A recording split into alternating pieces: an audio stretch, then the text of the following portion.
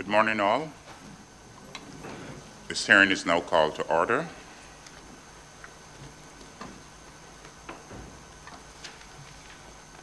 Continue this morning with the cross-examination of the applicant, the witness, Mr. Roger Blackman. Mr. Blackman, you're still affirm? Yes, sure. Okay. Mr. Wayne? Thank you very much, Mr. Chairman.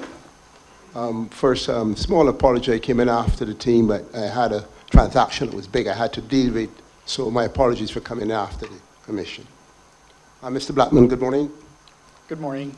When we left yesterday, we were at the point where we get some clarity around whether or not the company had done actuarial studies, any actuarial study that was done, and that was coming from the very first day with Commissioner Martinez. Am I to understand that there was no actuarial study done by the company? No, that's not correct. There was one done between 2009 and 2009 and 2020? There were studies done in 2015, I believe, the date when around the issue of capitalization of the fund. One was done in 2018 by a company called CoreLogic, which we've entered into evidence in response to interrogatories. And one is currently in progress. I don't want to go over yesterday's testimony, but when I left here yesterday, I think Commissioner Martinez wanted clarity. Yes, there was studies done, assessment done, but in terms of an actuarial study, was any done, any analysis done? Yeah, insurance studies, I believe Commissioner Martinez asked about actuarial studies. Yes. No actuarial studies were Okay, done. well that's all I want to know. Okay. Yes, sorry, you've clarified it for me. No actuarial studies were done. Thank you for that. So let's continue, Mr. Blackman. So are we in agreement that the ratepayers contributed all the funds paid to insurance? And this is whether it's general insurance or self-insurance.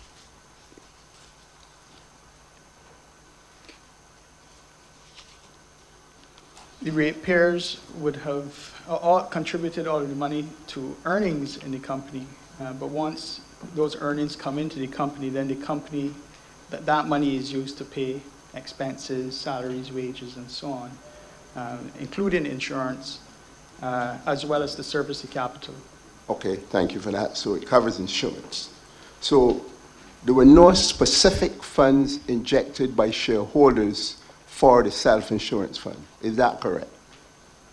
The funds were foregone by shareholders in lieu of dividends and earnings to the shareholder to make up that self-insurance fund between 1983 and 2010. But no specific funds were injected separately to start that fund by shareholders. If by separately you mean additional funds added beyond what was foregone as dividends? Beyond what was paid by the ratepayers? No, not beyond what was foregone as dividends. Okay. Mr. Blackman, are you aware that the assessment, I can't tell what type of assessment it was, but in 2011 contended that the amount held in the fund was approximately $128.4 million, which was adequate to cover risk. Are you aware of that?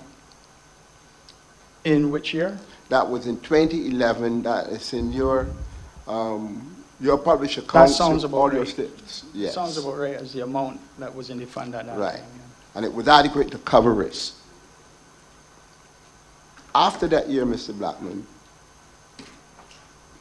was ratepayers still funding after that assessment? Was ratepayers fund still added to the fund? So Yes. yes. Up until when? Up until 2013, I believe the date was. What were the total claims Mr. Blackman made against the fund in the test year? In the test year? From that point in time up to the test year. In other words, what are the total funds claims made against the fund coming from the last year, say 2009, you can come from there up to 2020? believe that was provided to you in an interrogatory. If you give me 1 second. Let's see if I can pull that up.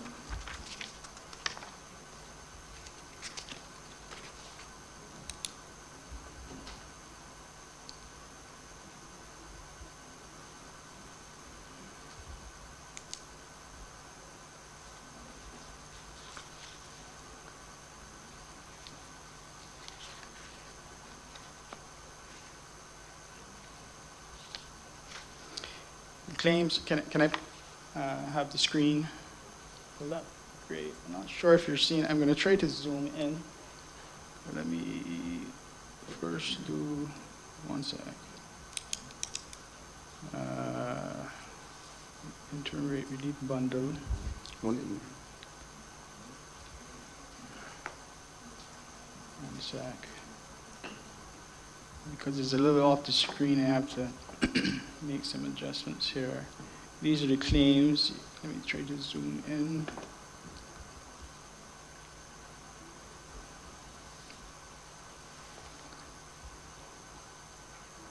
View, lock, freeze. So you can see in them there 2000 and, well, starting there in 2008 and what was provided to you, and the claims are in this row 31. Yeah, could you just call the numbers for me, please? In 2009, 1 million. 2010, 3.2. 2011, 1.3. 2012, 1.2. 2013, 1, which was reversed in 2014. So stopped in 2012. So that gives a total claim against the fund. We said we Between established that the fund. 2010 and 2014, that would be a total of 5.7. Yeah, million. and that takes out the reversal? Yeah, yeah, that takes out the reversal. Right. So, Mr. Blackman, then is it correct that by 2011, the fund had $124 million to cover risk, and then the only claims against the fund at that time would have been the amounts you just mentioned? Is that correct? That is correct,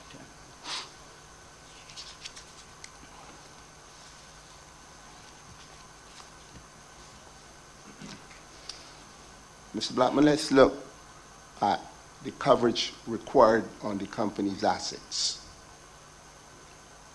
Mr. Blackman, are you aware from what was circulated that the requirement when the fund was approved was to cover T&D as well as generation? No, but my understanding it was to cover T&D, and at some point later on, several years after it was established, it was expanded to cover deductibles on generation. Okay.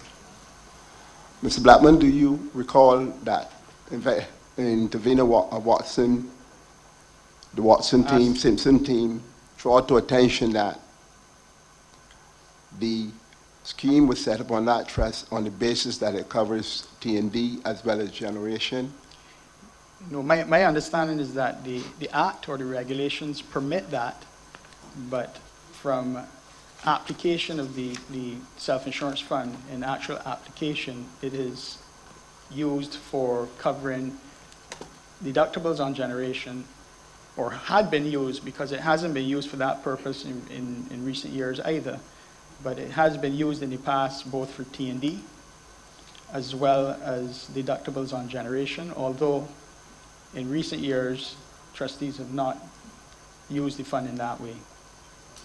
So the Act, so if you're asking whether the regulations allow it to be used for generation, then I believe that to be the case. Oh, okay. Well, you've answered my question. I don't have to go no further. The regulations required you.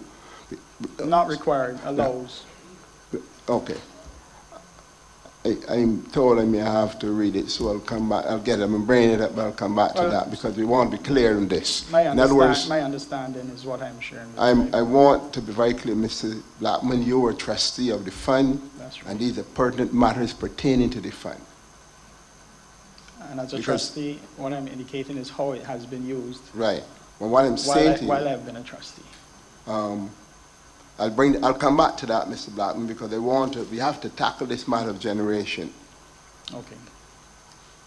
Mr. Blackman, is there a separate fund then that covers generation? Not to my knowledge. So are the generation assets uninsured? They're not insured? They are insured by third-party commercial insurance. So then there's a separate cover then that covers Yes, that? there Right. is a separate layer or cover, which is third-party commercial insurance Yeah. for generation. So, Mr. Blackman, what is the coverage for that insurance?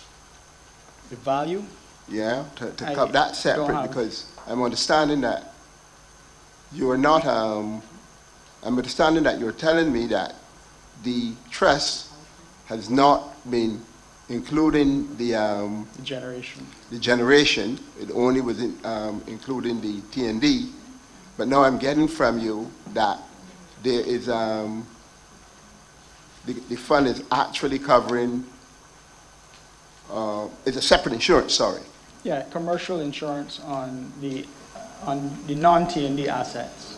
We have commercial third-party insurance for non-T&D assets. And do you have the value of that premium that is paid? I don't have that, no. I will have to get that for you. Okay. Could we get that policy? Because I'm unclear, Mr. Blackman, that here's it that the Act requires to cover T&D and generation, but yet the company annually repairs contributed to the fund, which then would have been able to cover both the T&D and the generation, but then there's a separate insurance for generation. Could you give us that coverage? Could we ask for that policy? The policy for generation? That would cover generation. I will ask my team to get the information on that policy, yes. You got an idea of what is expected from the repairs to cover generation in the test year? In our current application, Yes? I believe insurance costs would be in the test year of the application. Let me see if I can find that for you. Yeah, the total cost is there, the $8 million in 2020, but I'm looking for the amount that is for generation. Oh, to split it out? No, I don't have a split out figure. Okay. So, Mr. Actually, Yeah, I think please. that figure is generation because, sorry, we have not included a contribution to self-insurance fund in the rate application. So anything you see for insurance is third-party commercial insurance costs. Yeah, I could imagine that, but I'm asking now of that portion, what is generation? Oh, Because- versus general property Yeah. and buildings? I'd have to ask my team to do that Yeah, analysis for you. Yeah, we definitely need that. We definitely need that.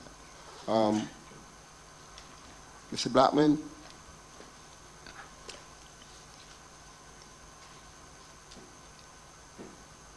When was that separate insurance set up for generation? Separate insurance? was Yeah, in not- other words, here was it isn't that the law precluded you from including the generation and the T&D in the self-insurance fund. So why was it then set up and kept separately on the general property that would cover, I imagine, your trucks, your vehicles, and everything else? Well, why was that necessary? Not understanding the question. Or question is, the statutory allowed to cover both T&D and generation. But you've decided to set up a separate cover for generation. The question for me is, why is that the case? Why was that decided? No, we didn't set up separate cover for the generation. From 1983 all the way to date, generation has been covered through third-party commercial insurance. So nothing different was done in that regard. We were always purchasing insurance for non-T&D assets via third-party commercial sources. So nothing was set up special for generation in that regard outside of any legislation. To the best of my knowledge, it has always been covered by third party, at least as far back as 1983, and likely before. Have there been any claims for generation? There have been insurance claims for generation over that period, yes. So, Mr. Blackman, am I to understand that the ratepayers have been contributing to the self-insurance fund, which will go on amass to $128.4 million in 2011 and increase to $146 million by 2015, but yet then also then having now to be paying coverage for that claims that for generation that could have come out of that fund. Now are you saying being paid to a third party? Am I to understand that? I believe what I said was that from 1983 to date, generation has always been covered by third-party commercial insurance. We paid premiums to cover the general property and generation. All non-T&D assets have been covered by third-party insurance. So, Mr. Blackman, ratepayers therefore are now being asked to pay 50%, of the $8 million for an additional $4 million in the test year. Is that correct? Give me the numbers again. They're being asked to pay. Insurance expense in the test year is in 2020 is $8 million. 8.2, that's right. 8.2, okay, I go with you. 50% of that roughly is being requested now. Actually, let me correct that. Adjusted for known and measurable is 12.3. Yeah, no, so you're right, we're going to get there. So the 8 million in the actuals for 2020. The actuals. Yes, right. Plus the known and measurable included there is a 50% increase on that. Yes. Which gives us $12 million, as you're quite correct, in the test year, for the after the known and measurable adjustment. The question I'm asking you is, ratepayers now are being asked to pay that type of increase on the insurance when the self-insurance fund was, as the earlier study said, had enough to cover regional for regional coverage that could have included generation. Well, the studies, to the best of my knowledge, those studies did not factor in generation risk. Those studies focused on the T&D assets of the business. Could we have that report, please? I have provided one of those in response to Robert Pierce, to Ms. Watson, the Watson-Simpson team. That's the core logic. Yeah. And we have agreed to share the earlier one in 2015 when the cash fund was right-sized. Mr. Blackman, I may have to come back to this with your finance man, but I'd like to really review those reports. Well, you have at least one of them already in your possession. Yeah. Now, in terms of the assets of the company, the total assets of the T&D, what were the total assets, Mr. Blackman, of T&D in 2020? I don't have that number at my fingertips. Maybe you have it there? Yeah, I'll give it to you. You can ask me for any number, Mr. In 2020? Blackman. In 2020, Mr. Blackman, you can ask for any number you want. Okay. Any number you want. I didn't bring these papers Let's see here. who find it first. Yeah, so I will give you any number that you want.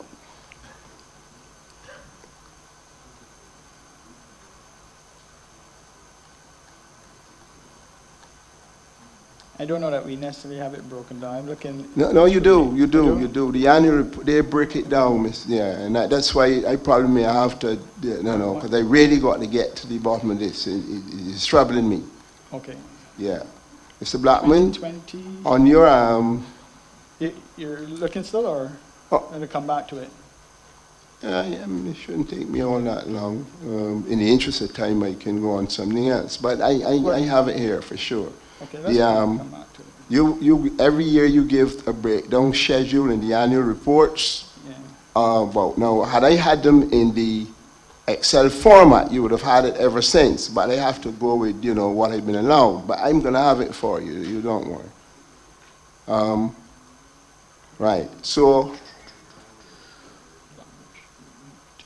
on the assets, Mr. Blackman, you produce a schedule then that says, that is on note 5.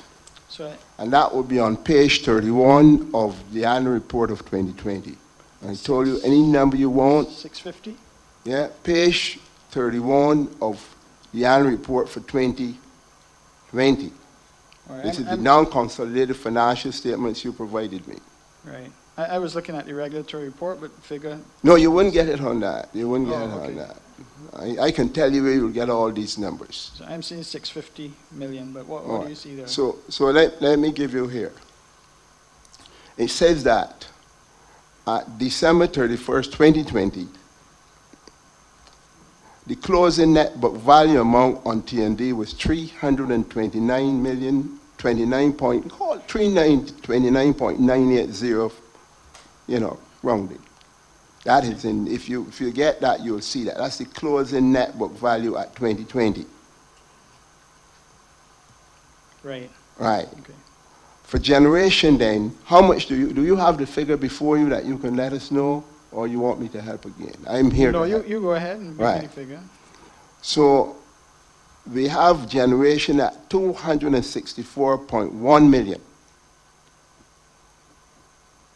in generation.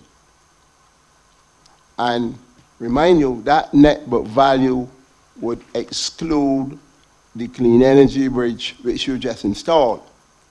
Yeah, known and measurable. So here's my difficulty, Mr. Blackman, that I need your help. Mm-hmm.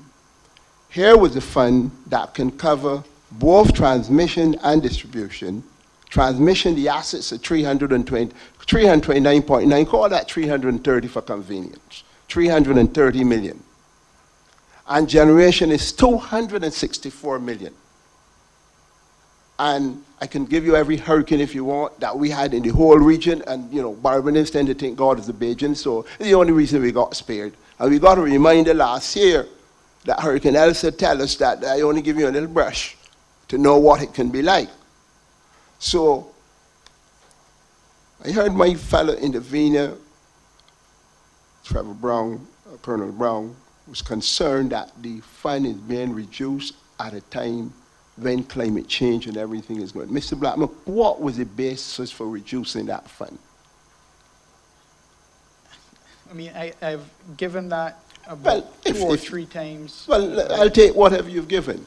Okay. Are the you basis- satisfied? Oh, so go ahead, The sorry. basis for reducing the fund would have been that what was recovered through rates between 1983 and 2010, the last rate case, from ratepayers for insurance was in the order of $20 million. That was what was included and recovered through rates from ratepayers for all insurance in the business. Over that period, insurance cost was actually $71 million, more than 3 times what was included in rates. That's commercial third-party insurance, on top of which $98 million was set aside by shareholders above and beyond the 20 million and above and beyond the 71 million that was already paid in commercial insurance. And so when the fund was assessed and determined to be overcapitalized, that amount that the shareholder had set aside above and beyond what had been included in rates, above and beyond the 3 times that had already been paid for commercial insurance to cover, yes, generation and non-T&D assets, that amount was returned to the shareholder. The interest that it earned over that period was left behind, together with what was included in rates from 2010, which was the total of 12.5 million. All in all, when you add the 12.5 million to what had been left behind from interest earned on the 98 million that was contributed, the fund stood somewhere, well, at present it's $56 million.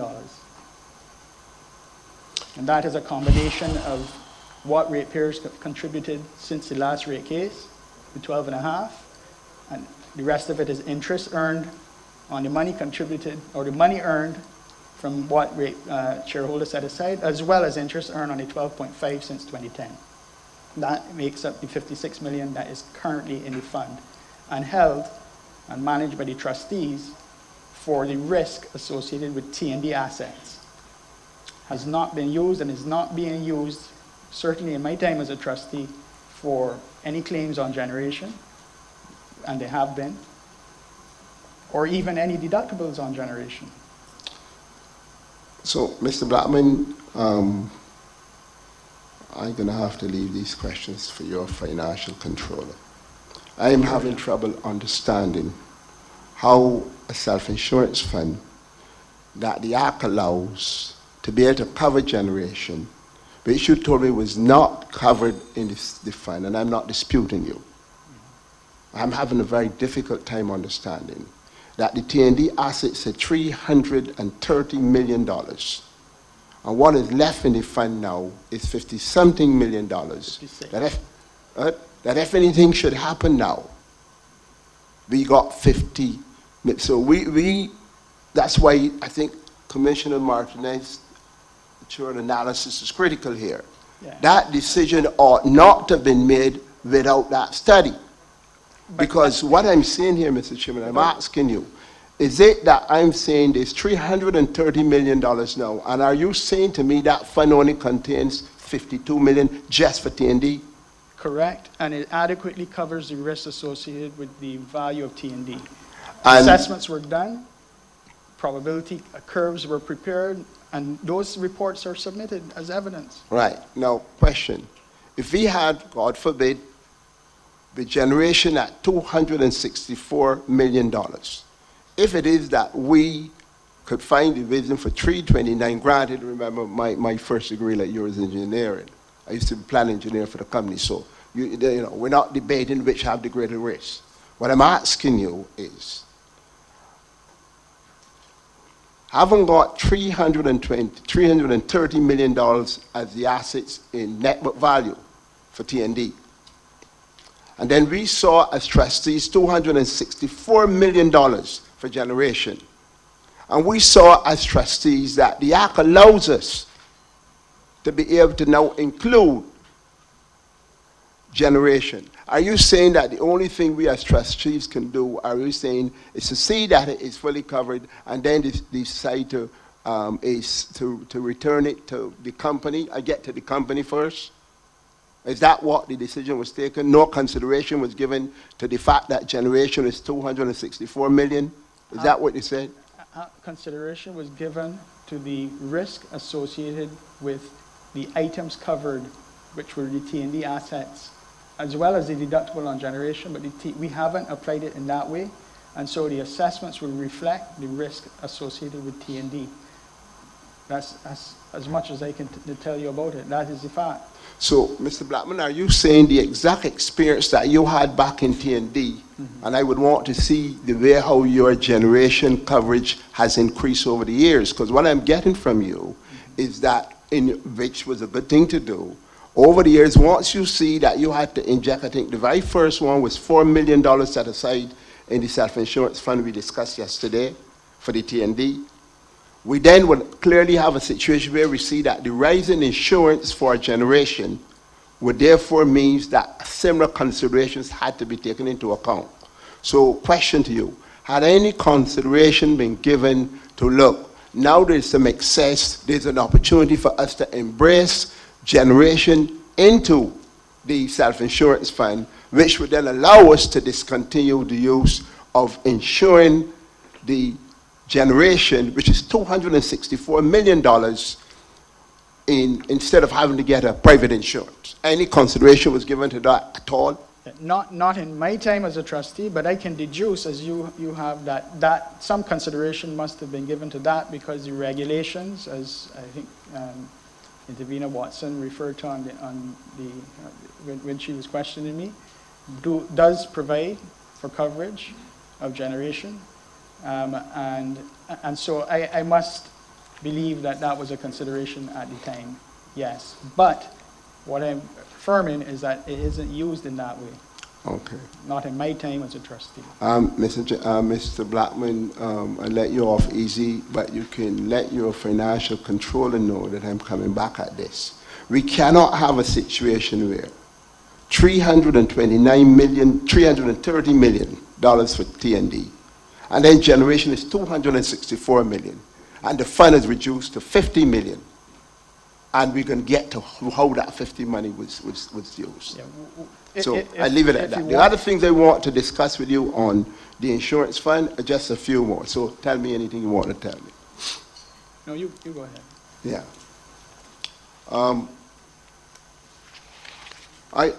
The professional fees that are done, and these professional fees, what do they cover in the self-insurance fund? Professional fees? Yeah. What it is? What are these professional services that are being covered on that self-insurance? I believe those would be the investment managers. Pardon me? Investment manager. The investment manager fees. It's the only thing that comes to mind. Yeah. Okay. And I would presume the audit fees. And audit fees. Yeah. Okay.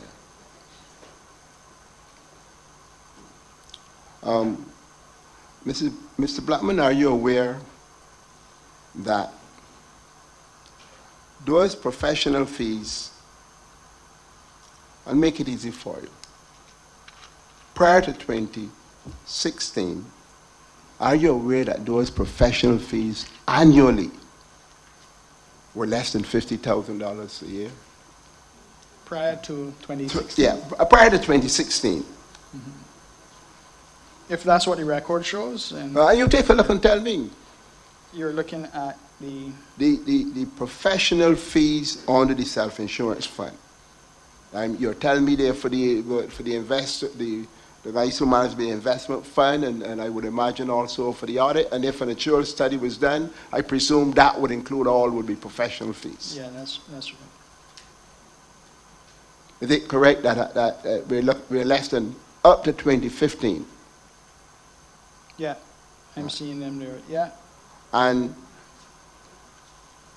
could you tell me what the investment income was up to 2015? I don't have that. That schedule will have it, because I designed these schedules to make it easy for everybody in here. Oh, yeah, I see. Yeah, you have to, sir. Row 26. Yeah, this is not to embarrass you, the company. We want to get to the facts.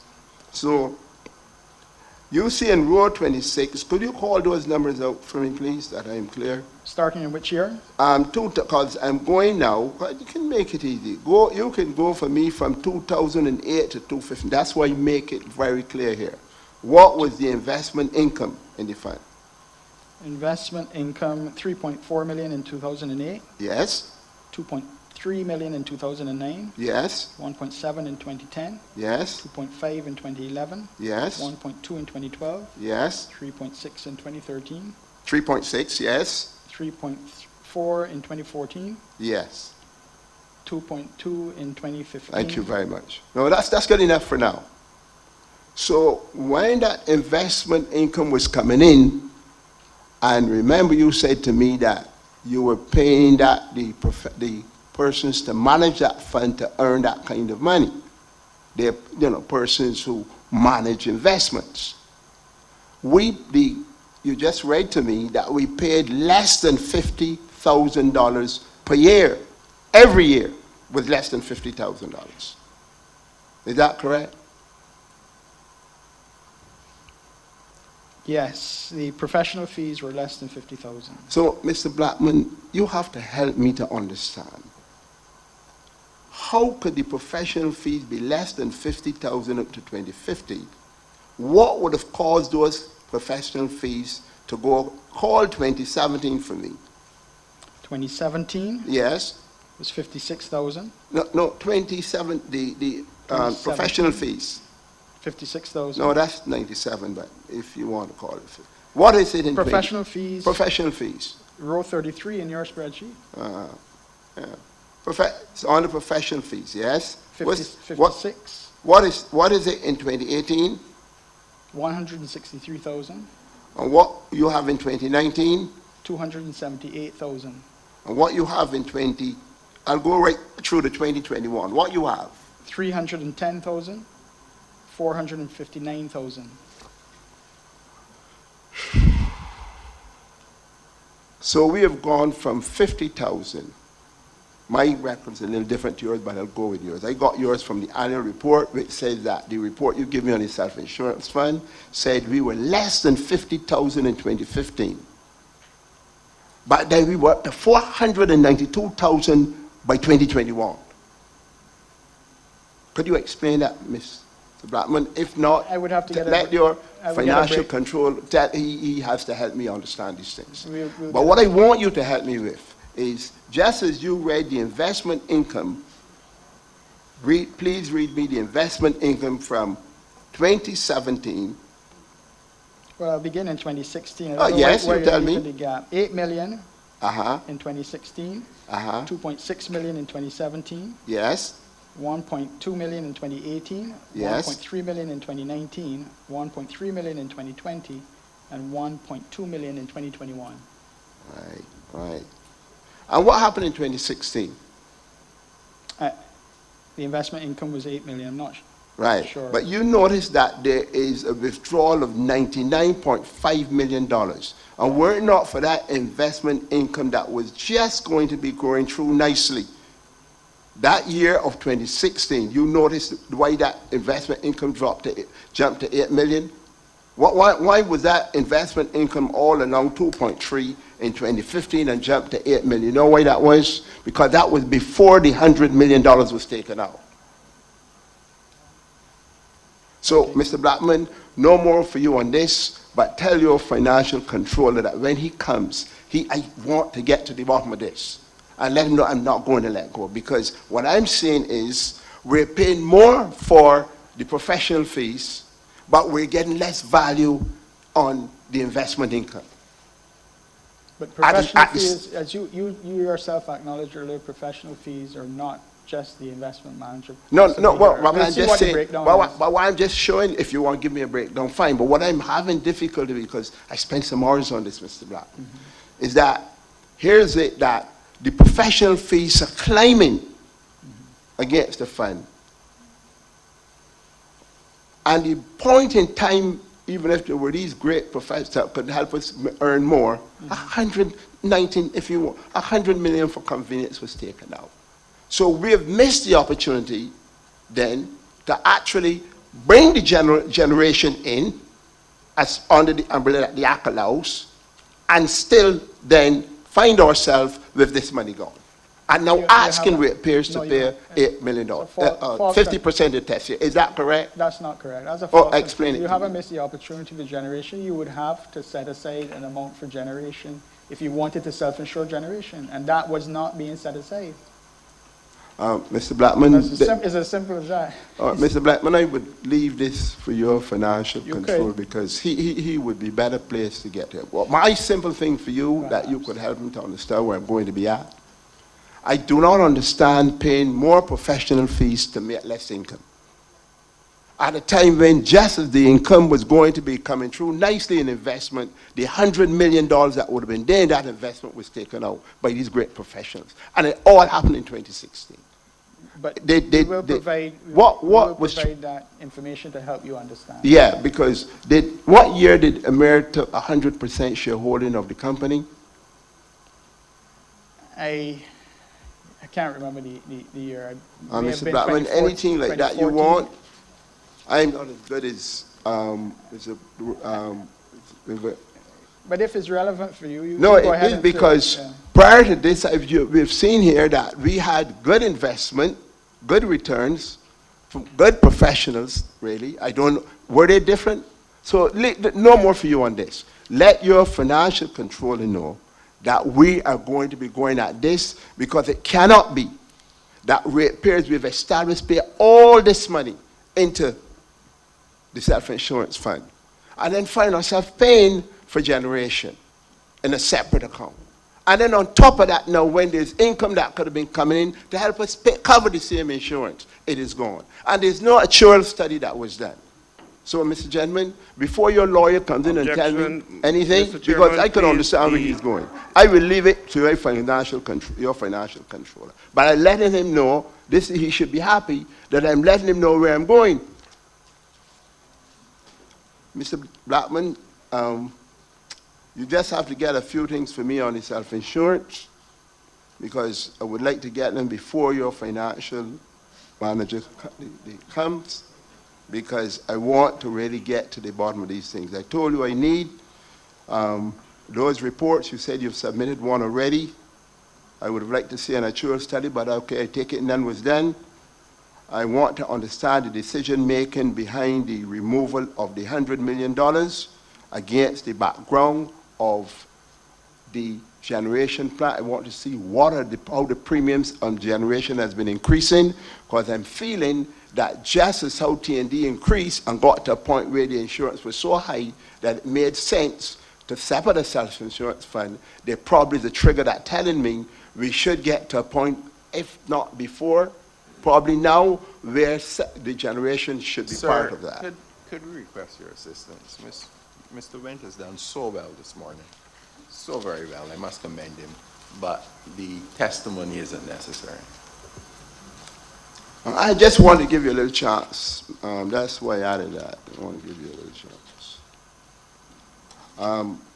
But it's not going to get easier if you continue like that. Mr. Allen, it wouldn't get easy. I'm trying to be as easy as I can. And I totally went through all of these numbers. Mr. Vane. So, leave that self-insurance fund, the chairman, not Mr. Blackman. So, thank you for answering me those questions. Now, Mr. Blackman,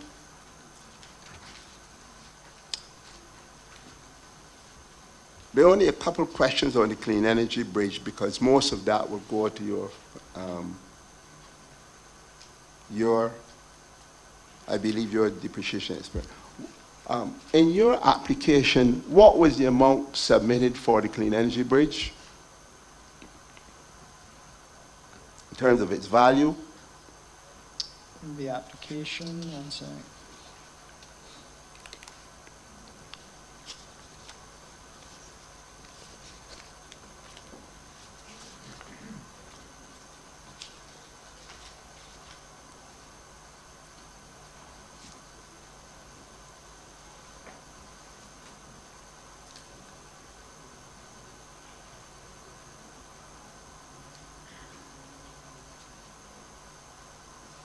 Mr. Blackman, we'll help you save sometimes. $133 million.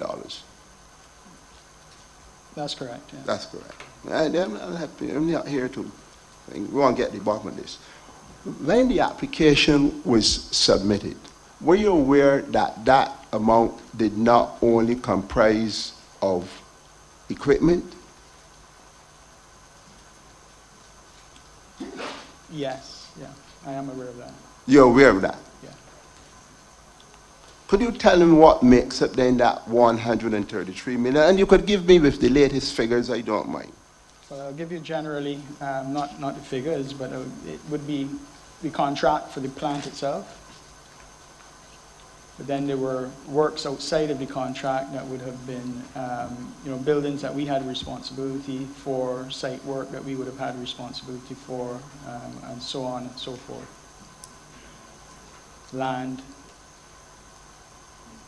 So land as well? It also includes the land? Actually, land may not be in that figure, but it would include things outside of the actual contract with the OEM, with Wärtsilä, for the specific equipment and commissioning.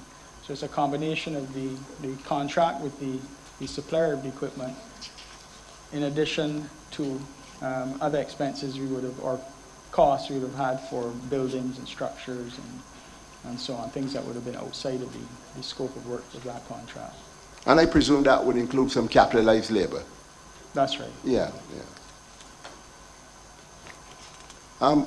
Mr. Blackman, do you have an indication of what is the amount then what would relate to equipment only? I don't have that information in front of me. We could defer that to either the team that prepared the capital memo. Right. Perhaps that would be the most appropriate route to go into those details. Okay. So, Mr. Blackman, we had, I think it was an interrogatory sent from the company to, it might be the Ministry of Energy, the Business Development Division, and pointed out that's the first time we recognized it. And we were only reviewing all aspects relating to our interrogatory on the CEB. So we went through all of them and only happened to find, because all along we felt the 133 million was equipment only. We then found, because there was nowhere in the application that we saw that the 133 million comprised of equipment and of buildings. We subsequently gathered from your account that they're two separate accounts, one of which having close to, I think, 98 million and the other one 40-something million.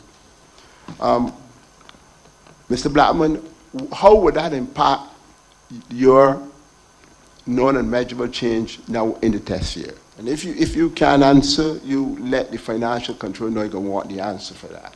Yeah, I'd defer those details to the financial director. Yeah. So you see, Mr. Blackman, how nice I am to you, because I don't want him. I've been in your seat. But I don't want no games playing for these information I need. I'm signaling what I need. Now, question, Mr. Blackman. In the test year, you say that $1.2 million were provided as additional, I think it's mostly land, this is on the taxes, non-income.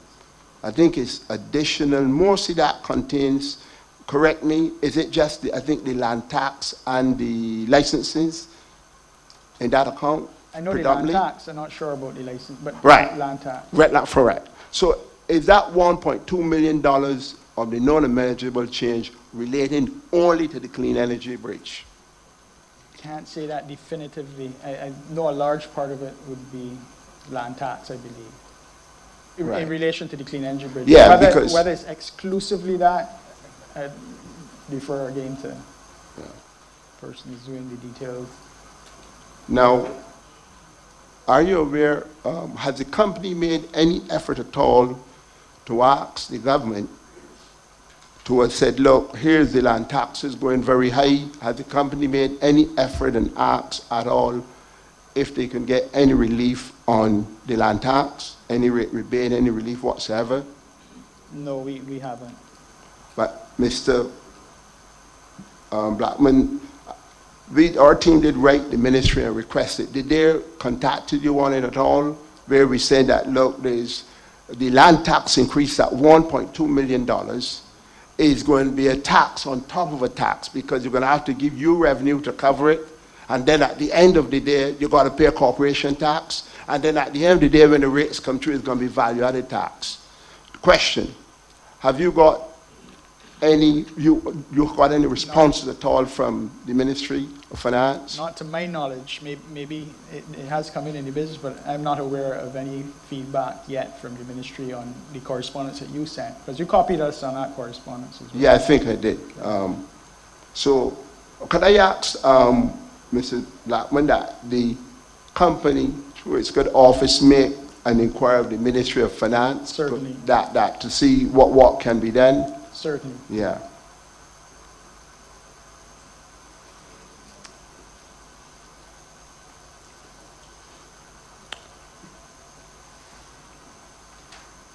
Mr. Blackman, before I leave that clean energy bridge, because most of the discussion related around the life and so on, I want to hear you expert on that. Could you tell me when was the order actually placed for the clean energy bridge? You did say 2019, but could you give us some, even, I don't want the full document that was sent in the RFP. Is there a covering letter that I can get? Just the covering letter that says, you know, attaches or reference. What was the actual date the clean energy bridge was ordered? I hope you said 2019. I presume to get it in for 22, it had to be in order around that time. Could I get that? Yes, yeah, we can get the specifics for you. I believe the contract was signed in. I don't want the entire contract. How does it mean No, 1 I month? was just saying the date of the contract, probably, of signing the contract would probably constitute the Right, agreement. but what I want is the letter that when you first made the letter of request. That's what I'm looking for. If you give me the contract date as well, it would be fine, but that's what I want. Okay? Yeah. All right, let's leave the clean energy bridge for the moment there. Mr. Blackman, please explain to me how the company realizes the incentives. You have indicated in the plan that I'm not fully understand that. Please explain to me and the other members, how do the company earn those incentives? Which incentive? The incentives shown in the test here, which you correctly remove, was $1.4 million based on my recall. I'll have to check my notes properly. Oh, I think you're referring to the heat rate incentive? Yes, correct. You know what I mean. How were they computed and so on? Yeah, those come out of an earlier decision that actually related to the batteries, the energy storage device that we have installed at Trent's. And coming out of that decision, the FTC issued targets essentially for heat rates. Yes. On our various units. And the way the incentive / penalty, because it can work both ways, is designed is that if you exceed the targets that are set, then you're penalized based on the difference between the targeted heat rate. The heat rate is another term for efficiency, and the actual heat rate or efficiency achieved. And that difference has to be paid back as a penalty through the fuel clause. Conversely, if you do better than the target, or if the company does better than the targets that have been set, then the difference between that better efficiency and the target efficiency, the company is granted the companies an incentive for maintaining the standard performance that has been determined. Now, How is it applied? Because I want to get a clear understanding. If there's a penalty, then are you saying the fuel charge amount would be adjusted downwards? But if there's an incentive, it goes. I'm trying to understand how it works. The value then that is calculated through that mechanism, either a penalty, so say we're a penalty of X dollars, then we would deduct that from the fuel charge calculation. If it is an incentive of Y dollars, then we would add that to the fuel charge calculation. So that's how it is applied. Okay. That could have been trouble. Now, what other penalties would the company incur? The one that comes to mind would be service standards. Service standards? Yeah. So basically service standards. And how would the company then, you explain the incentive and the incentives and penalties, how do the company make adjustments? Because I haven't seen any adjustment for other penalties in the known and measurable. I correctly agree with the company that if you have an incentive that is in your favor, then in the known and measurable change it should be removed, which you did. Yeah. What I'm trying to understand is if there are penalties, likewise on the expense side would have to be lower to reflect those penalties, because you can't then have penalties and then you then getting rates for the same penalties. So have there been any penalties then in the test year, and what adjustments needs to be made? There would be penalties in the test year associated with the guarantee service standards. I would need to check what the value of that is. But there's been no adjustment for those penalties in the test year. I'm not saying it. Have there been any adjustment for those penalties in the test year? There may have been. I need to confirm that. I haven't seen any at all. Yeah, may have been. Let me confirm that, later after the break or. So, but the principle that I'm looking for here, I'm not even at the amount yet, because I'll get to the amount. I can find that out. Mm-hmm. What I'm getting at is, correctly, once you have an incentive, that should be adjusted in the test year if it is in your favor, and likewise, it goes the other way, yeah? But I haven't seen the penalties yet. Right. So just check that and come back, because these questions will then go to your finance manager. Yeah, those details.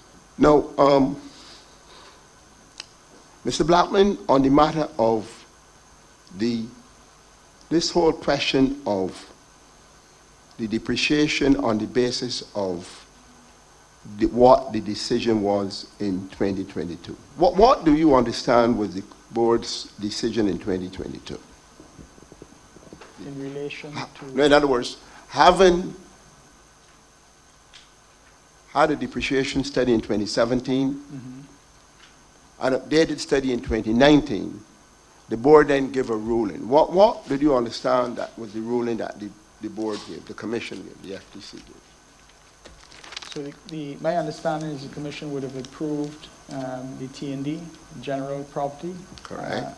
Depreciation rates, but not approved the generation depreciation rates on the basis of concerns raised with the steam and unit GTO2, 2 units out of the suite of generation units that we have.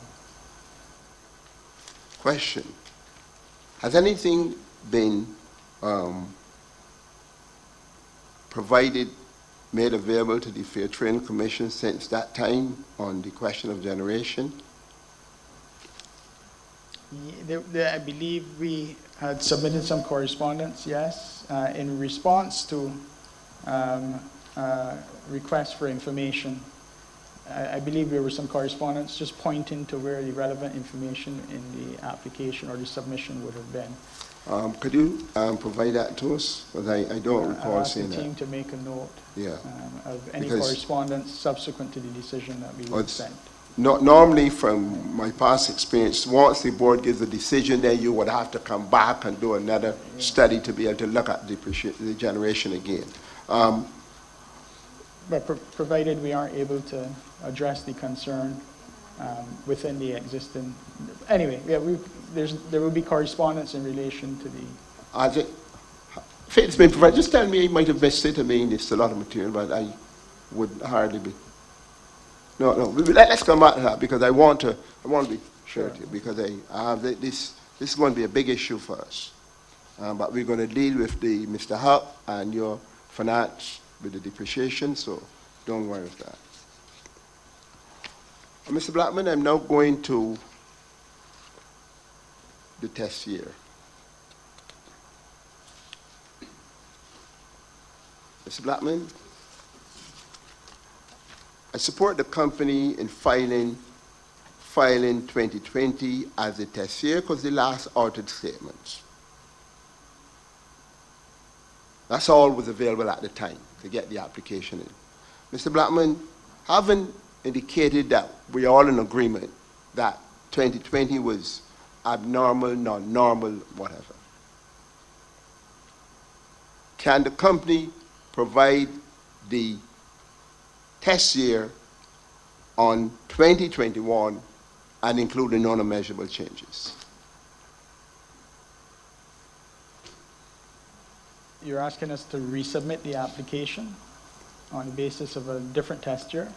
In other words, the application is best looked at in the most recent accounting. I think the board affirmed that when you come to file yesterday.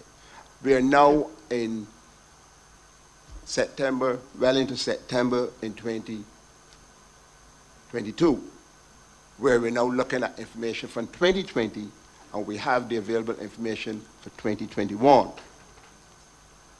Now, the question then is, because I really want to be able to look very closely at these things. Can the company provide the test year, review the test year in 2021 and give us the known and measurable changes based on 2021?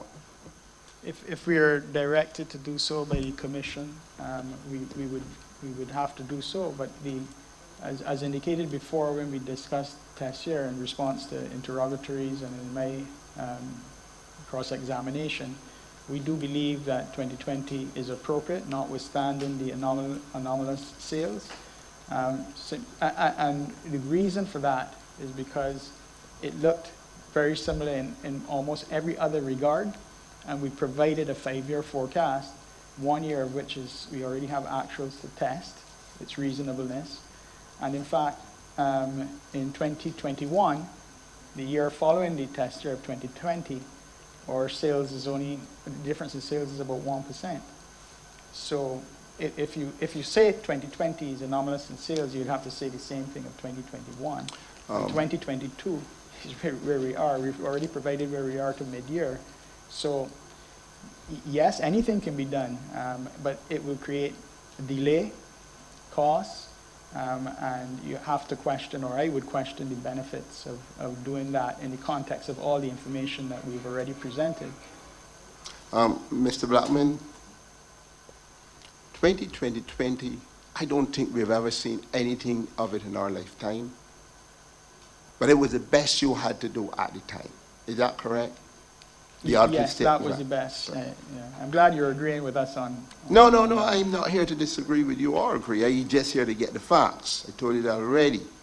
Mr. Blackman, if we are now trying to get an understanding of now where we are, because we're going to set these rates for you for the future, and hence we're not coming back here another 2 years. It will take a little time before we get back at this.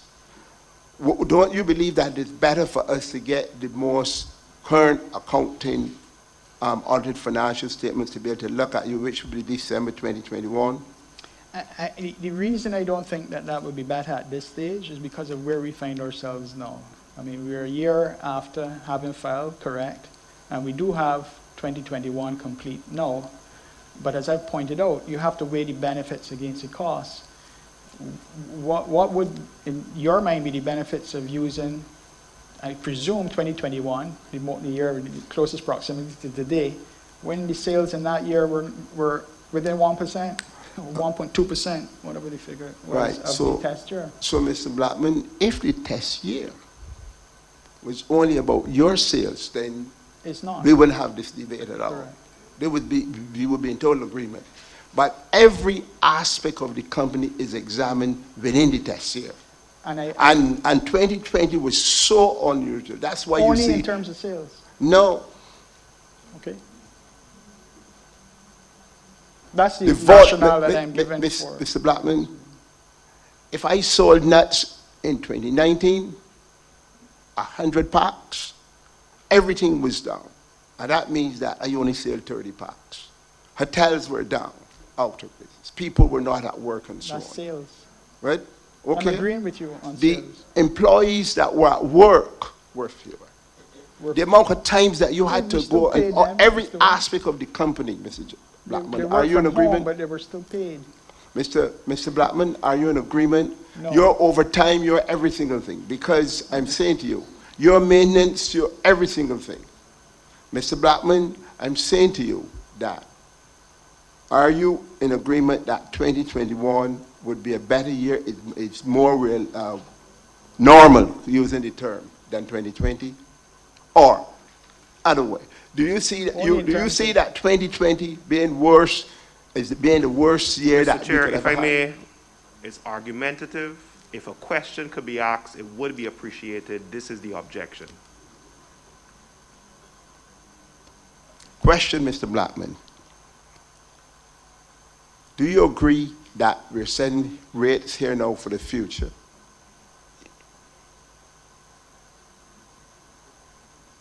Oh, sorry. Do you agree that when you're looking at a test year, do you agree for rate making purposes that we're setting rates for the future? On the basis of a historical test year. Yeah, it's the basis of a historical test year. But the rates will be applied after, post the decision by the Commission. Precisely. So, future rates. Mr. Blackman, we accept that the best year for the test year is the most current audited financial year, correct? That's right. And we accept, Mr. Blackman, that 2020 would have been the most non-normal year, and most of us in our submission since 2020, the beginning of January, indicated that. Are you in agreement, Mr. Blackman? I think I answered that a few times. Okay. already. The question that I'm only asking you, anomaly- now that we have 2021, which is the audited financial statements of the company, can we get the company to provide the test year based on the 2021 audited accounts? If so ordered to do, we would have no choice. But it would create delays and costs that, in my opinion, don't outweigh, don't merit it. Mr. Chairman? But that's just my Sorry, opinion. when you're finished.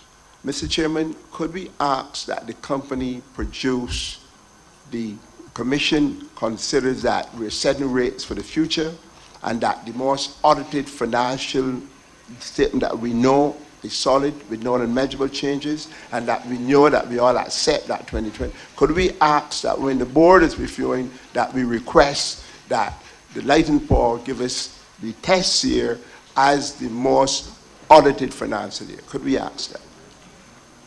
We recognize the question, but in terms of the application, the 2020 was deemed the most recent and the date of the application. Agreed. Okay, so we cannot request at this time for that to be considered in terms of the application, because we will still now have to give you and all the other interveners time to go through all of that.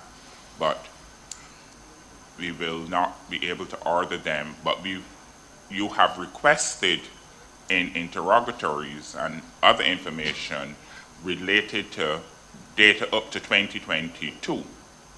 So in terms of looking at sales projections and those types of things, we would be able to consider how the company has been performing post 2020 in relation to those areas with the actual information that you have received. So we can look at the sales projection to see how they match up with what they would have provided based on the test year when you're looking at your evidence. So you have that opportunity to interrogate the sales forecast in relation with your current data.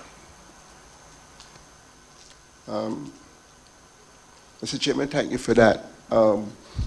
Here's the concern. The company would have indicated prior to 2020, the company made $55 million. 54, paid 55. Previous year was $68 million. Now what we have seen is when the company did its known and measurable changes, the profit of the company, that was the $28.7 million, with the known and measurable change before rates, had gone to, I think, below $20 million. And a lot of that because the volume of the company, Mr. Chairman, with the hotels down, with people out of work, we could not have got a reflection of it at all. The workforce, everything like that. And now that we have the audited financial statements, I leave it to the commission at this point because they have a lot more stuff to go through. It would help me to be better for the future in looking at this and set these rates, but I leave it with the commission. I'm not going to move any motion. I'm not going to think because I don't want this proceed. It's just like me. This morning, Mr. Chairman, I was in here. I had to go back and take a call because it takes a lot of time and I still got the office and other things.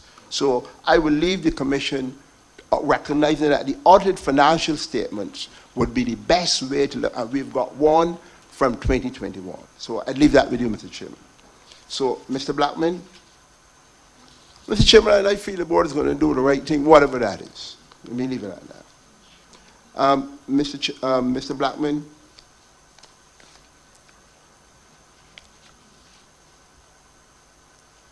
given that decision of the board, the same 2020 decision we referred to,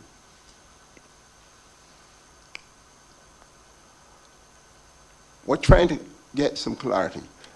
Did your audited financial statements included, were there the depreciation computed based on your proposed rates, both for generation, T&D, and all the rest of plant?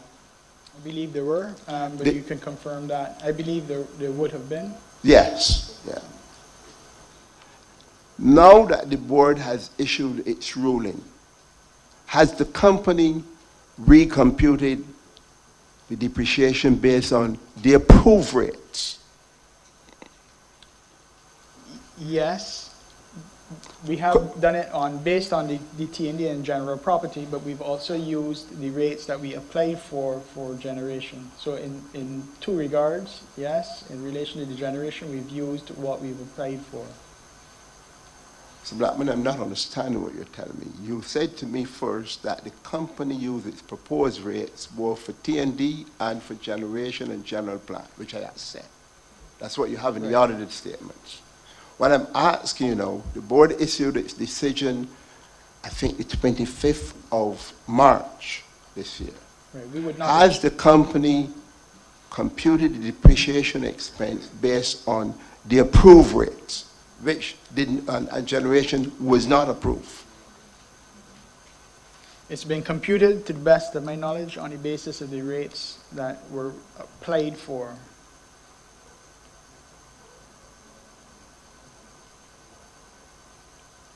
Were the rates that were applied for approved?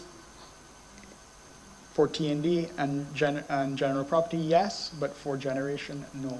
So what I'm asking you, those applied rates, could we get the depreciation then, just as you did for the approved rates for T&D and general plant? Could you give us the depreciation based on the approved rates for generation? I think We want to have what we want to Mr. look Chairman, at this stage, Yeah. the witness is entitled to respond to the question posed. If it is that now the intervener is saying, and it's becoming a bit of a habit, sir, and we recognize the need to balance everything, but if there is now another request for a detailed analysis, sir, then it's better met with an application, an official channel to seek to get the documentation that is sought. It is not a question to put to a witness if you can get something. We are supposed to be asking questions to get evidence in response. Yes, I heard, but I think the witness was attempting to explain to the intervener Thank you, that Mr. in Chairman. terms of the depreciation that was calculated, 2 out of the 3 rates were approved, and that the company would have applied those approved rates for T&D Correct. and for general, and that generation was not approved.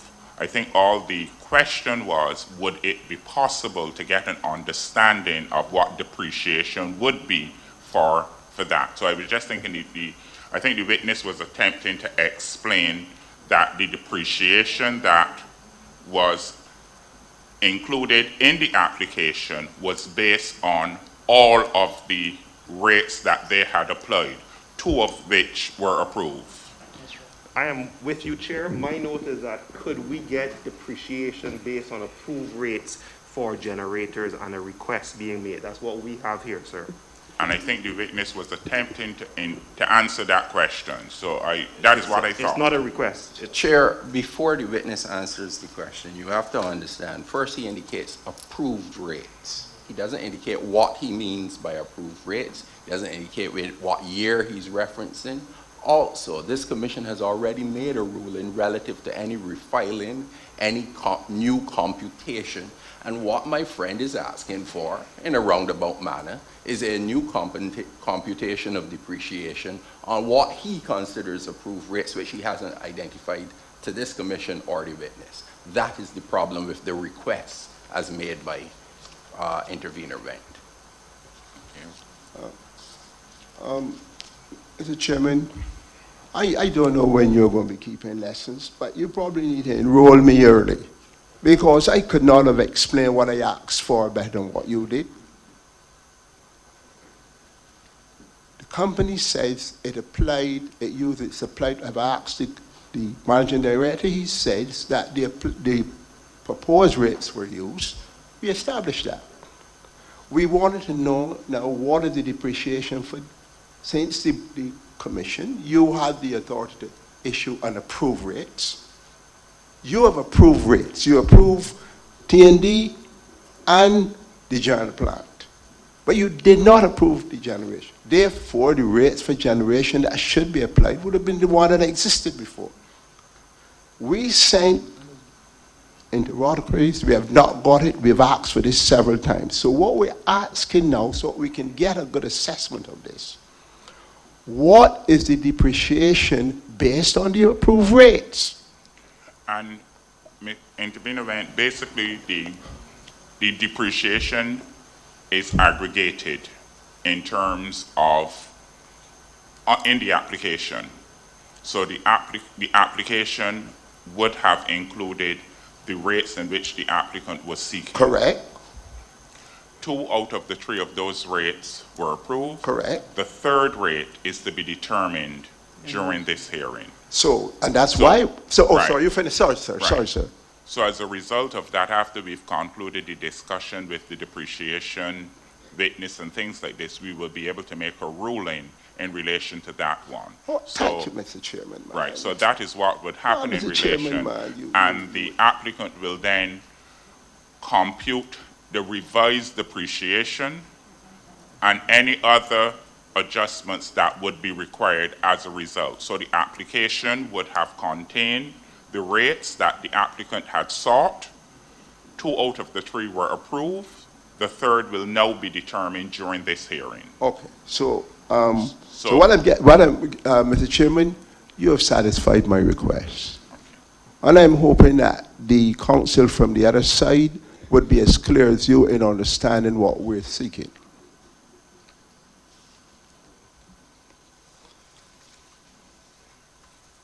So Blackman, we'll come back to that with your other witness because depreciation is a major expense in the revenue requirement, as you know.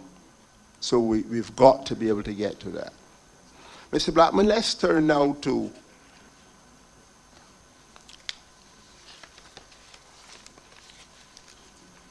I want to touch only a little bit on the outage, not so much of the outage of 2019, but I want to understand. Mr. Blackman, when did the company rent the 12 megawatt plant? Do you remember that? There was a 12 megawatt and 18 megawatt. I think the 12 megawatt, they were rented, and the 18 might have been purchased, but you would know it better than I. When was those equipment? Between the end of 2019 for the rentals and the start of 2020 for the purchases that you referenced. All right. So, end of 2019, how long was it necessary to continue renting those 12 megawatt plants? Those units remained here until, I think, in April this year. All right. What did it cost for the 18 megawatt plants that you bought?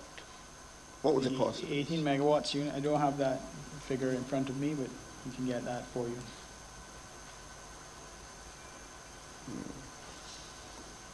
Mr. Blackman, are you aware how much money was spent renting those 12 megawatt plants? Yes? Could you tell us then the total sum that was spent just renting those 12 megawatt units? On a monthly basis, it was in the order of $600,000 a month, somewhere like that. So you can do the maths from there.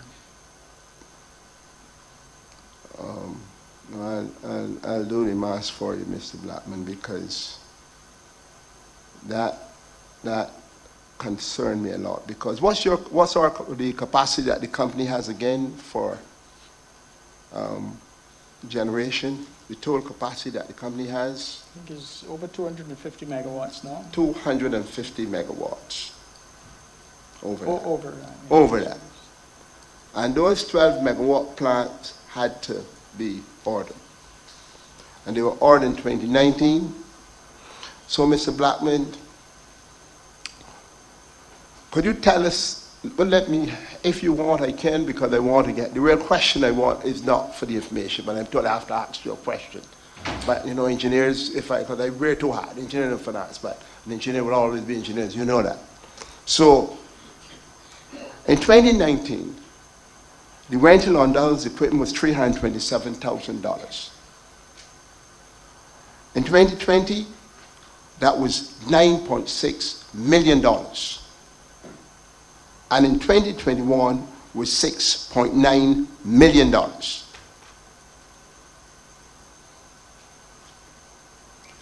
Those were 12 megawatts out of 250 plus megawatts.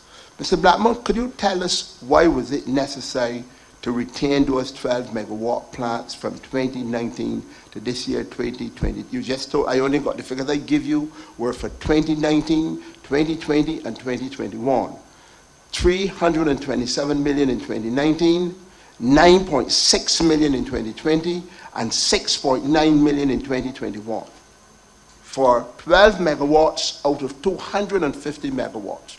Could you explain to me why would it be necessary to keep those rental units paying that kind of money, which are there 12 megawatts out of 250 megawatts? Could you explain that first?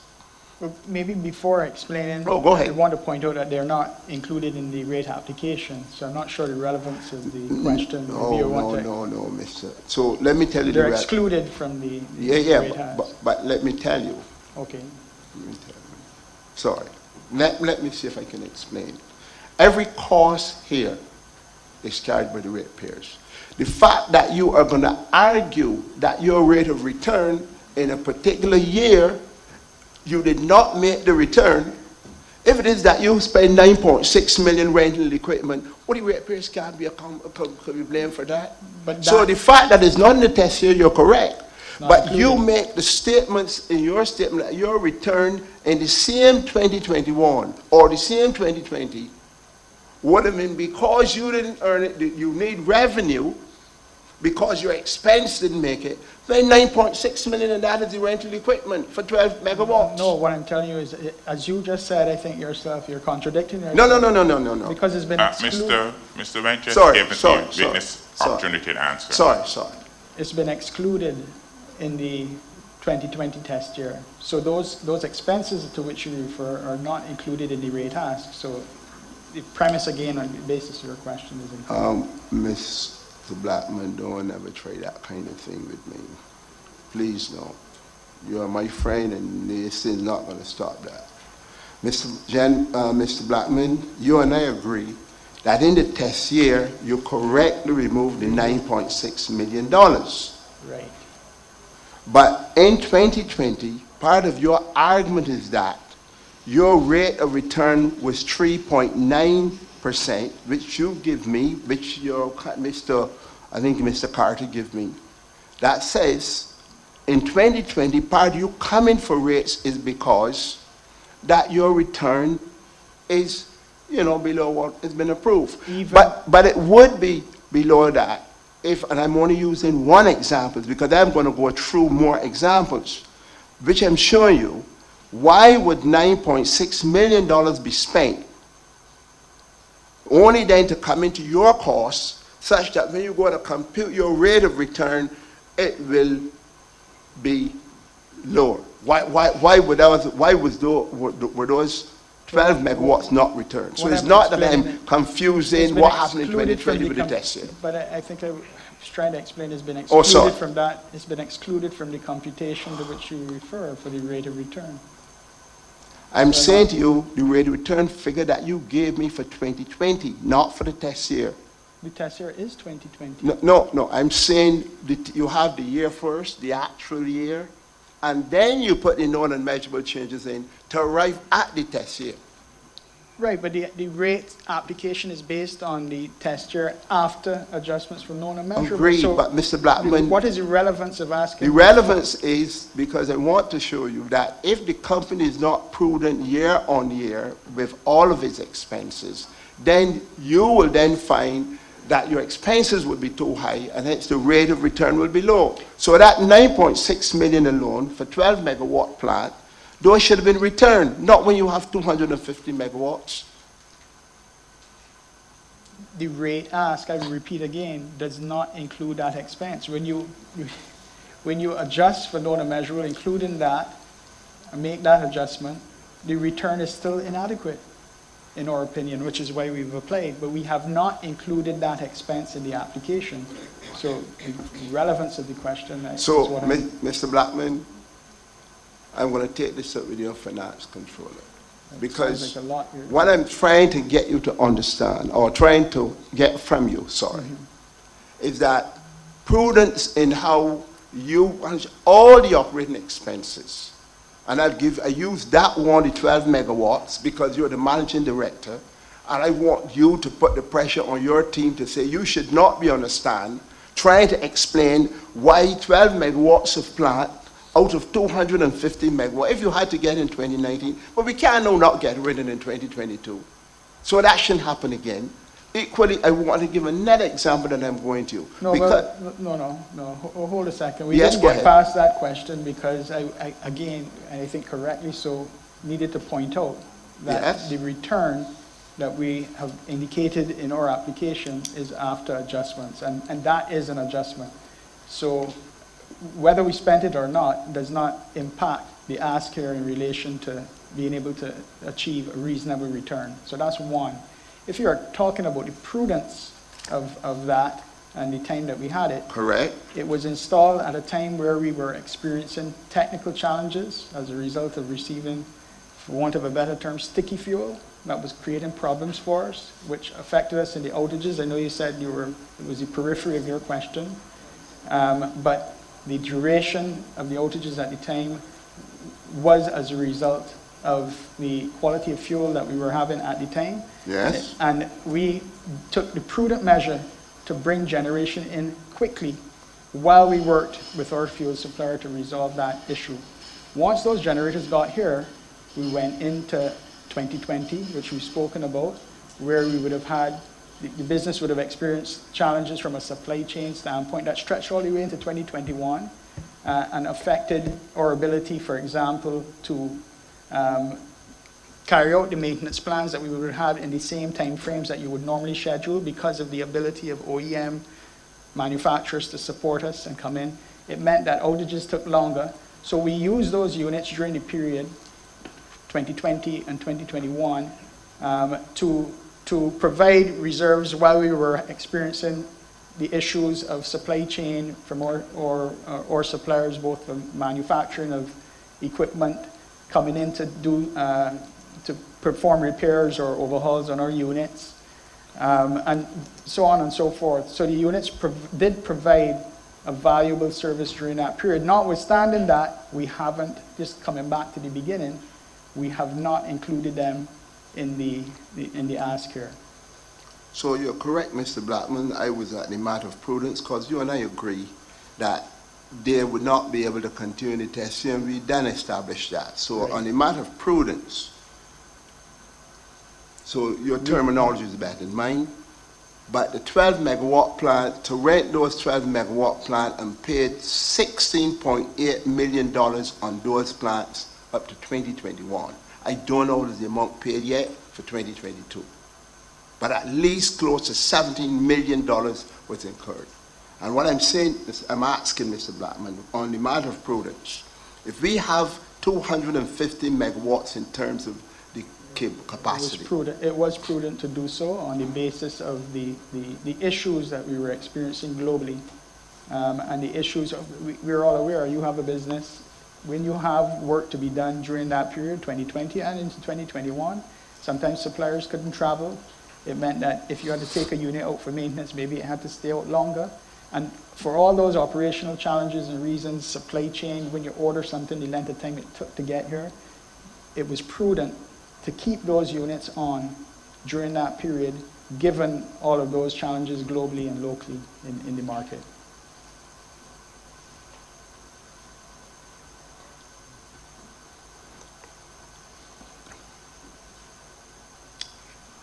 Mr. Blackman, I'd leave that there for now because I am struggling to find how I can have 250 megawatts and then find myself out of pocket by $16.9 million for 12. But that is troubling me.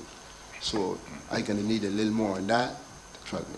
Now, help me again, Mr. Blackman, now on. Let's turn again to another matter.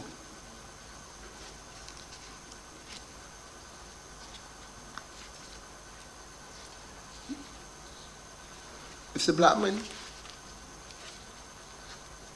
on this question of those adjustments on the generation,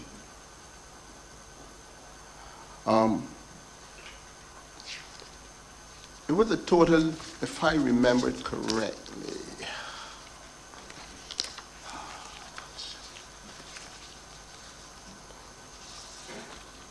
that's going to be here.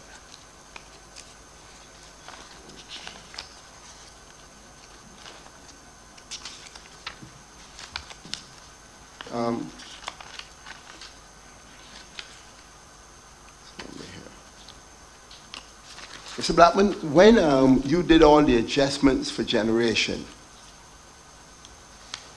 yeah?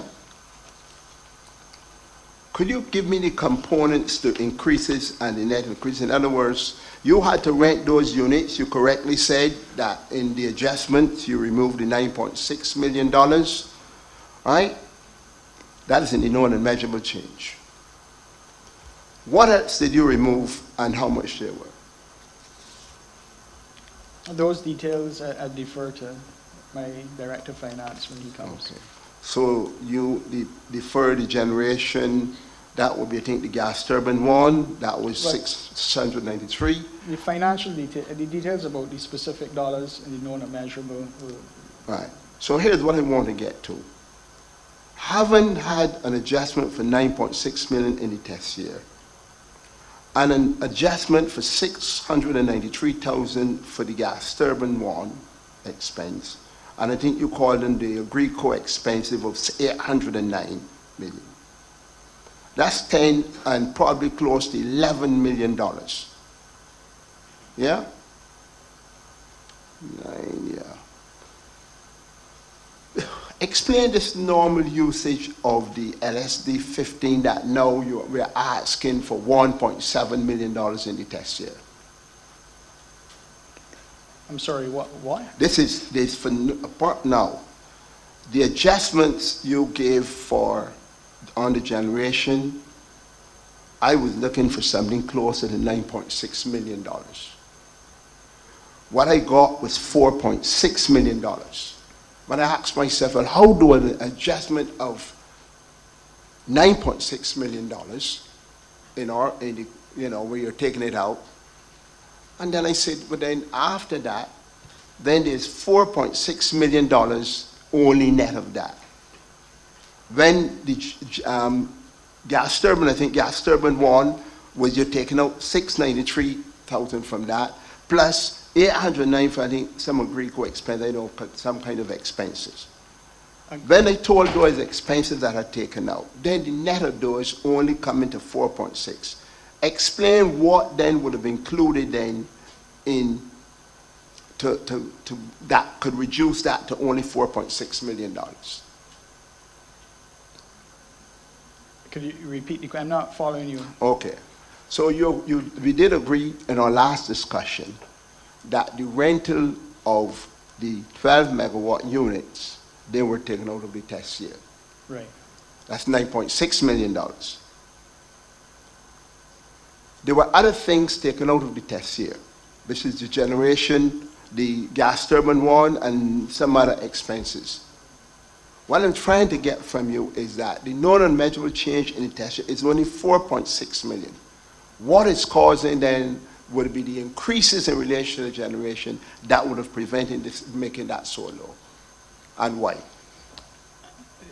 I'm not seeing what you were saying. The adjustments for known and measurable for generation was the 4.6 you mentioned, but you're saying that calling another figure for generation that is bigger? Yeah, or? because if we agree that the adjustment alone for the 12 megawatt was 9.6 million, Well, there must be some things that you are at, which I just want you to give me some clarity for these things. I am Because not at the certain. end of the day, Mr. Venn? Yes, please. Would you feel that the finance manager might be in a better position? If he is, then fine, because to remember, make- I want to get to the bottom of this Yeah, thing. so I think we could defer that question I to the will. finance It's just that manager. we were auditing, Mr. Blackman seemed to understand that the 9.6 came out, but I'm saying 9.6 out, which we agree, but I'm only saying adjustment for 4.6. Yeah, understood. So I'll take that to Yeah. the And you, finance. so do you have any other, how much more questions would you Yeah, have for I- Mr. Blackman, or could some of this be better answered by the finance manager? And that's why I was putting my things in context, because, Yes, you know, because some stuff, what I don't want is strategic knowledge that the management director can answer, that his juniors answer, or trying to answer, or vice versa. Technical things, don't want that. We agree. So, the next question I have for Mr. Blackman. Mr. Blackman, the company filed an application on what I call the as-is mode. Is it correct that no consideration was given to any changes whatsoever in filing the application? I didn't quite understand the. No, the question is, Mr. Blackman was at pains to point out that, you know, because we're not coming back here next week. So this application is filed as though the company is going to be operating for the next 5 years, 10 years. Correct, that's how it's filed. Now, having run this, when competition we knew was coming, or the market was changing, we knew that. We didn't even get no license or anything yet. We know that we have to make changes because you cannot wait, otherwise you'll be out of business. All your market share would be gone. So we have done scenario analysis, and what I'm trying to find out from Mr. Blackman, has any analysis been done about what your future market would look in the company at all?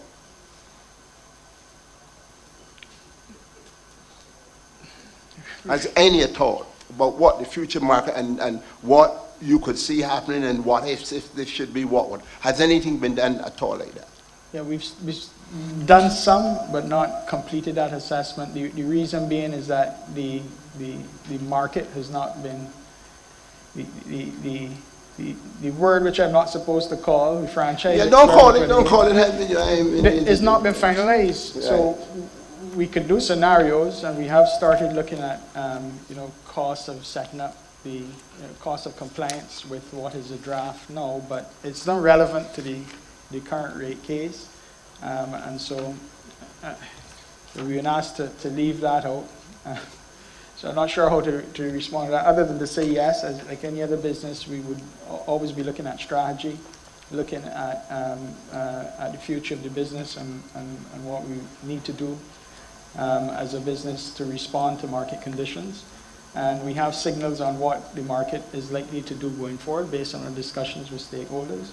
And we've done some assessment. So we know directionally, or we have a sense directionally, that there are some administrative and transactional costs associated with the way the market is transitioning, but I can't give you specifics at this time. And those decisions in relation to the market have not yet been finalized, or certainly not communicated to us as final.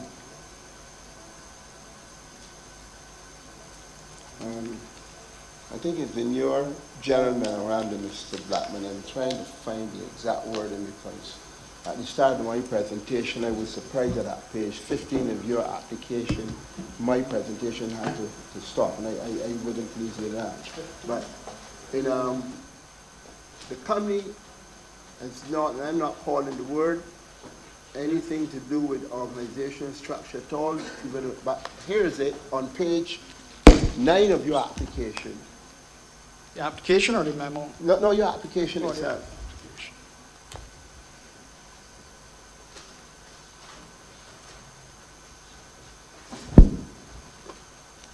Yeah. The company says on page 10, number 30.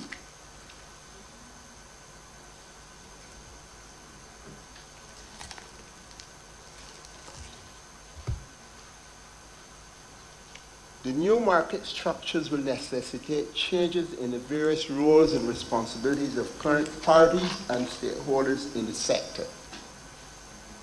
In anticipation of these changes, BLPC in June 2020 submitted an application to the Commission for Clean Energy Transition Rider as a supporting mechanism to facilitate timely cost recovery during the transition between the generating rate applications.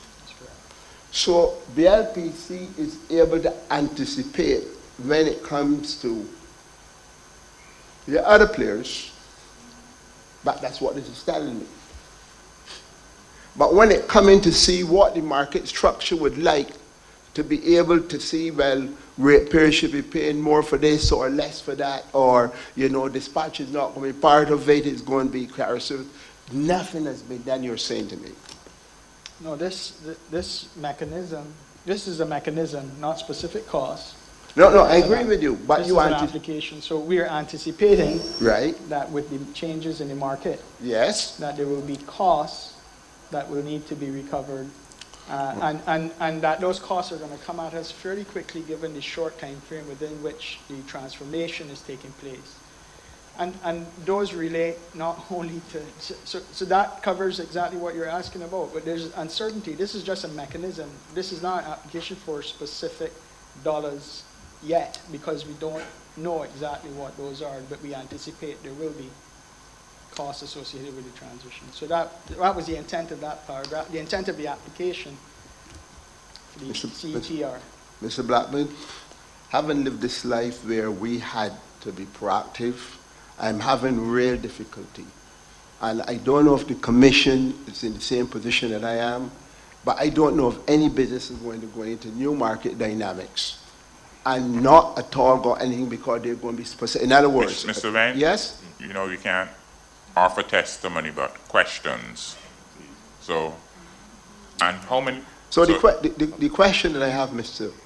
Chairman, I want to get the kind of automation, the kind of outsourcing, the kind of, you know, what change, because this is going, because otherwise what I'm going to sit here and do is agree to cost that is going to be approved in the application. And if I was sitting at Light and Power, and I was the strategist as I was at Kevin Wireless, all that would be a windfall for the company. Now, I don't know if the mechanism to be able... And the question to... So the question to Mr. Blackman is, could you give us any indication of at all of the restructuring plans that the company is seeing coming on stream and the impact this is going to have for, you know, the rates for consumers? Chair, the witness has already answered the substance of that question, and more importantly, the reference to the relevance of it in the context of this application must be considered by the Commission.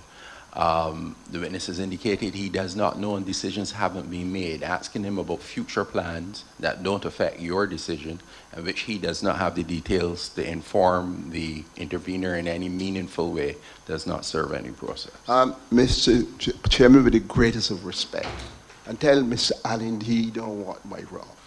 We don't want to be in a position that we're setting rates here on an as-is mode, which will happen. The company did a restructuring in 2015. Could you tell us about that? I've got to get to this.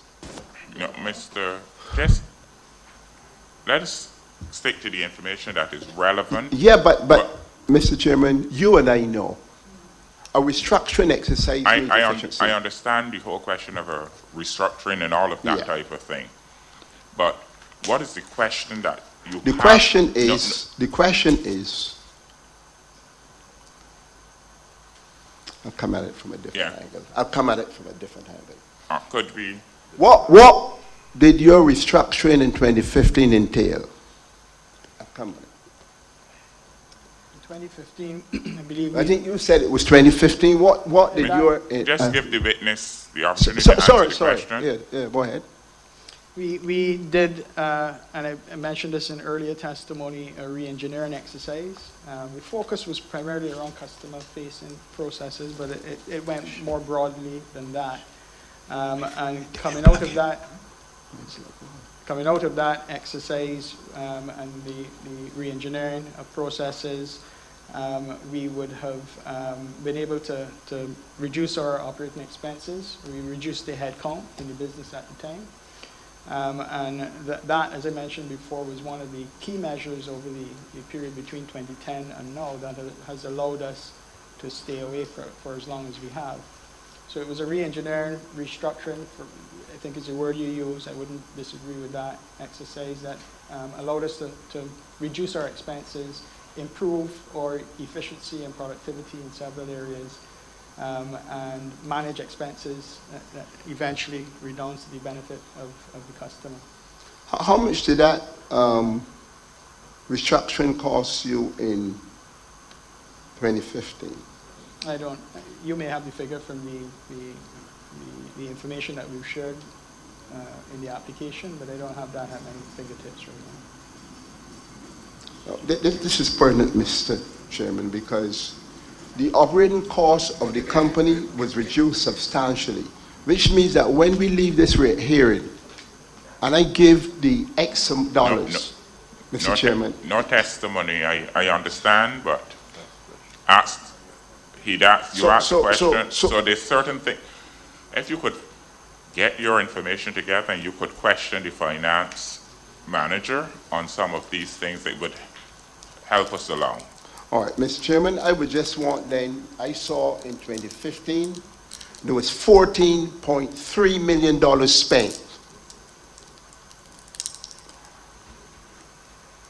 In 2015, that typically it was under admin supervision, which would typically be ran about 1.8. So that's part of the restructuring. I think the company did indicate that. Mm-hmm. You don't spend $14.8 million and not get some payback on that.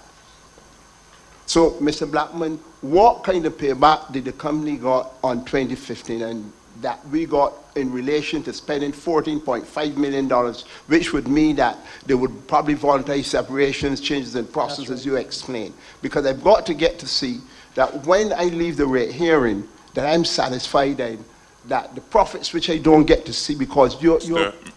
Wayne, no, just, Mr. Wayne. You have the information, we understand, but we don't want you to give the evidence. We want you to ask Mr. Blackman to give the evidence. And some of the information can be obtained from the finance director. Mr. Chairman, I will go with you because for me, the managing director is the one man who has to help us on this. Mr. Chairman, in the interest of time, I will go on this. But yeah. You can rest assured. This is one aspect I'm not feeling good at all. We do understand, but I'm just feel good at all. Asking because to tell a large company like Emiri to come in here... No, Mr. If you ask the question... No,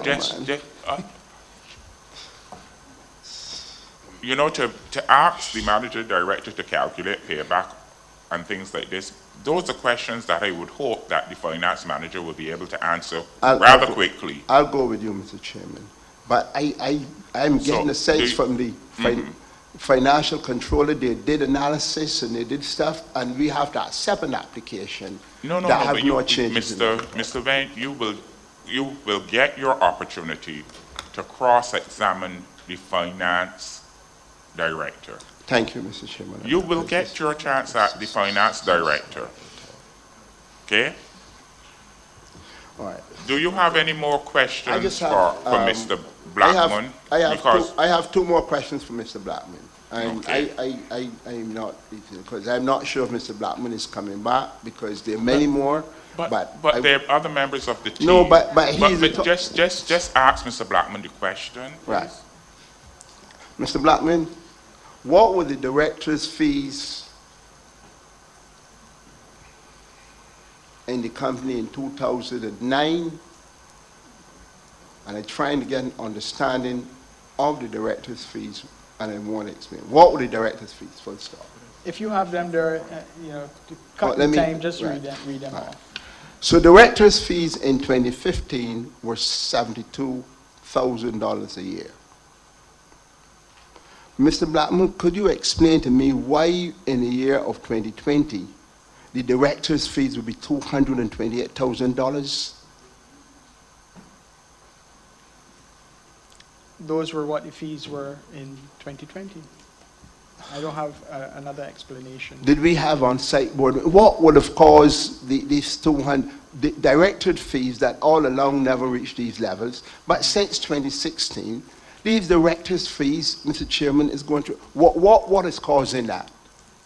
when we had all kind of companies. What is happening? Yeah, I can only. So could I leave? So Yes. you want me to leave that for the finance man? No, I Yes. don't want that when No, he no, comes. just wait, because the finance director is the one who will be making the entries in the Oh, books. all right, So he should all be right. able to tell you All right. what would have caused that increase. I'm going to be a nice man, but you let him know that I can want to have that. The other thing I want to know was the Last question, you said you indicated I'm- you had two. I'm getting there. These head office expenses,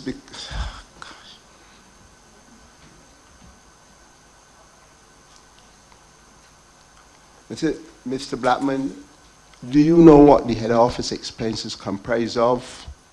What it is that you have an agreement with the head office to give Just- you? What is it that they offer? You asked the question, give the witness the opportunity to answer. What are head office expenses? Yeah, head office expenses would be expenses associated with support that we get. In some instances, there's engineering, there's health and safety, there is HR, for example, because we are a member of a group of companies, and so within the group, there's a level of expertise at head office that is provided to us as an affiliate and other affiliates in the business. And the head office expenses to which we refer are associated with those services that we receive from time to time from head office. Mr. Blackman, could we get the list of that, these services that would be head offices provided? Could we get a range of those? Because they're going to have to take up this with your finance. Yeah, you could. I believe they've been shared in an interrogatory, but if they No, haven't, I need to have those. yeah. I don't understand, Mr. Chairman, $2 million now. So here's it that happening. But leave it. They're going to have to be a different mechanism, Mr. Chairman, because I sat here and I hear Mr. Worm, quite rightly, having a long lot of discussion about very interesting things, and nothing was said. But I want to get down to this thing, and very often I have to give context. Mr. Vent, we're not stopping you from cross-examining the witness, but we cannot allow you to give testimony. You will get your opportunity for that. But at this time, we want you to ask Mr. Blackman questions that Mr. Blackman can answer. That's all we're asking of you. We are not stopping you from cross-examining the witness, but there must be questions posed to the witness. That is the purpose of the cross-examination. And we don't think that you should be referring to what any other intervener would have done during these proceedings. So, So do you have another question my for Mr. Blackman? my questions seem like I have to go to financial control, because I have not seen this before. I could not have been the man. It's okay. What's the question, sir? The question, Mr. Blackman, is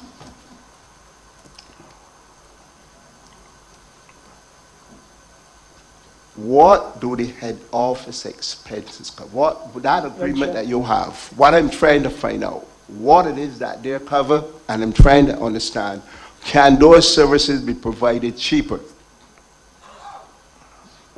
Those costs include, I just described them. There's legal and compliance, there's internal audits, there's engineering support from time to time, there's HR support for HR initiatives, there's health, safety, and environment support that comes. Yes, those are services that perhaps in some instances can come from outside. I do not believe that we would get them at a better cost than we get them internally. But those are services that we receive in a business as an affiliate of a company that has expertise residing within the business, sometimes at head office, sometimes at another affiliate. And that's the nature of those costs, which represent less than 1% of the company's expenses. Mr. Chair, thank you, Mr. Blackman. Mr. Chairman, I would take and close this aspect on the basis that when I come to ask my questions, that I was kindly asked to allow for the financial controller or anyone else, that if they don't, Mr. Blackman will be brought back, because they're fundamental. Because I mean, they're fundamental. So, Mr. Chairman, thank you, Mr. Blackman. Thank you, Mr. Chairman Alliance, but you know I'm left with some uncomfortable feelings that I don't like. Thank you very much. Thank you, Mr. Wayne. Yeah. Thank you.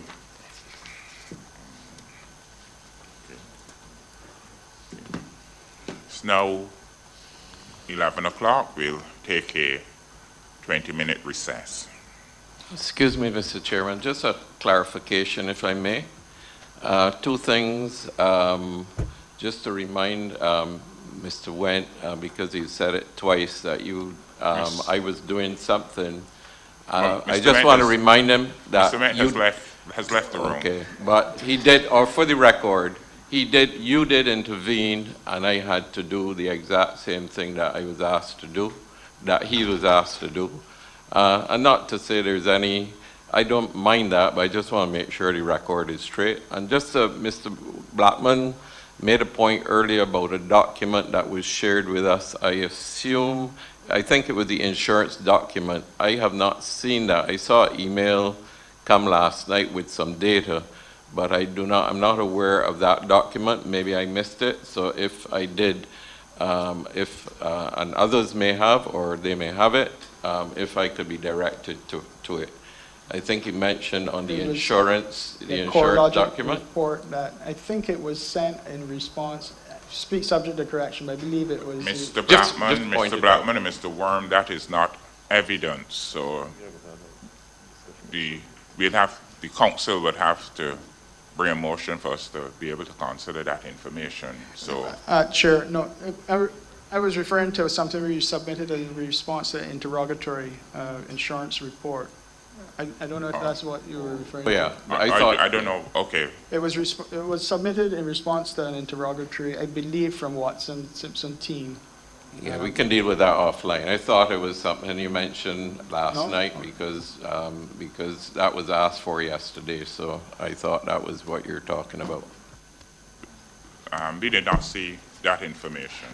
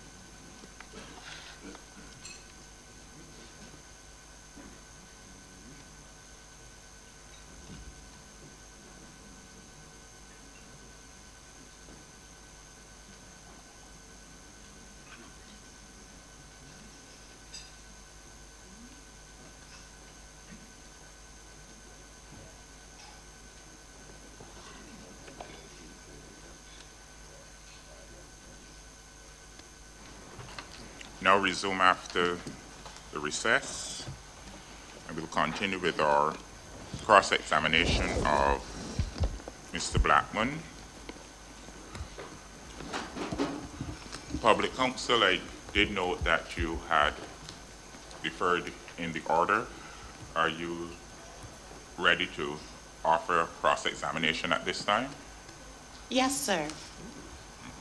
Can I go ahead, sir? Thank you. Mr. Blackman? Good morning. Good afternoon? Af- It's the morning, sorry. Good morning. Yes, sir. Okay, my first question. How did the government inform Barbados Light and Power about its plan for the Cahill waste-to-energy plant? The actual communication or the way that was communicated, I cannot recall in this 10 seconds. I know that there were discussions with officials in the ministry at the time. And at some point it was also there was public notice given in relation to an agreement signed. And that's in relation to the waste-to-energy component of the 60 megawatts I mentioned. There was also a biomass component. And I do recall with the biomass, we had been having ongoing discussions at the time with the development team within government that was working on that project. That would be Andrews. So Andrews would have been ongoing meetings with the team that was developing the biomass plant. Cahill would have been, I want to say that there were some discussions with officials from the ministry, but I can't recall for certain. But most certainly there was a public notice given on an agreement for capacity. Okay, Mr. Blackman, you have that notice? Could you put your hands on that notice?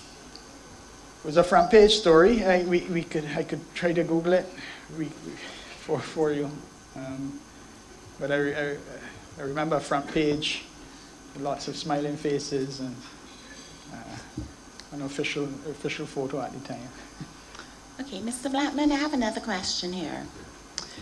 Is it appropriate to determine the company's investment in the generation plant based on a government signing a memorandum of understanding with a third party? Would you say that's appropriate?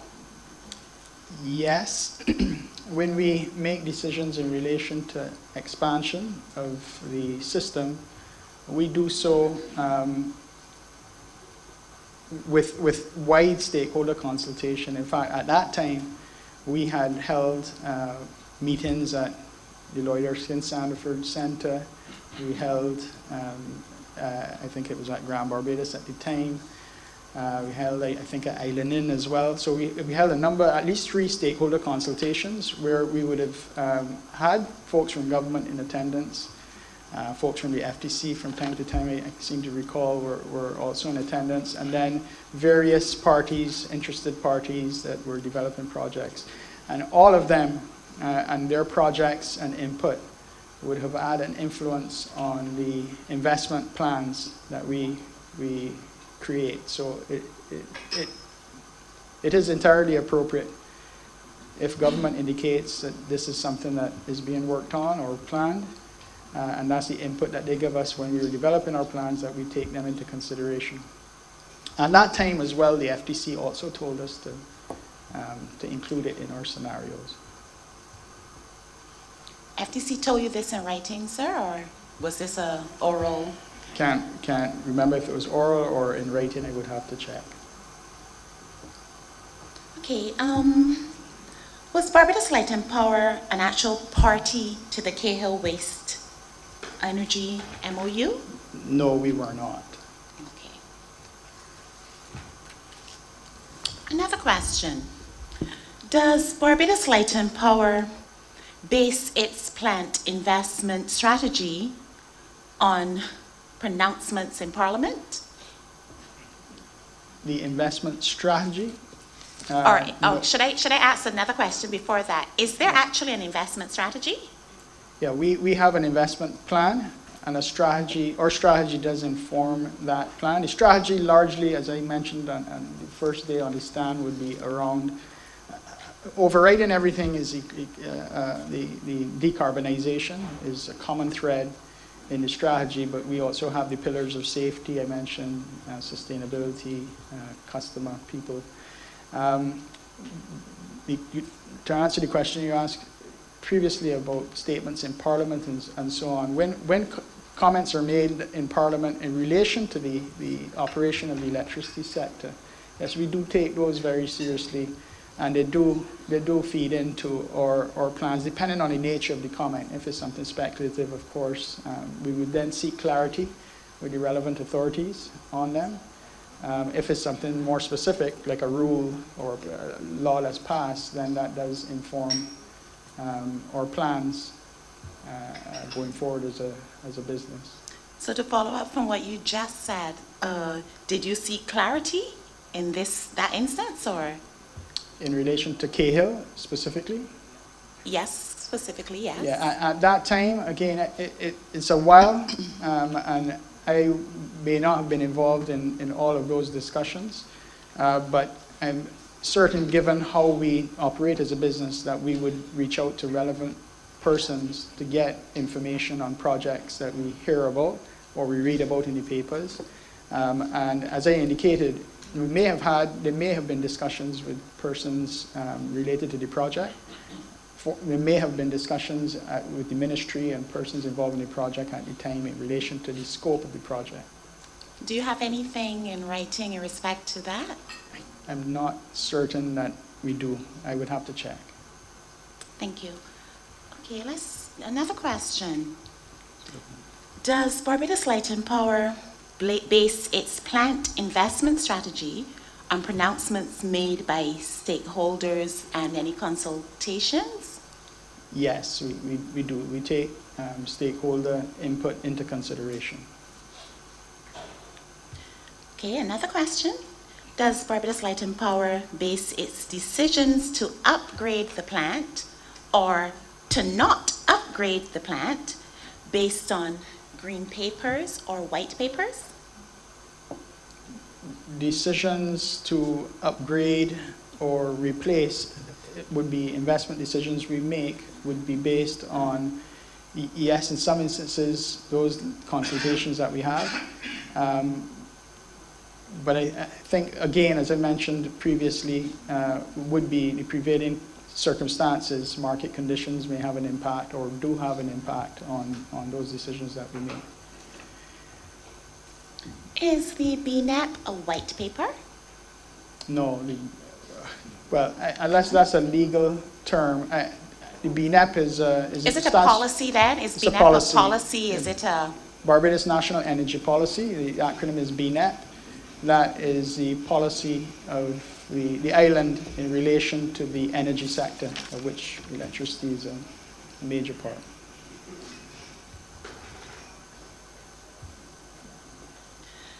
Well, sir, when is it reasonable for the Barbados Light and Power to make a strategic decision not to make an investment because of a government initiative?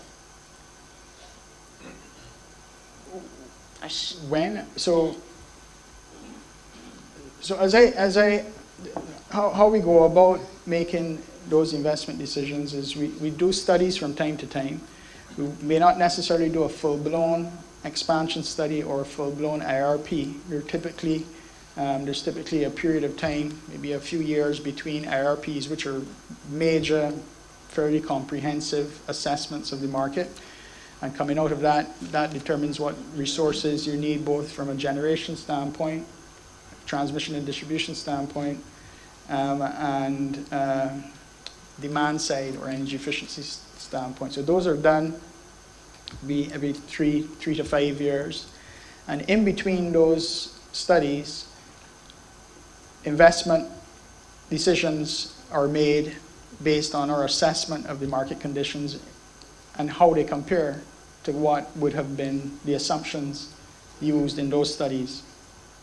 During those, so feeding into that would be our assessment of market discussions again that we will be having with officials and with stakeholders.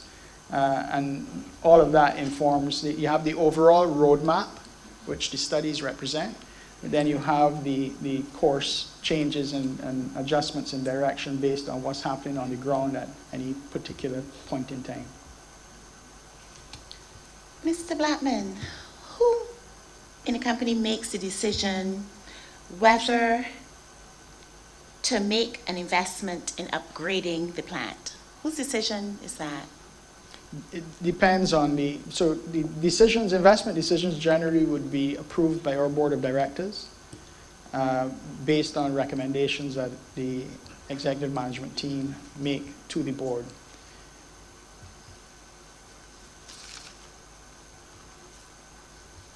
Does the Barbados Light and Power take government directives on whether or not to invest in upgrading or not upgrading the plant?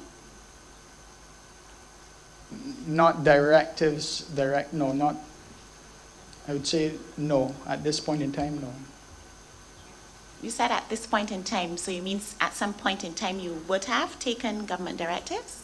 At some point in the future, perhaps.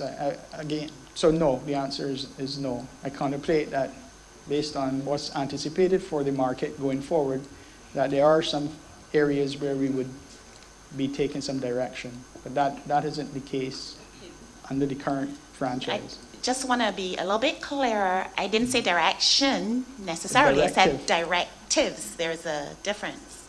Okay, help me with the difference between the two. So directive would be a specific order? Direction would be sort of leading you in a certain area, whereas a directive is an instruction. Yeah, no, we don't receive instructions at present. Okay. Hold on. Let me just. Sorry? Let me stop for a second and make sure that is.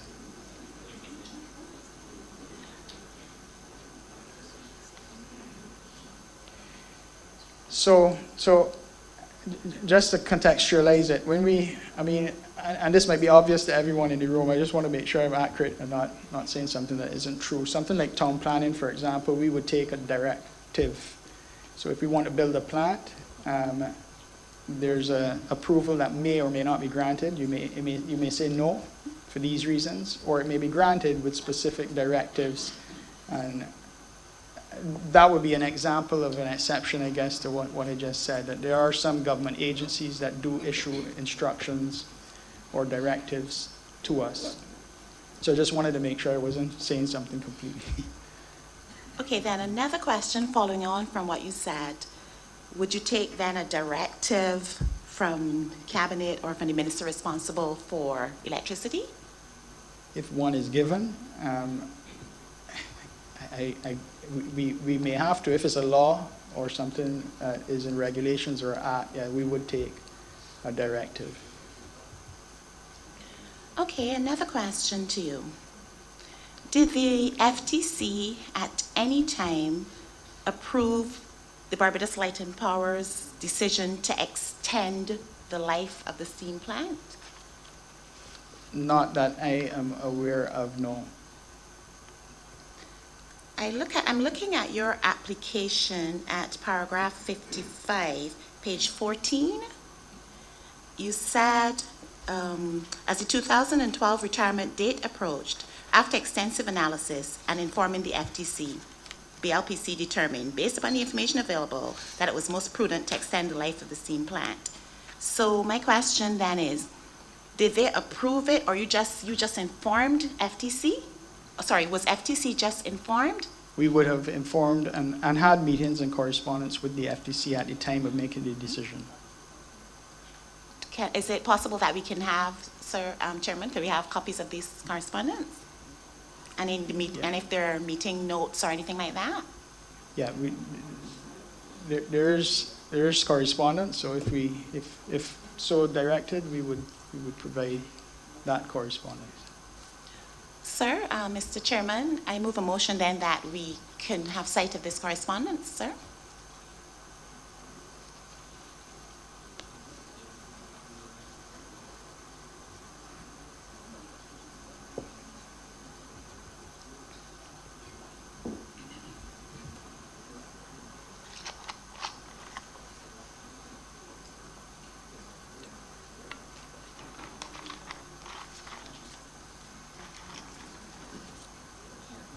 Oh,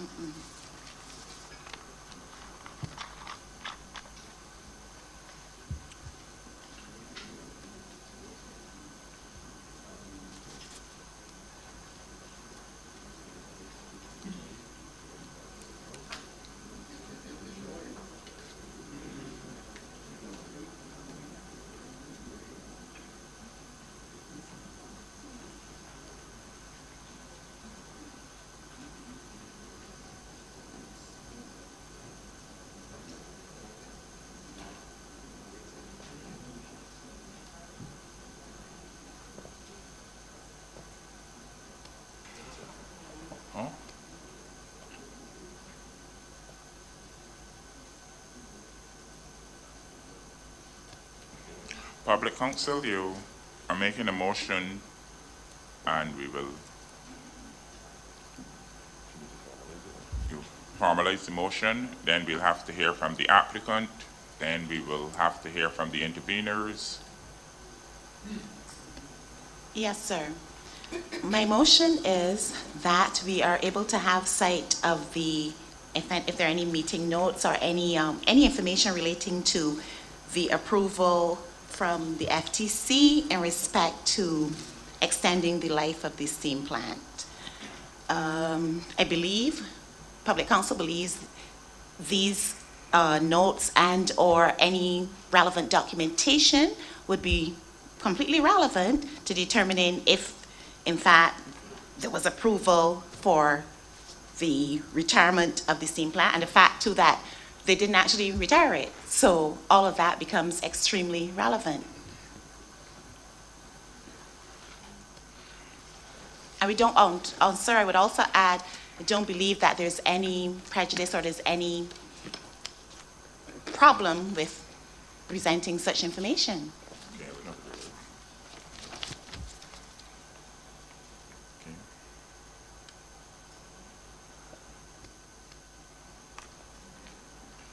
The interveners, in response to the motion placed by Public Counsel,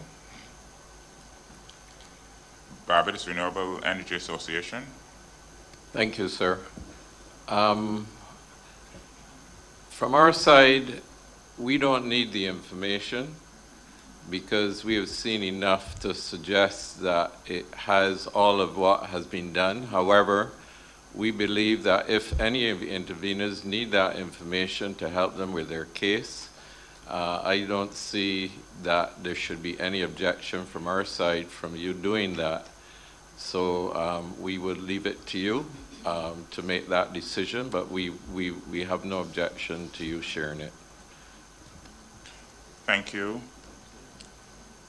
The Energy Division, Ms. Cummins. Yes. We too do not have any objection to that information being shared with the Public Counsel. Thank you. The Watson-Simpson intervener team.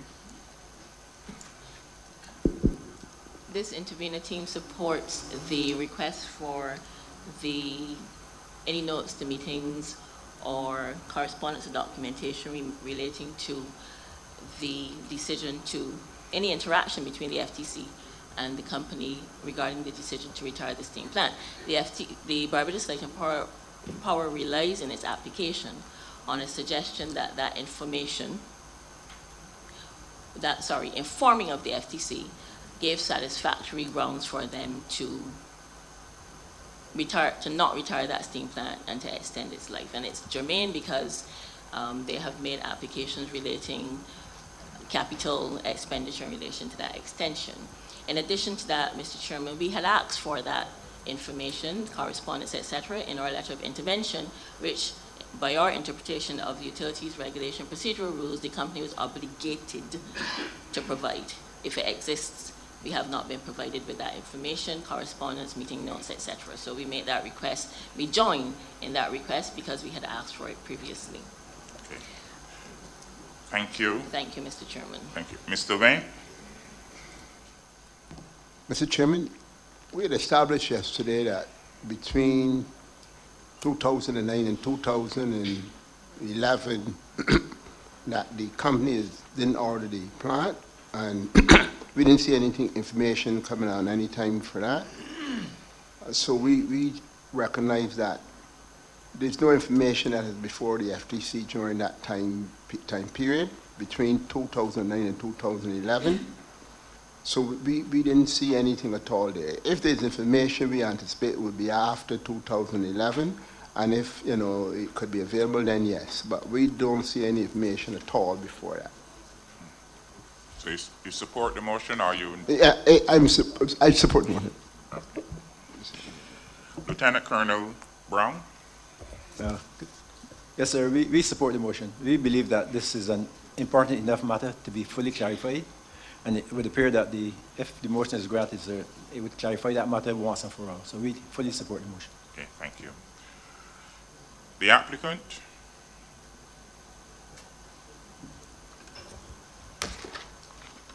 Chair, the applicant does not take issue with sharing the requested information.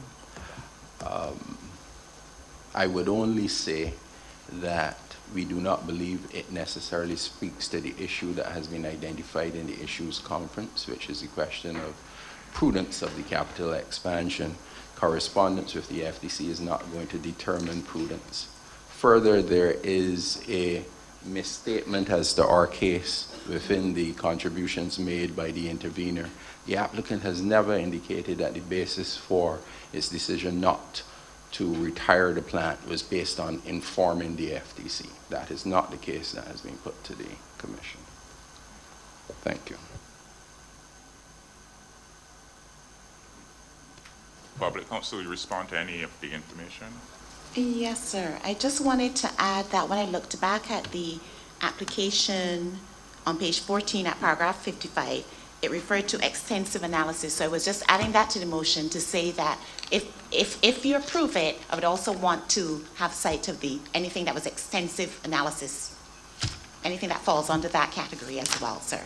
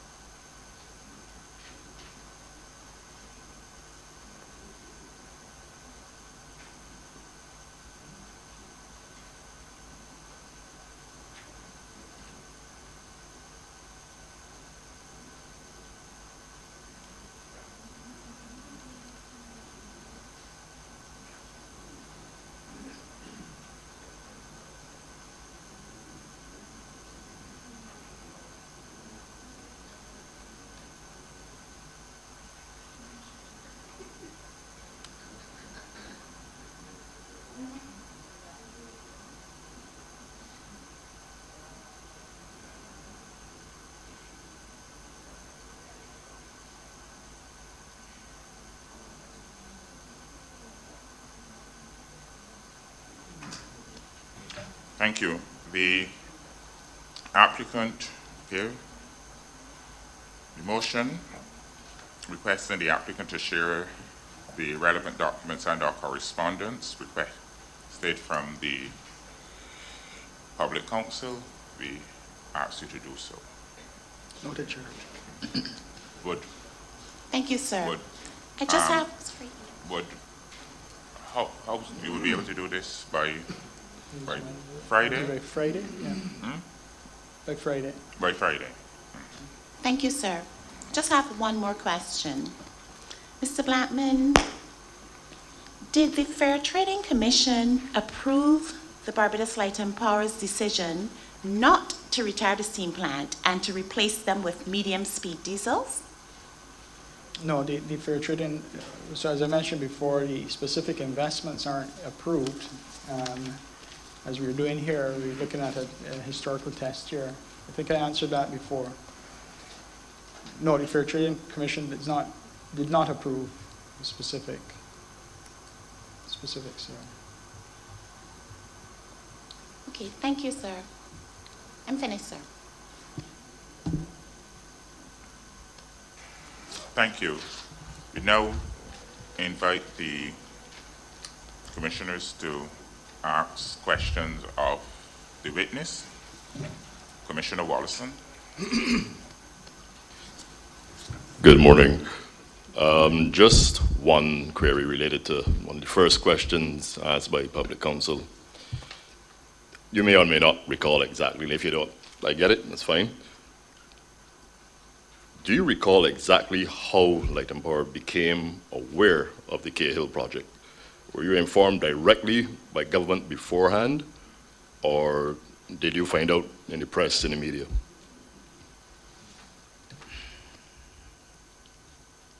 I can't remember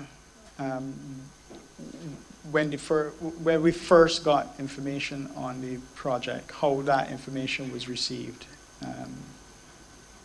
As I said, I know the agreement that was made between government at the time and Cahill, we would have been aware of that agreement, pretty certain the same publicly, with the public,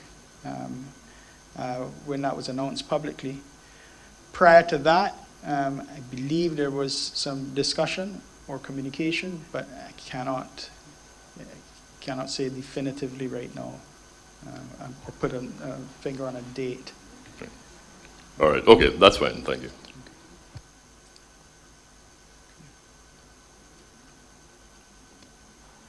Commissioner Martinez.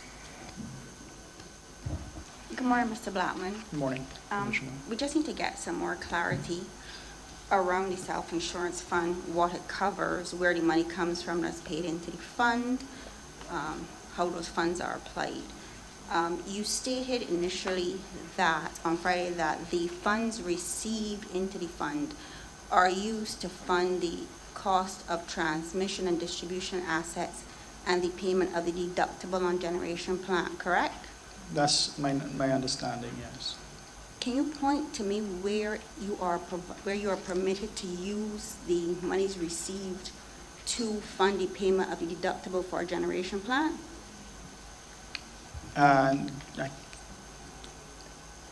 So where you're asking where the permission is given to fund the deductible? Mm-hmm. I believe it is in the regulations, but I'm not certain. No, unfortunately not, Mr. Blackman. The 2005 amendment does not permit you to pay the deductible for the generation plant assets. So could you point us to where the provision for that is made? I can't point you to it. In this 10 seconds, I would need to check. Okay. Our next question comes from the payment of funds into the fund. You stated again this morning that the shareholder relegates funds above and beyond what is collected from the rate base, correct? For the payment of insurance? Does what with the fund, sorry? You said that the shareholder sets aside funds. Yeah. Can you explain to me exactly how they do this? By foregoing dividends. So it's not technically that they are actually foregoing dividends, it's really an opportunity cost, but the premium paid actually comes from the revenue which is earned by the company from the rate base, correct? From the base rates, yes. So we receive out of base rates revenue from our customers. Once that revenue comes into the business, it's no longer customers once customers have received the service for which they paid and contributed the revenue. When that revenue comes in, the company then uses it to meet its expenses, which are wages, salaries, and so on and so forth. And then the net off of that is the income, which is available then to service the capital needs of the business and as available as a return to the shareholder. Well, that's not technically so, because dividends can only be paid out of your retained earnings. So Yeah, until you have made your capital investment, whatever remains then becomes retained earnings. And your dividends are actually paid out of the retained earnings, not out of your net income for the year. Right, so after you have your net income, like I say, once you've taken the expenses out of the revenue, you end up with net income. And then out of it, how you use that net income then is dividends can be paid. You have retained earnings. And if you pay dividends, the retained earnings are lower. You pay the dividends out of the retained earnings. And the retained earnings come out of the net income. Okay. In relation to the investment management of the fund, can you tell us the rate that is charged by the investment manager, how many basis points, and whether it is based on the assets under management or some other basis? I can get that information for you and provide that subsequently. Okay. Can you also tell us about the insurance experience and expertise, specifically with respect to modeling in relation to premium and whatnot of your asset management team, and in referring to specific qualifications in the area of insurance? We rely on third parties for that level of expertise in terms of managing risk. So those would be folks that I referred to before, like CoreLogic. So one of the reports that we submitted, there's CGM Gallagher. They perform those risk assessments. Or within our asset management teams, we have experience in relation to the cost of the damage once the damage is done based on experience in the business. And that's where that expertise is brought to bear. But the assessment of a loss is not the provision or the duty of a loss adjuster appointed by an insurance company? Pardon? The assessment of a loss in an insurance case is not usually done by a trained loss adjuster? Yes. So your team has training in loss adjusting and qualifications therein? No, we have experience having gone through losses and working with loss adjusters in understanding what the implications when we're struck by a hurricane or a weather event will be. Having had hard experience on the ground and gone through it and reported and seen the reports from our loss adjusters as well. I think it becomes clearer once we provide the information that was requested to see, you'll be able to see what value is brought from the asset management group.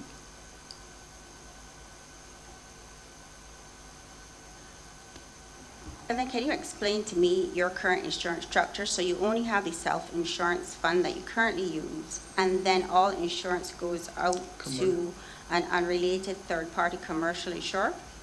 At this time, yes, all of our insurance costs are third-party commercial insurance for anything other than the T&D assets. Thank you.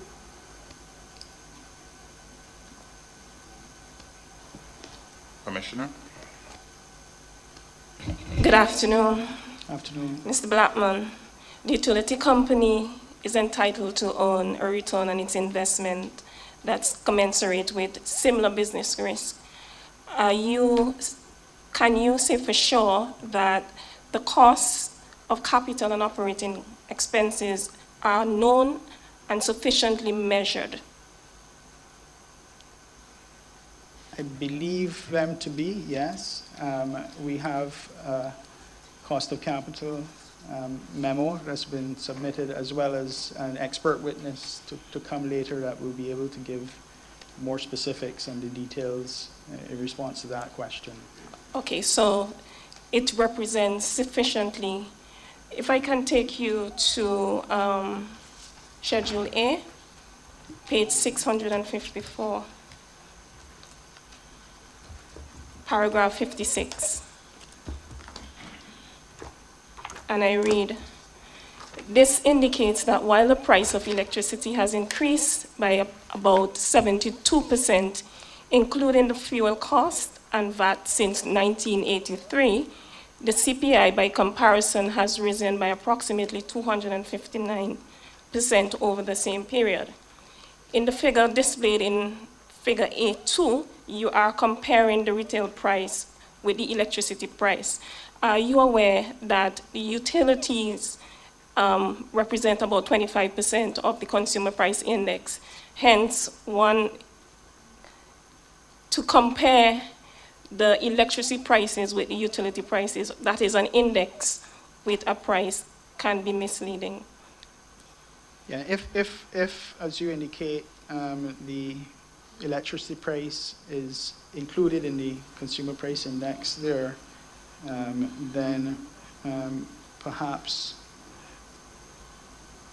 I'm not sure it's misleading. I mean, it is still showing the comparison between the two. When you say misleading, it's from Okay, what perspective? let me clarify. The index measures a change in the different categories of prices, for which utility represents about 25% of the weight. Therefore, the change in utility price is embedded in the consumer price index. Right. Hence, the comparison here is between an index and a price which is already embedded, Right. or has already been included.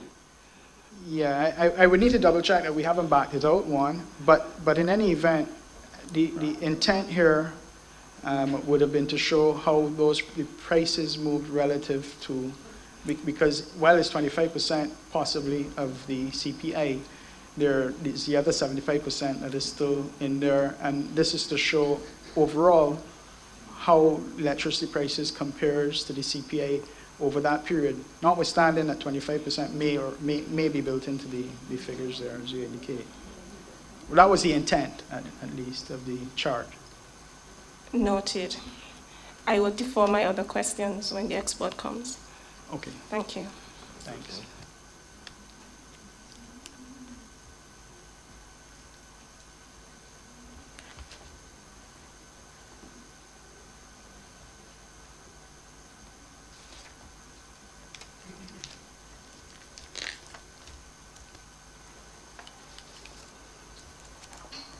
Mr. Blackman, I just want to get a little clarification in relation to the performance of the company post 2020, as you have used the 2020 as your base year. So would you agree that as a whole, sales of electricity in general have returned to their pre-COVID levels? No.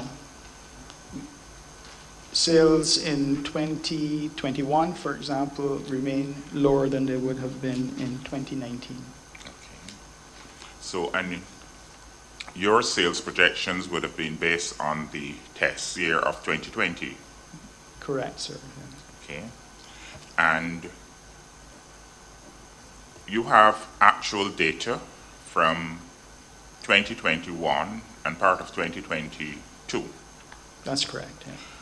How does your actual compare with your projected based on page 948 of your document, where you would have indicated that your operating revenue, the base revenue for 2021 was 195.8 million, and so far for 2022, 243 million. So I'm just asking if any consideration has been given in looking at your forecasted sales with your actual sales to date and see whether or not the forecast is on par with what is actually occurring. Yes, that has been done. For 2021, we're within 1.3% of the forecast. So. And based on your year to date, have any comparison been done in terms of 2022? We may have, I don't have that on Okay. at this point in time. So your sales were up or down by 1.2? Up by Okay. around 1.3% is the note that I have. I Okay. made. And your expenses, how did they compare in 2021 to the forecasted amount?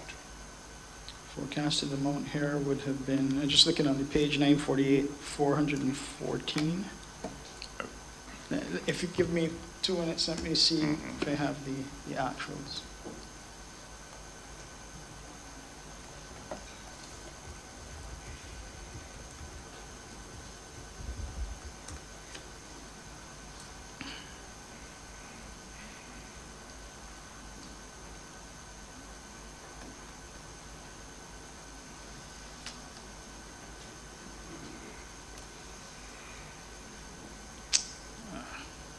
Isn't,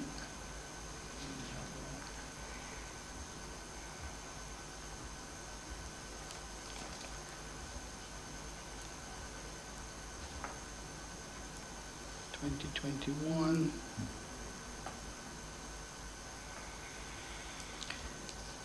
I'm looking at the annual regulatory report for 2021. That was shared in response to interrogatory from the Watson Simpson team. And in that report, operating expenses before taxes would be 438.5 million. I would like you to just hold it there that we could remove the fuel, because the fuel Oh, is yes, a yeah. direct pass-through. So it'd be 438.62 minus the 2721. Yeah. And in the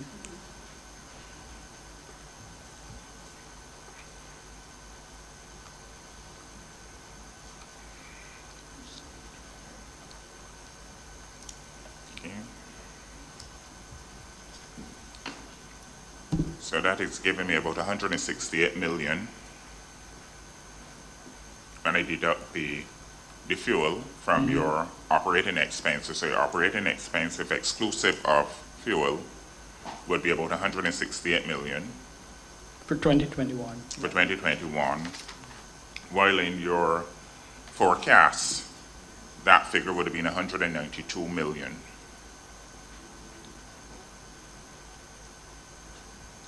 So Yes, it's that just, looks, yeah. right. That looks right, yeah.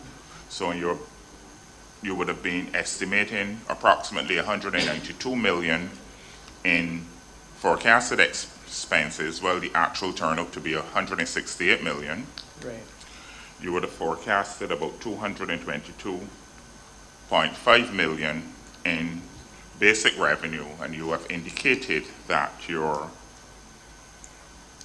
revenue is up by 1.2%.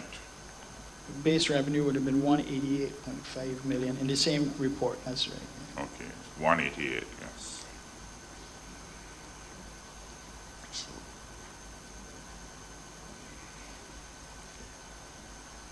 So we would note that it is not only that, I'm just trying to make the point that in your forecast, you would have indicated increases in your expenses that were not materialized as well, in that your actual was 168 million based on your projection. So we're just asking for that comparison.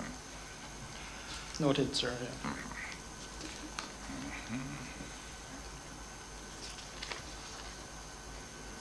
I think you have some more questions for the company, but I would leave some of these questions for your finance director.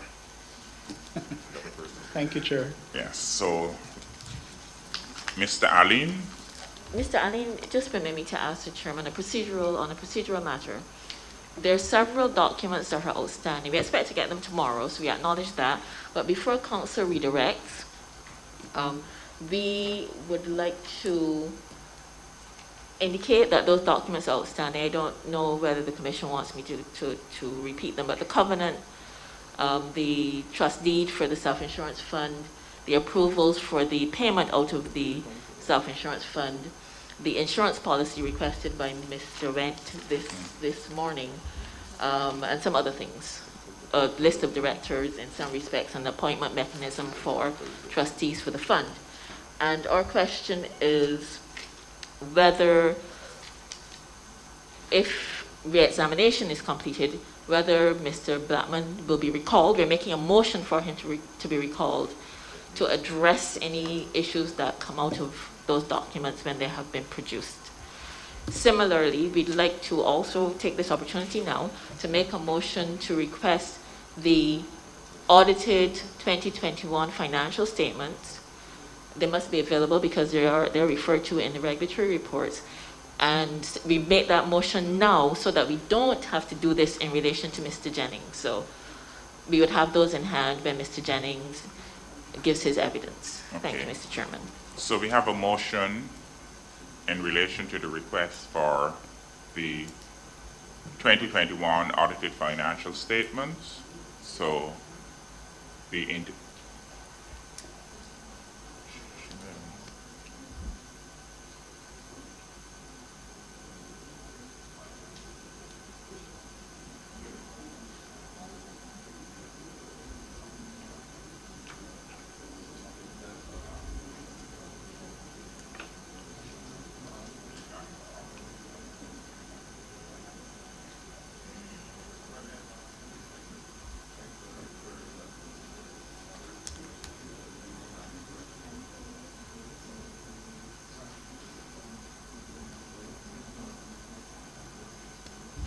Yes, as we said, the motion in respect to the 2021 audited financial statements, I would invite Ms. Watson to speak on the motion. If I may be of any assistance, the applicant does not have any issue with sharing the audited financial statements of 2021. My friend doesn't need to go through all the procedure. Okay. That's fine. Thank you. Thank you, Council. Yeah, and in relation to And Chair, yes, on the recall other of- matter, on the other matter, we were Yes, just saying is after you've received. I would like to indicate that the Commission has already ruled that on any request for the return of any witness, it will make the determination at that time based on the circumstances. So I don't know that there's a need for a direction. You, Commission, already haven't made their position on that known.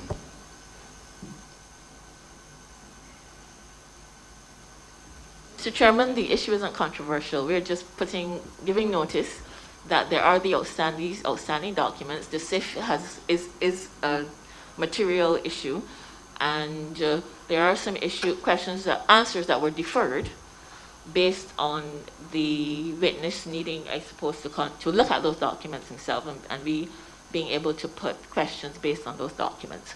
And we have no difficulty with if Mr. Blackman returns as part of a panel. I just thought that he needed to say that here so that council could decide if he wanted to reserve his redirect or continue with it now, which means he would have to do it again. Or more redirect, you would say.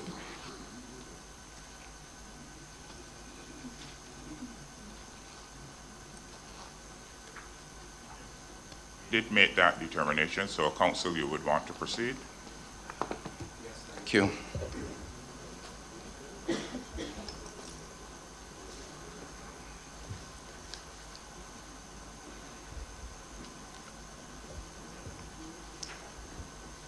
Mr. Blackman, there's been substantive inquiry in relation to the self-insurance fund and the insurance costs. And I would like to take you through it to ensure that we are clear. You spoke of certain insurance costs within base rate. And let's start there. There is base rate. What do you understand by base rate? Like base rate would be the rates that we charge to our customers. And rate base? Or rate base would be different. Rate base would be the assets basically on which we're seeking to earn a return, or we apply for a return on. Okay, so the relative context in relation to any issue of monies received from consumers relates to base rate. Base rates. Yeah. Okay. You spoke of certain insurance costs within base rate from 1983. How much are we speaking of? Within base rates, from 1983 to 2010 would be the order of $20 million. And per year, in terms of the context of what would have been coming out of the 1983 decision, what figure was? 739,000, I think, was the figure, but in that order, $700,000. $700,000 generally. Again, for clarity, in the evidence you've given to this commission, is there a distinction between what has sometimes been termed general insurance, third-party insurance, and the funds deposited into the self-insurance fund? Yes, the funds, general insurance would be essentially the third-party insurance that we take out, and that is commercially obtained for the coverage of our assets, excluding T&D. Okay, so general insurance and third-party insurance have been used interchangeably in the context of your evidence that you've given previously. Yes, it's the same. Prior to 2010, did the money paid by consumers as we just indicated, the 730 per year, did it cover the cost of third-party insurance that the company had to pay? No, it did not. And this is in the context of the numbers you've referenced earlier of $20 million as opposed to $71 million. That's correct. The 71 would be the actual cost, and the 20 would be what would have been covered in rates. Okay. In relation to the self-insurance fund, what was its value in 2010? 2010, I believe the value would have been around $125 million. Okay. Post 2010, this is now post the 2010 decision, was general insurance and the contribution to self-insurance fund included in the base rate? Yes, it was. Between 2010 and 2015, which is the year of the right sizing, correct? Between 2010 and 2015, what amount of money was contributed to the fund from base rate? Roughly $12.5 million. Okay. What is the present value of the fund post the right sizing in 2015? The present value is around $56 million Barbados dollars. Okay. That $56 million, can you categorize it in portions in terms of what makes up that $56 million in terms of the funds that came into it? Yeah, so post the right sizing, it would be, in that 56 would be the 12 million that was collected through rates. And the difference would be investment income that was left in after right sizing from the earlier contributions between 1983 and 2010, as well as investment income that would have been earned on the 12.5 million itself that was collected over that period. Okay. Now, a major issue is the source of these funds. I'm trying to find it. If you bear with me, Chair.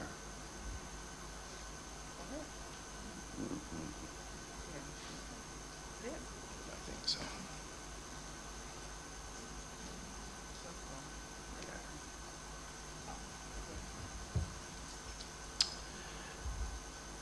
Now, under questioning from the Commission on Friday, line 1803 of the transcript, and I quote, and this is a question from Commissioner Martinez. So I just want to be clear. You said the money comes from BLPC, but BLPC collects the money through the charges to the consumers, which are part of the rate base. Now, we've already discussed that issue.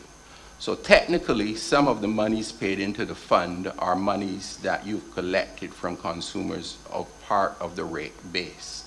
Correct. Now, I'm assuming the reference was to base rate, but correct? Your answer, Mr. Blackman, yes. All of the money, yes. Now, yesterday, you indicated you were uncomfortable with the answer, that you did not believe you had explained it correctly. So I'm going to give you an opportunity to explain it correctly. Okay. What is the appropriate answer? So I was agreeing, and I think I mentioned a short while ago in response to Commissioner Martinez that I do agree all money earned by the utility, it does come from more electricity customers in return for the electricity service that they receive from us. However, once they've paid for the service and received it, it's no longer consumer or customer money.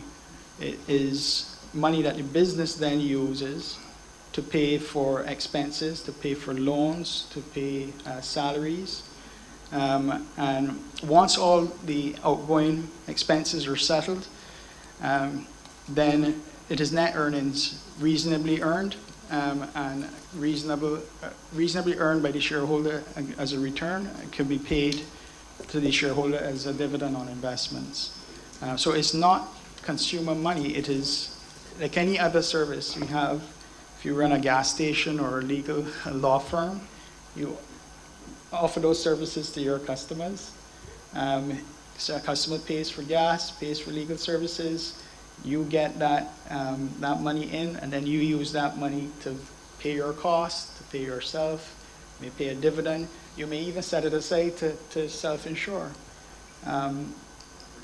So that's what I wanted to do, is characterize it and give it a little bit more of an explanation. If the shareholder, whether it's the owner of any other business or the utility, chooses to retain the fund for the well-being of the company, when it's paid out, it doesn't automatically then become the customer's money. So if you're running a law firm or any other business, you've set aside money out of services you've sold to a client. When you decide you're going to use that money for something else, or you're going to draw on the fund that you've set aside, you're not going to call those clients back and give them back their money. And that's simply the context that I was trying to share yesterday and over the course of my testimony. Okay.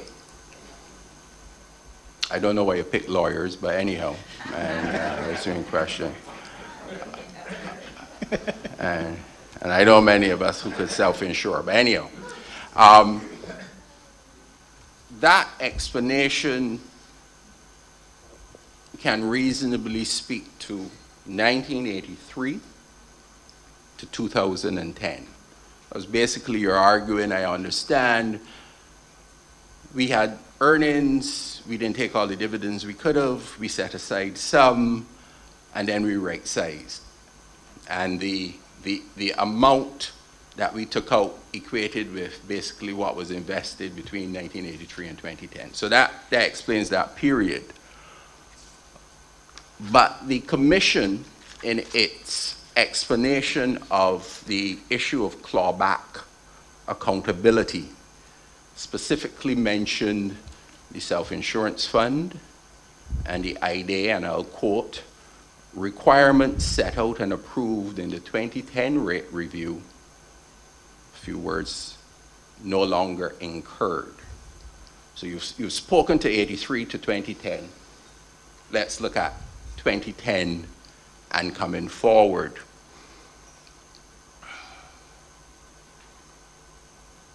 And I understand a basic logic. Do you accept that if there was some element in rate, in base rate, that was approved in the decision, but you are no longer paying it, that there is some disadvantage to the ratepayer, to the consumer?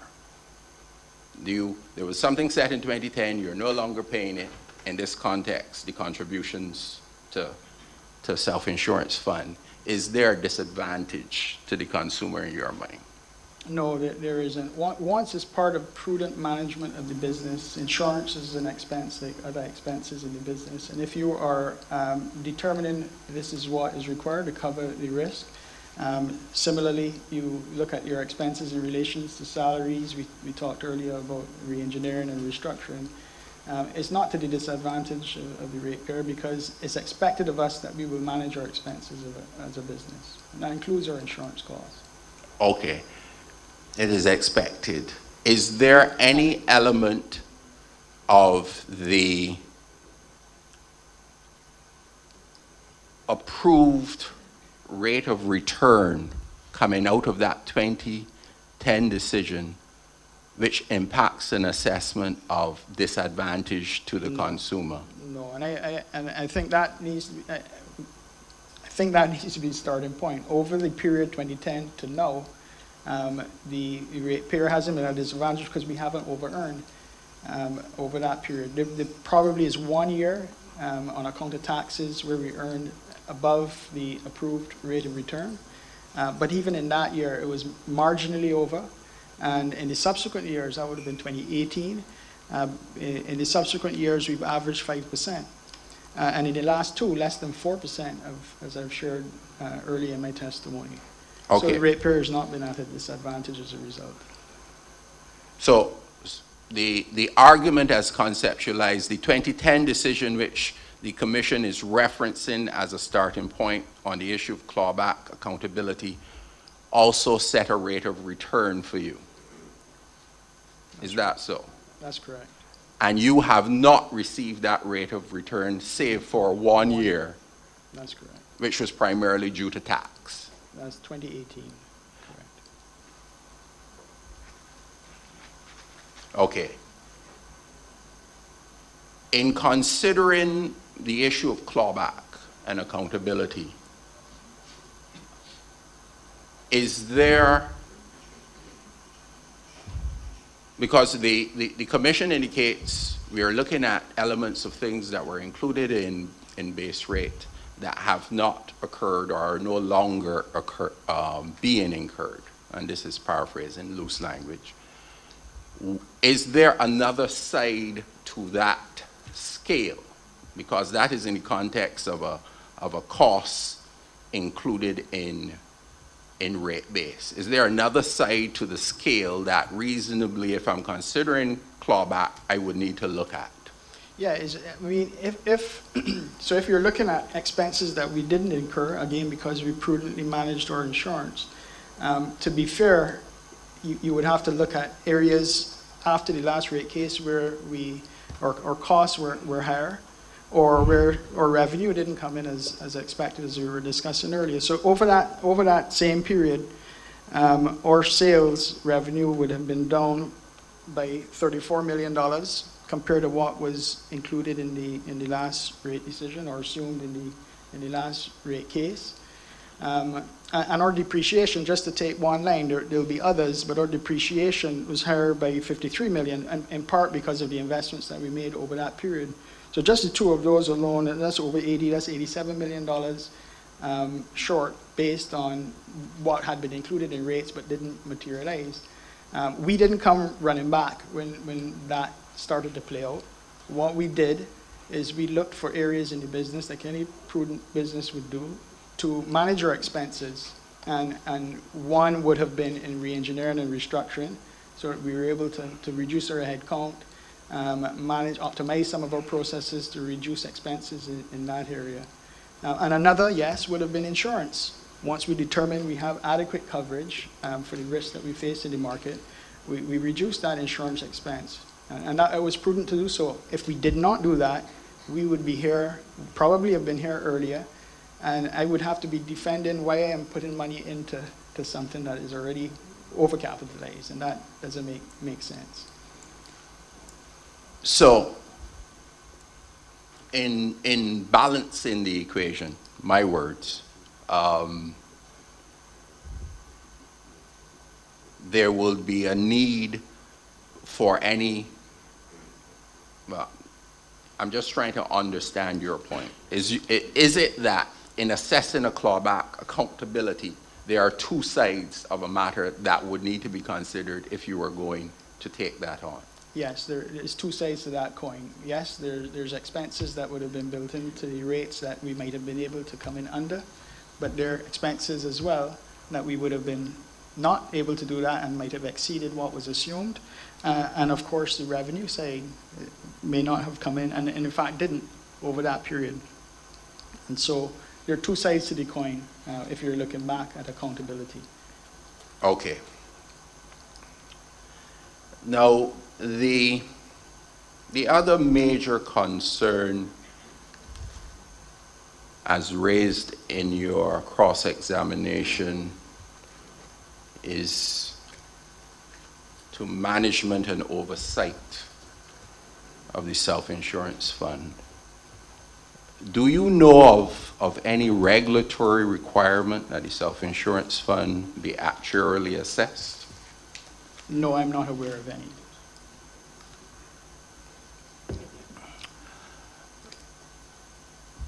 to your understanding, which regulator has oversight of the self-insurance fund?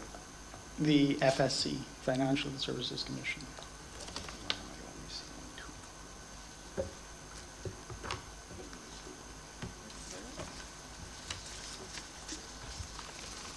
Sorry, my apologies. Could you repeat that? The FSC. The FSC. Have you ever been instructed by the FSC to have the fund actuarially assessed? No, we have not. When the trustees of the fund determined to right-size the fund, did you acquaint your regulator, the Financial Trading Commission? Yes, we Sorry, did. the Fair Trading Commission, my Yes, we apologies. did. Do you recall receiving correspondence from the Fair Trading Commission dated 19th of May 2016 as to that request and information that you had sent in to the Fair Trading Commission? Yes, I do recall. Mr. Chairman, has the document been entered into evidence? Must have been served in accordance with the same time that all of the rest of us must comply with.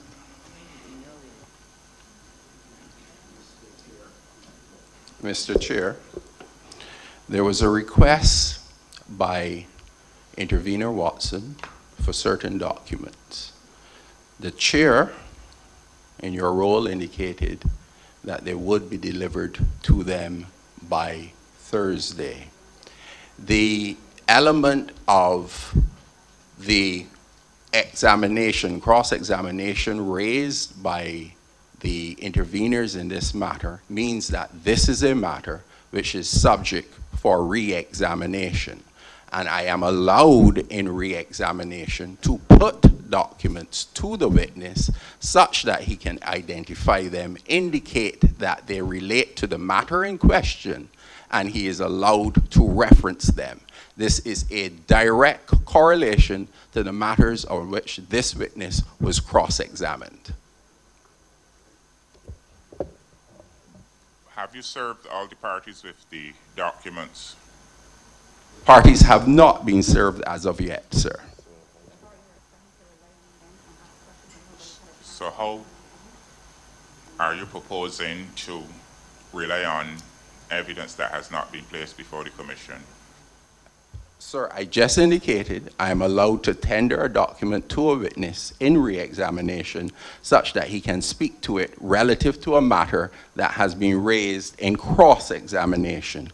The witness will identify the document. We are obliged to serve the documents on the matters as instructed by the chairman, but it is not that the witness cannot speak to a document that rebuts certain insinuations that have been made in cross-examination. Mr. Chairman, if I may be of assistance, as we've already accepted, the commission, as when it sits in the tribunal, does not slavishly follow the rules of evidence. The commission does, however, have its rules regarding utilizing documents in a hearing and the service requirements, and the SIF didn't come up today. Issues related to approval didn't come up today either. It came up, as he said, during cross-examination, and there are 7 interveners who have addressed this issue. I think it is proper for counsel to serve the document as required, as the rest of us have been required, and to allow the interveners to be able to address that evidence. I agree, and counsel, we had also agreed that if we could call Mr. Blackman, and that you would be given the opportunity after the interveners have asked to re-examine. So could you postpone that question until such time? Well, sir, the efficiency of that would not serve this hearing, because as it stands, you're necessarily going to make me have to re-examine at a point where I may not have to, as opposed to taking the information which has been requested by the parties. And as I said, Chair, I do not have to serve it if I am using it in rebuttal of a matter raised in cross-examination. And I would ask the Chair to consider that. This is outside and distinct to the issue of serving evidence as required under the regulations. It's a totally different concept. And I would ask the Chair to assess that element of my submission. Mr. Chair, at the risk of reiterating what I just said, this issue is not a new issue.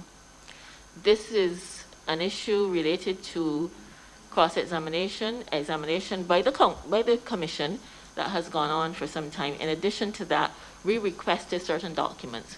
We were told it was going to take 3 days. Yes, but we asked on Monday. The Commission asked the question if it could be provided by Thursday. We said that's yes. fine. We did not direct it would take 3 days. Mr. Chairman, in the interest of efficiency, Council could have said, we have the documents right here, we will give it to you. So you can't say you want to be efficient and then act in a way that is highly inefficient and time-wasting and unfair, might we add. I did not have the documents yesterday. You could have served them today, knowing that you had them in hand. The point, however, is that the interveners and the panel are entitled to have the document, are entitled to ask questions based on the document if you're entering it into evidence. Council, you would not rely on the evidence at this time. Once the documents have been served on the interveners, they would be allowed to cross, and you can re-examine based on there at that time.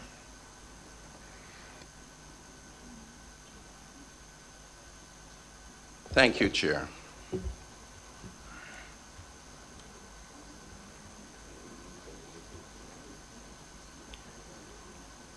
You said that when the trustees of the fund determined to right-size the fund, you acquainted the FTC. That is correct. Did you receive any response from the FTC indicating their position on the matter? We did, yes. What did you understand by that response? It's along the lines that the FTC, they acknowledged receipt and indicated did not have to approve the transaction. Okay. Did you seek, you've indicated that you understand that the fund is, that the entity having oversight of the fund is the Financial Services Commission. That's correct. Did you reach out to the Financial Services Commission about your decision to right size and seek their concurrence? We did. Did you receive a response from the Financial Services Commission? We did. What was the substance of that response? Approval. Did you seek the central bank's approval in relation to the proposed? Mr. Chair, I would like to raise an objection to this line of questioning. This team specifically asked for approvals written. The applicant gave a commitment to this commission to serve documents in this hearing. The applicant is seeking to rely on that information, presumably because at the time the witness could not say yes or no. The witness said he would have to look and bring those documents. Now, council is seeking to put those documents in a roundabout way, and again, that would circumvent the ruling that the chairman has just made, and I would ask the chairman to direct council to refrain from this line of questioning and to serve the documents in this tribunal. Council, we've directed you to serve the documents, and we ask you not to rely on those documents at this time in terms of your questioning. I have not relied on any document in any questioning, Chair. But you're inferring to the information. He's referring to approvals, Chair. Unless the approvals were verbal and the witness is faithfully recalling a conversation, then it must be based on something, and that should be served. But Or should be, must be. I responded to these in interrogatories yesterday. I believe Lieutenant Colonel Brown asked the same question. Mr. Chairman, at this time, it also is appropriate to refer to an affidavit that was filed yesterday that has been withdrawn. We don't know the reason why it was withdrawn, so we need to understand what is happening with the evidence that is being put before the tribunal at this time.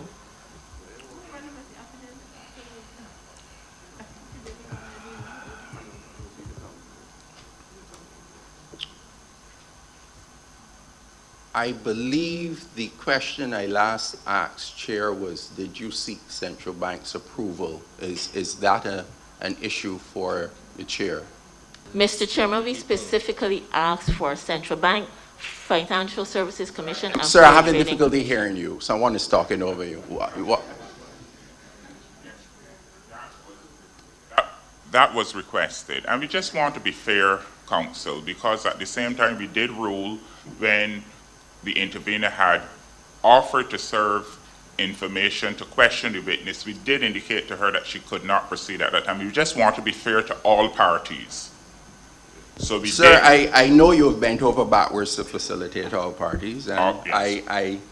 I approve of that, but I would just indicate the difference is I never raised any issues that caused the intervener to bring forward that evidence. There's a little difference in this situation, but I note the direction of the Chair.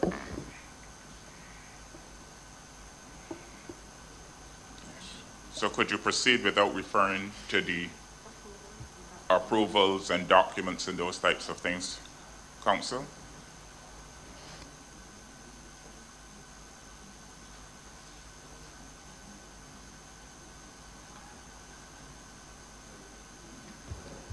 Now, Mr. Blackman, you have also been questioned extensively about your decision not to retire the steam plant, as was considered in the 2009 application.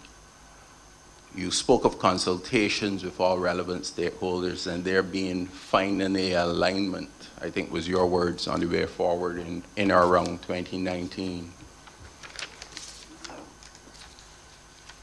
Did the Fair Trading Commission ever indicate its own assessment of your decision not to retire the steam plant? Yes, they did. And where and when did the Fair Trading Commission indicate this assessment? In the depreciation decision dated March 2022. In the depreciation decision dated March 22, is it reasonable to say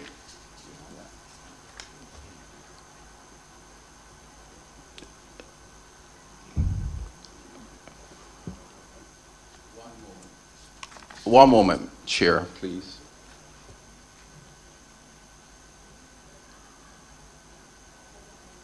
It's paragraph 118 of the March decision. And what was the Fair Trading Commission's assessment of your decision not to retire? I don't want to misquote, but so in paragraph 118 of the decision, the Fair Trading indicated that BLPC rationalized the extension of the life extension of the units as a result of declining demand, economic conditions, and policy changes. Furthermore, the applicant's decision to retire the steam plant on the commission of one sizable project that was supposed to come on stream in 2018, namely the construction of a biomass and waste energy plant, was set back when the project never materialized. Further, with the advent of policy changes, the BNET meant that it was necessary to continue to keep the steam units in operation. The BLPC states it is, and then it goes on to state the BLPC position. Could you refer to I think I have the paragraph 120? 120, I don't have it in front of me. Okay. 118. Let me read this to you and tell me if this sounds as the conclusion. For Right. this reason, the Commission therefore recognized the conclusion by the applicant to defer its decision to remove aged infrastructure from generation as a reasonable one. Yeah, that's the paragraph I should have been reading just now. Yeah, That's correct. yeah, should have been. Okay. You were also questioned as to the, and I believe you may have addressed this in questions to the commission. I don't want to repeat. On the issue of test year, choice of test year, you've already indicated this morning about the 1.2 difference, I believe, in questioning to the chairman. Yeah, that was the last question the chair would have asked Okay. in relation to the difference in sales. Okay. So that difference in sales, does it offer you any comfort in relation to your choice of this? Yeah, no, absolutely, because it is really in conformance with what we had projected.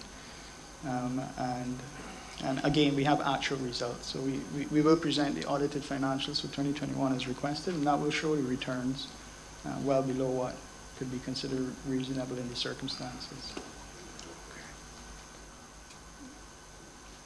What is the role of the integrated resource plan in your expansion planning process? The role of the integrated resource plan is to identify expansion options, or to evaluate, I should say, expansion options, and identify optimum or preferred expansion plan at that point in time, given a set of assumptions around sales and cost of equipment and performance characteristics of certain type of equipment. The public counsel in her cross-examination would have inquired about directives, I believe specifically to governmental directives. But did the applicant receive any directives relating to the 60 megawatt of biomass and waste-to-energy generation that you referenced here in terms of your integrated resource plan?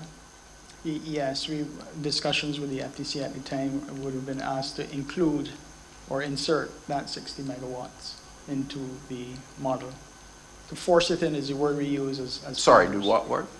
The word we use in planning is force it in. In other words, Force it. assume that it will happen. And So assess.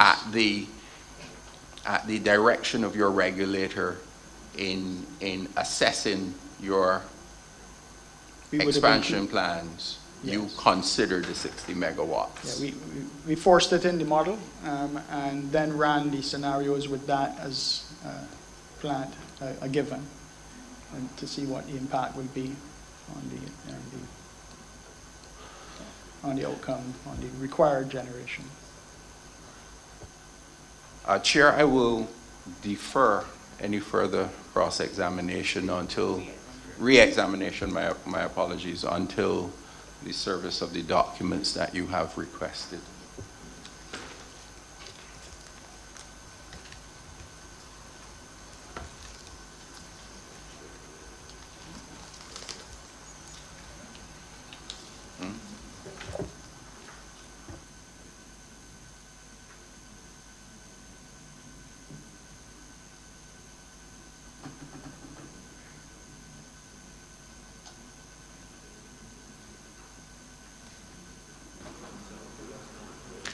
Mr. Chairman, before you take a break, I had raised the issue of the affidavit that was served on the parties yesterday in relation to the SIF that has been withdrawn this morning by counsel for the applicant. Can we understand the reason for the withdrawal of that evidence and how we are to treat it? Well, it is not evidence before the commission. Richard, thank you. Okay. So we'll recess Okay. We'll recess until 2 p.m. As the chair pleases.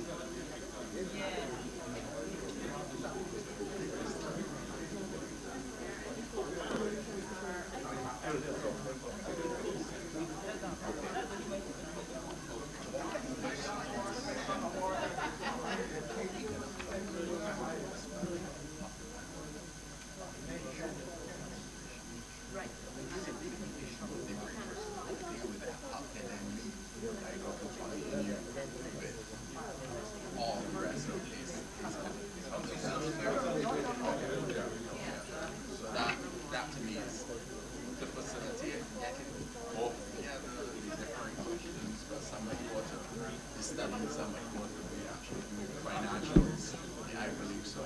So that was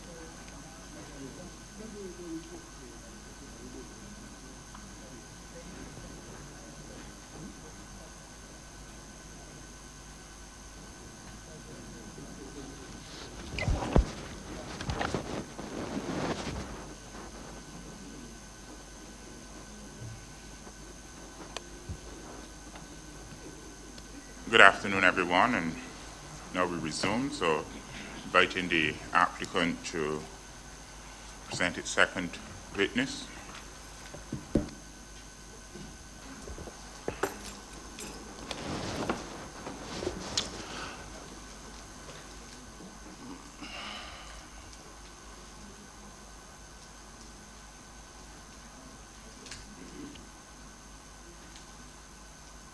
Good afternoon, Chair. As a matter of efficiency and expedience, I would have previously indicated to the Commission that we had our expert witness, Mr. Huck, in relation to depreciation available this week. I have noted the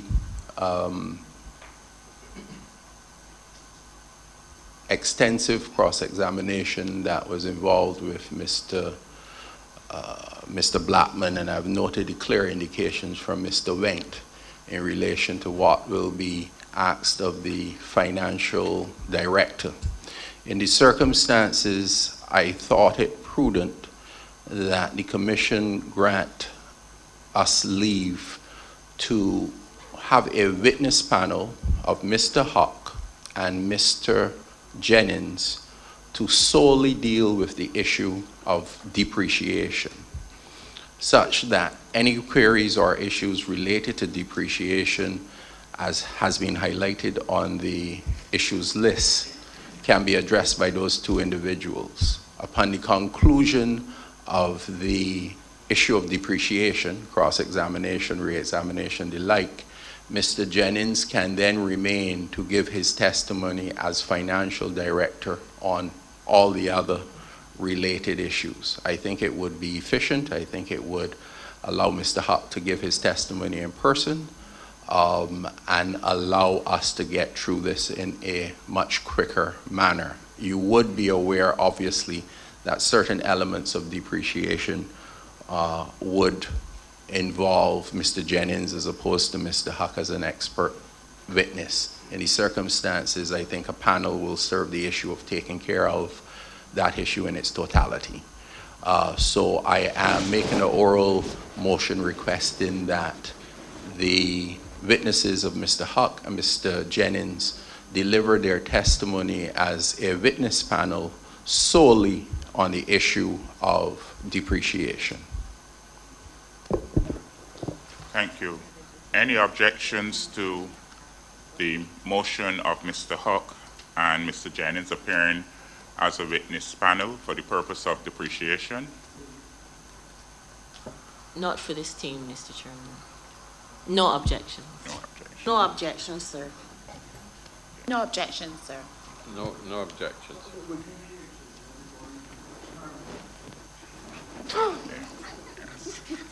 Okay.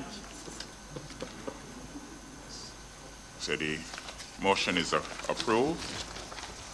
Yes, Chair. So I would ask Mr. Huck and Mr. Jennings to go to the witness stand.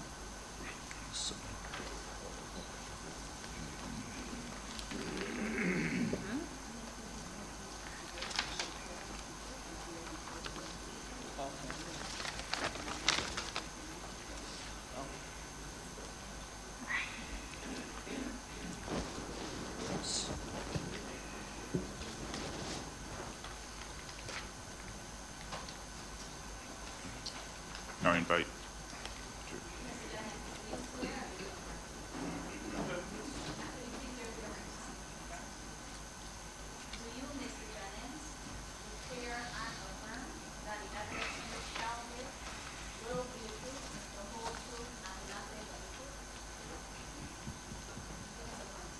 Thank you.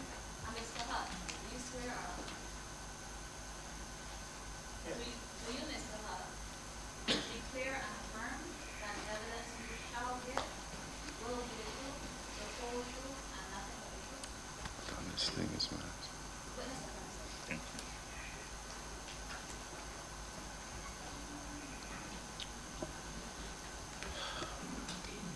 you. Yes, Chair.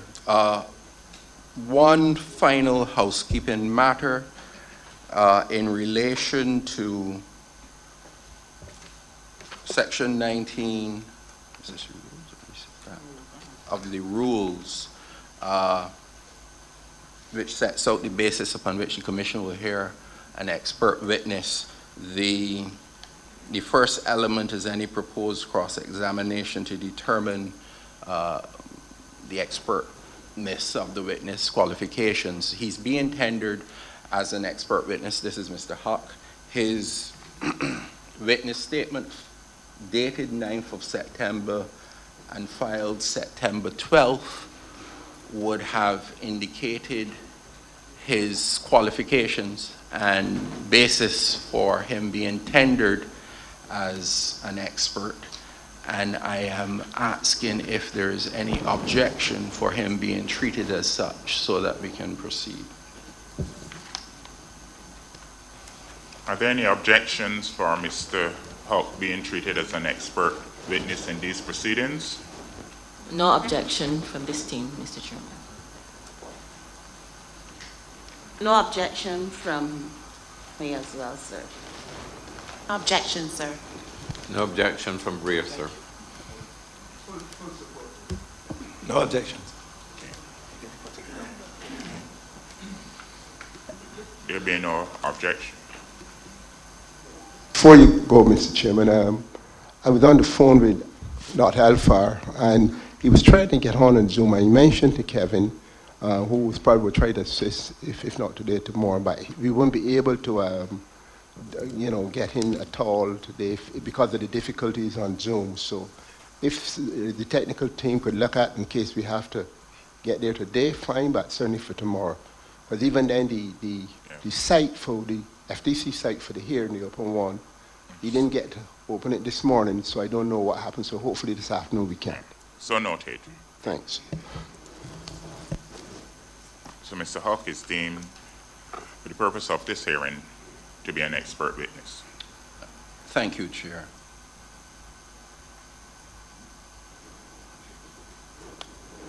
And again, in keeping, Chair, with my previous indication when I made the motion, I will just seek formally to amplify the witness testimony of Mr. Jennings simply as it relates to depreciation. I will not go into any other areas in terms of that amplification.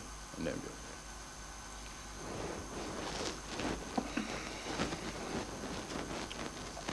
gentlemen, can you please state your name and address for the record?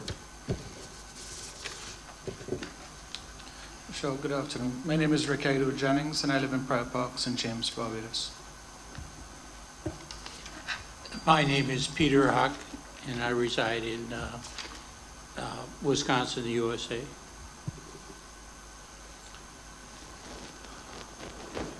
Mr. Jennings, can you state your occupation and qualifications, please? I am a chartered accountant. I'm a member of the Institute of Chartered Accountants of Barbados. I am a fellow of the Association of Certified Chartered Accountants, and I am Director of Finance at Barbados Light and Power Company. How long have you worked in that position, Mr. Jennings? I've been Director of Finance since 2016. Can you briefly state what duties are involved as Director of Finance? I can. I am responsible for financial reporting, for financial planning and analysis. I'm responsible for supply chain management, and I am responsible for customer care. In that position as Financial Director, you are aware of the present application? I am. Would you have prepared any documents for that application that relate to the issue of depreciation? I have. I prepared the memorandum on rate base and the memorandum on the income statement.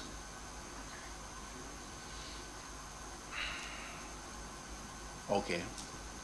What is the basis for the depreciation rates used by the Barbados Light and Power in this application for rate review, specifically as the test year? So the depreciation used in the application was based on the depreciation in the audited financial statements for December 31st, 2020. Those statements were prepared under or using international financial reporting standards.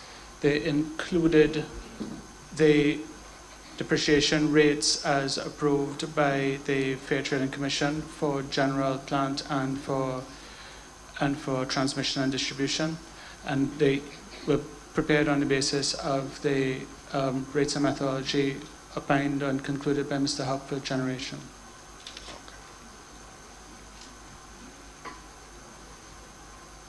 So you got out a lot there.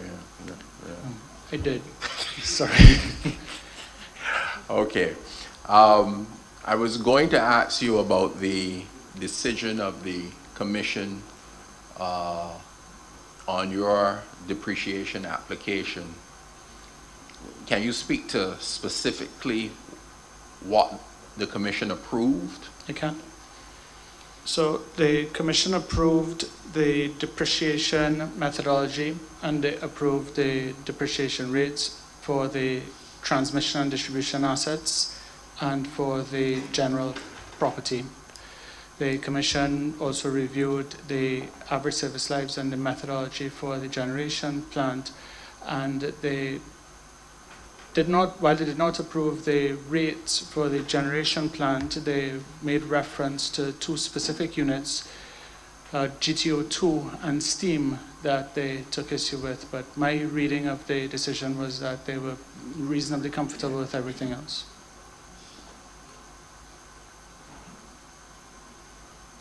Okay. Council? Sir. I would just like to get a clarification based on a statement that Mr. Jennings would have made in relation to the financial statements. You were speaking to the financial statements, or you were speaking to the preparation for the test year? Because you did, so I just want to get confirmation on the rates that were used in the audited financial statements that you referred to. Yeah, so the depreciation included in the application and in the test year were based on the depreciation that was included in the audited financial statements. So they are in agreement. So the rates used for the audited financial statements are the same rates and methodology used for the test year. That was the only point I was making. Chair, if I may assist, you would recall that the last depreciation study of Mr. Huck is 2019. It was updated from 2017. So it would have been available to inform the financial documents for 2020. I understand that, but the rates were approved in 2022. And we thought that the rates that were approved in 2022 were the rates that were being used for the application. That's correct, yes. So how you're saying, I'm just trying to clarify, that you used them for your December 31st audited financial statement. How could you have used those rates? This is what I'm trying. Oh, okay. Sorry, I can help with that. Please do. The audited financial statements are prepared under international financial reporting standards, and those standards require at the end of every year that we review the depreciation used and make sure that the depreciation is at that time the best estimate of what the remaining useful life and the depreciation charge appropriate at that time. So in essence, when we did the last depreciation study that we did that the FTC approved would have been back in 2007 or 2009 or subsequent to that. In 2012 we did a depreciation study and we updated the rates in the IFRS statements as required by IFRS, and then when we did the 2017 study we updated the statements as required by IFRS as well. IFRS requires that we do depreciation based on the most current information available to us. And that is the basis on which the IFRS statements were prepared, and that's the basis on which the test year would have been prepared as well.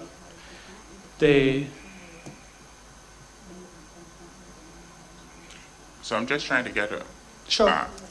clarity, because the preparation of the financial statements for 2022, the audited financial statements, you were using the International Financial Reporting Standards and the applicable rates for that purpose. Yes. Which may or may not be the rates that would have been approved by the Commission. So I'm just trying to indicate that I'm wondering if in your testimony you're stating that the rates you use were the rates that were approved that in 2022. They are the rates that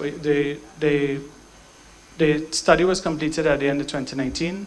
Those rates were implemented in 2020, and those were used for the preparation of the financial statements for 2020. And those statements were formed the basis for the test year. So the rates used in both the test year and in the audited financial statements agree, and they reflect the work done, the rates and methodology performed by Mr. Huck, and reflect the decision of the FTC, which would have approved the T&D assets and the general property assets, but did not approve the generation assets. Does that help?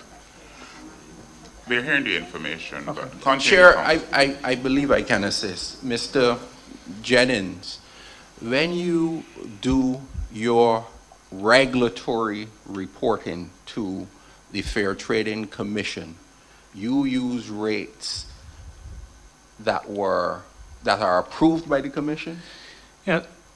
So when we do the regulatory reporting on an annual basis, there is an adjustment that is included to show what the depreciation would have been had we used the 2009 rates. Yes. Okay, so in other words, the filing to the FTC in terms of your regulatory reporting represents rates as set in 2009. That's correct. For the purposes of your IFRS Yes. compliance, you file With the latest, most accurate depreciation rates. Is that helpful, Chair? Yes. Certainly.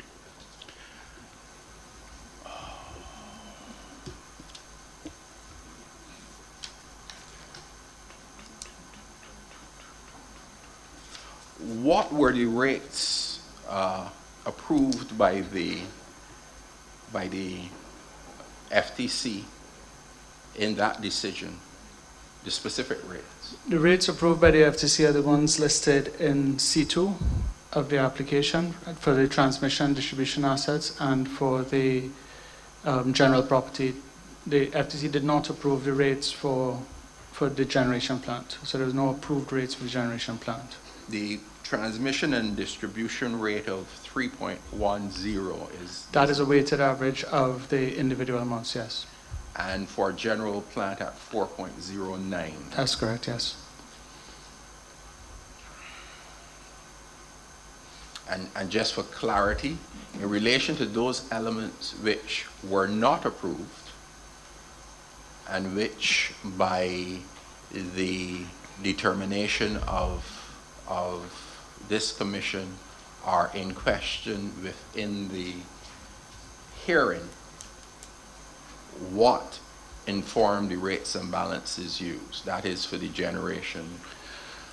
So for the generation plant, we used the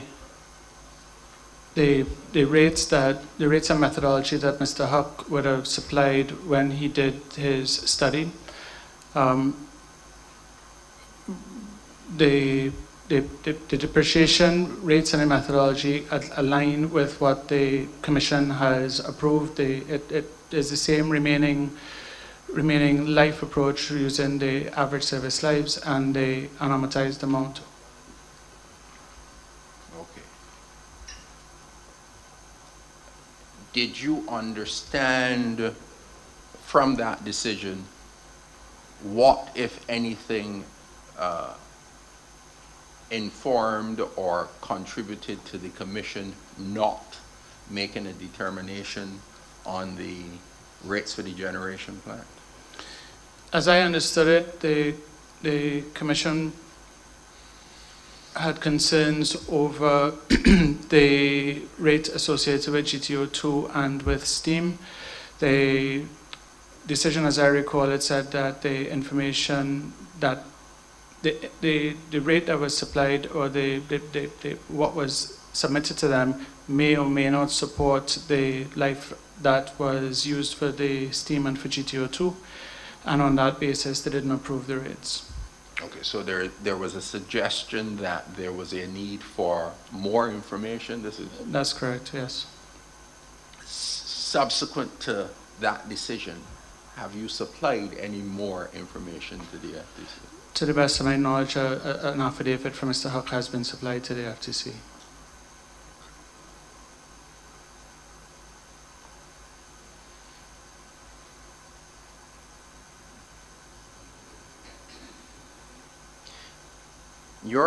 Your co-panelist, Mr. Huck, as you said, prepared a study on depreciation as it relates to the GTO2 plant. In it, he referenced certain capital investments made by the Barbados Light and Power Company. Can you advise of the manner in which the applicant determined what constituted capital investments? Mr. Chair, if you would, with your leave, it sounds to me as though the applicant is approaching an application for a reconsideration of the decision or an application for approval of depreciation rates and lives for generation plant. If that is the case, there is a form in which that should be done, and it is not oral. It requires the submission, because it's a rate, there is a formula set down in the legislation and in the URPR, the Utilities Regulation Procedural Rules, for what must accompany an application for a review of rates. That appears to me to be where this examination is going. And if that is the case, Chair, I am objecting to the application either being amended or an application for a new rate being put before the Commission without the applicant following the law. And the law is explicit on how that must be done. There is no provision for an oral application. Well, my interpretation of the question was only in relation to the generation plant, which has not been determined.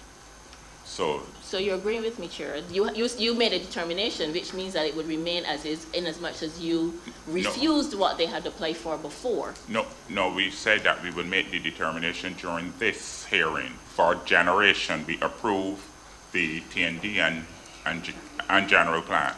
Chair, if I can read the decision, it rejects what they applied for before, which means that it stays as is. Even if you approve them coming again, which is my interpretation, they have to do it in a particular manner. That's my submission. That manner is not an oral application.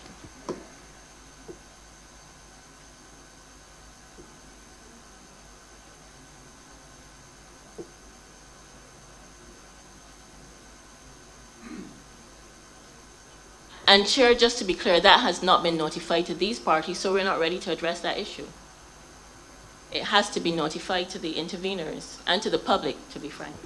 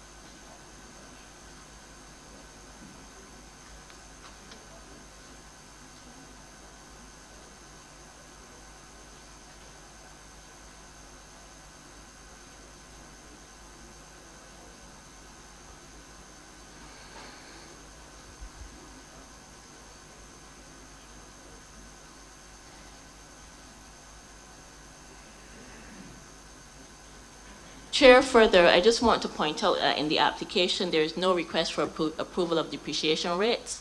This would mean that this is an amendment of the application, and that has to be done in a particular manner. The depreciation rates obviously haven't been assumed to be that they would have been set according to the depreciation application.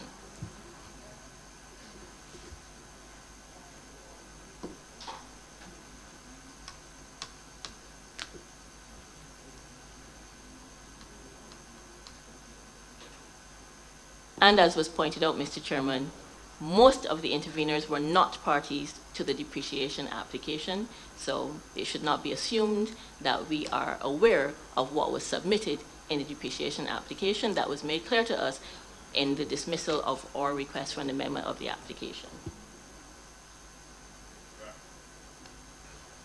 So the depreciation order was already issued,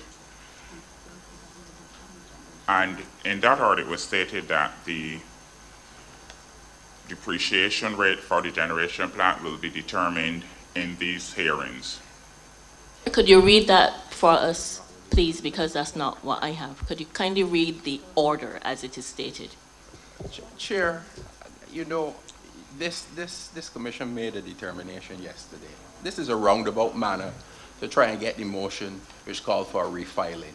And now the commission is being instructed to read an order. That's totally inappropriate. You've given a ruling, that is the ruling. This is a continued habit of the interveners in some respects. A ruling has been made. Chairman, I am not ordering you to do anything. I am asking that it be made clear to us what the explicit ruling was in relation to accommodating an amendment of this application or a filing for depreciation rates and policy in this application. Could that just be read to us, read into the record?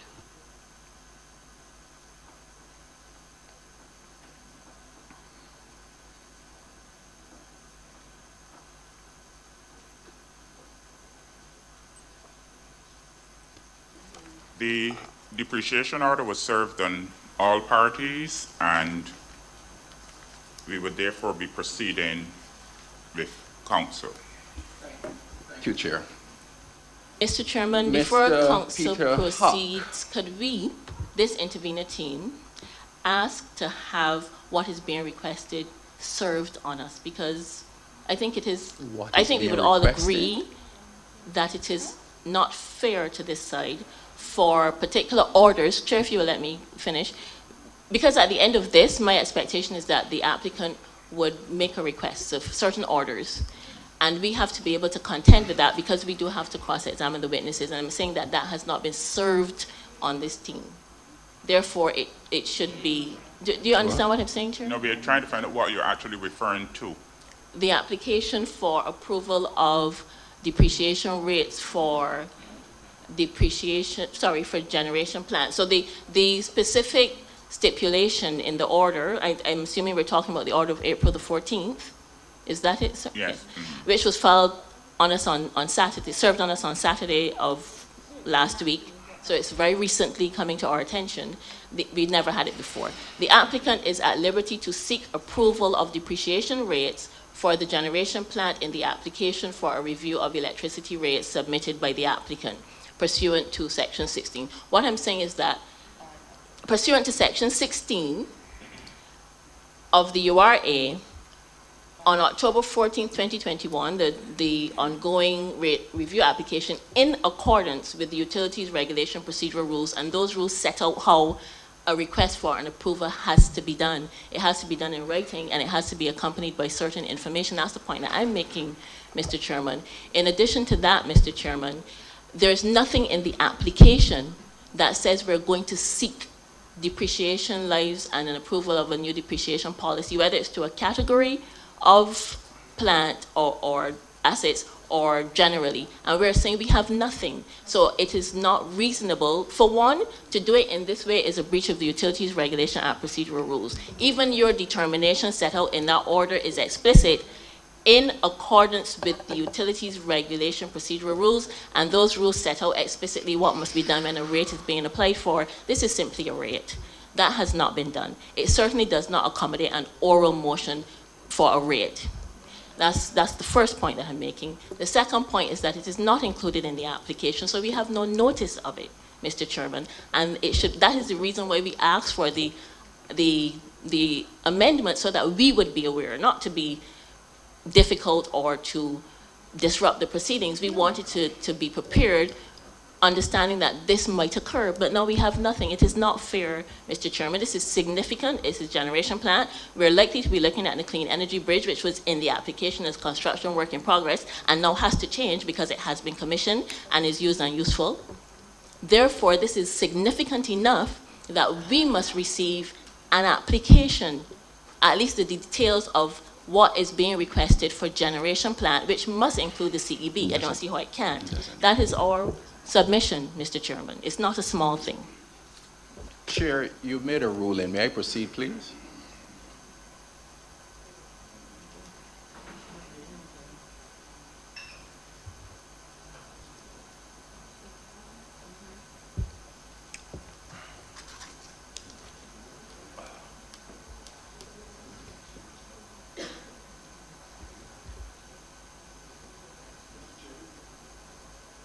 Mr. Chairman, we have submitted a lot, as you know, on depreciation. We know, you've heard us, that the generation is massive. In our opening statement, we indicated that it could not change. Sorry.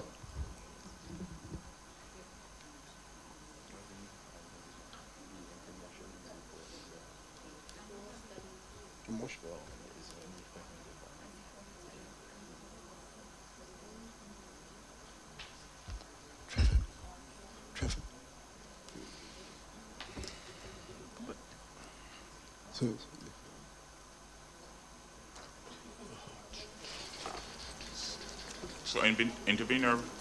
Yes. Watson. Oh, finish first. Watson, we note the information and we will continue with the applicant. Chair, do you think it's appropriate to canvass the other? Chair, could you kindly ask counsel to refrain from the kind of language that he's using over there? But don't you think on the issue being sufficiently significant, don't you not think it is appropriate to canvass the other interveners on this issue as well? Because we are all affected. We're all expected to cross-examine the witnesses on the issue. As I said, it's a technical issue. It is not a small issue. I don't think it can be decided with this kind of speed, Mr. Chairman, without considering everyone's opinion on it. Chair, we Mr. have Chairman? a habit of accepting rules of evidence and practice, and we want specific rules when they suit us, discarding them when they don't, discarding procedure when it doesn't suit us. You have made a ruling. It is not to be revisited. It is not to be asked again. You aren't supposed to be directed what to do. It is inappropriate. First things first, when you chose to deal with it, Chair, I was very settled that you would handle it appropriately, but no one even pointed out. I made no application for any motion. The intervener didn't let me finish my question, but she presupposed what I was going to do. You can't presuppose what I'm going to do and object on your presupposed position. And you have made a ruling. Can we get ahead? Stop delaying the proceedings. Stop seeking to adjourn the proceedings. Stop going back to motions you have lost to try and make it from a different angle. This is a waste of time and a waste of money. Chair, can I be Mr. permitted to respond? Because he's accusing me of a lot of things that in another forum I might choose to take up differently. However, this site has not chosen to try to delay anything. We asked for this in April. So if there's any delay, the delay is on the company's side. They would have known from April the 14th that they wish to make an amendment to their application. And from then until now, they have done nothing to indicate that. Not to the Fair Training Commission, as far as I'm aware, certainly not to anybody sitting on this side of the room. And we have asked repeatedly up until whenever it is that we heard our submission. And again, we filed that on the 9th of September. The applicant always had the opportunity to reply to that filing. They did not do that, Mr. Chairman, and now they're coming to jump us with an application on something that represents 57% of the depreciation expense. Generation plant. This is not a small thing. I do not see how it can be dismissed in this fashion by the applicant, Chair. I'm not saying that you're dismissing it. We are simply asking to be treated fairly, to understand according to the utilities regulation procedure rules, and you will recall that it is this team that is constantly reminding the chairman that we are not slavishly following rules of evidence, but that there is a legislative requirement. That requirement is set down in a statutory instrument. It has the force of law. It cannot be ignored by the applicant. And I would suggest to you, Mr. Chairman, it cannot be ignored by the Commission either. And the law is explicit as to what has to be given when a rate is being applied for, which is what depreciation is. It is a rate, principal, measurement, whatever you want to call it. It falls within the definition of a rate. That is all that it is. Not just an expense, it's a rate, it's a formula. And that falls within that definition. Therefore, when you're applying for a rate, the law says how it must be done and what must accompany it. That is what we're saying. That is all that we're asking for the law to be complied with. To proceed with an oral amendment to their application in relation to a rate would be to breach the law. That is our submission, Mr. Chairman. Mr. Chairman, if I can, please. We all know that depreciation is massive. Only this morning, we point out that the net book value of the generation is $264 million.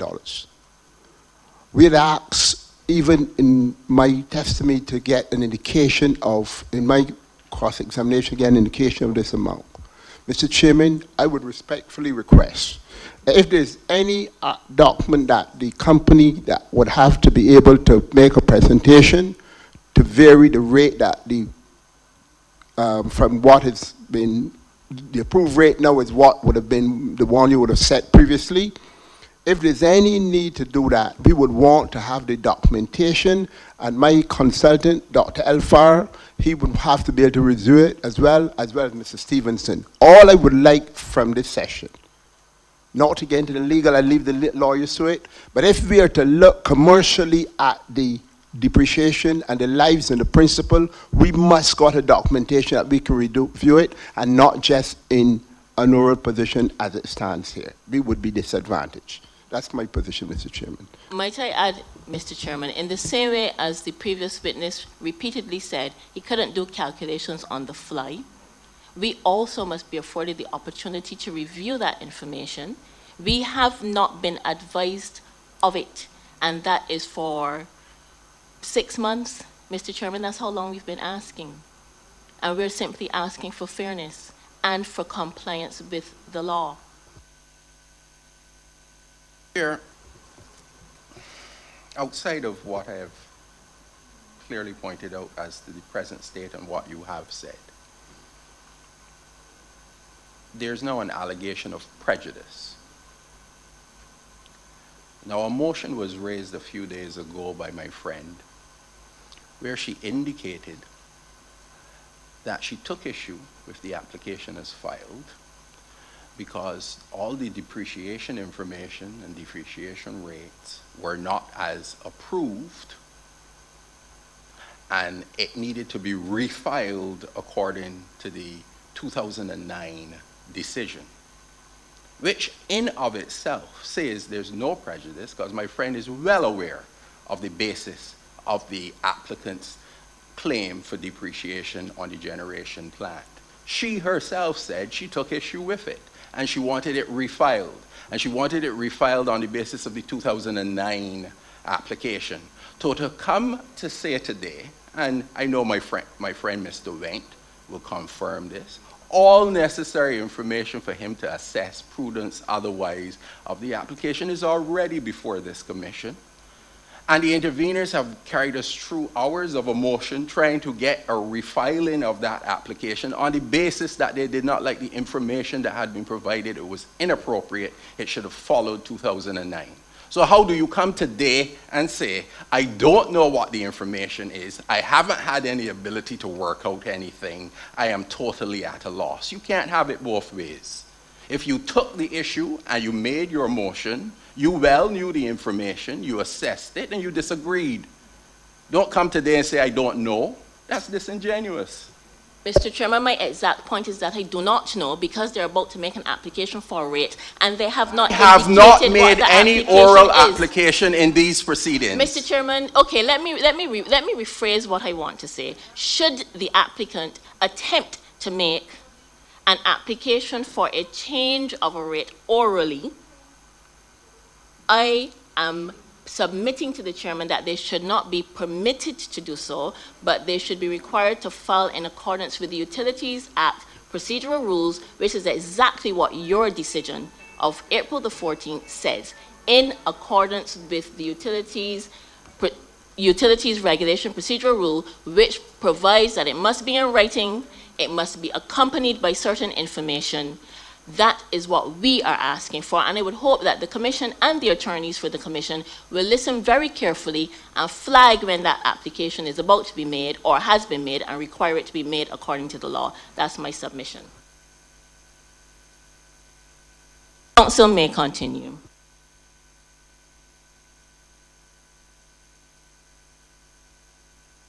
Mr. Chairman, I'm not going to the legal side. I want it to be clear that as far as we are concerned, the depreciation expense for we have no problem with the transmission distribution nor the general plan, because what is used in the application is exactly what the Commission approved. So that's not the issue for us. The issue for us, though, is that if we are to then examine my expert, Dr. Alfar, and our team are supposed to examine what is going to be proposed to justify the rate for the generation, we will want to have documents in writing that we can go through them and analyze them, and that's what we're looking for. I leave the other arguments to the lawyers.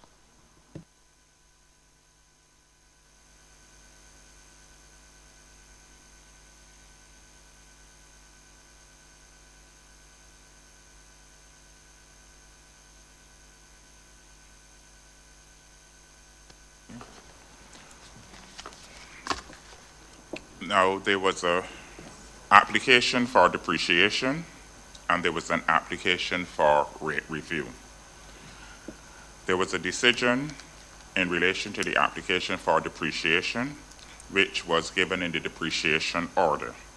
And the depreciation order stated that 2 rates were approved and that the other rate was to be determined during this rate hearing.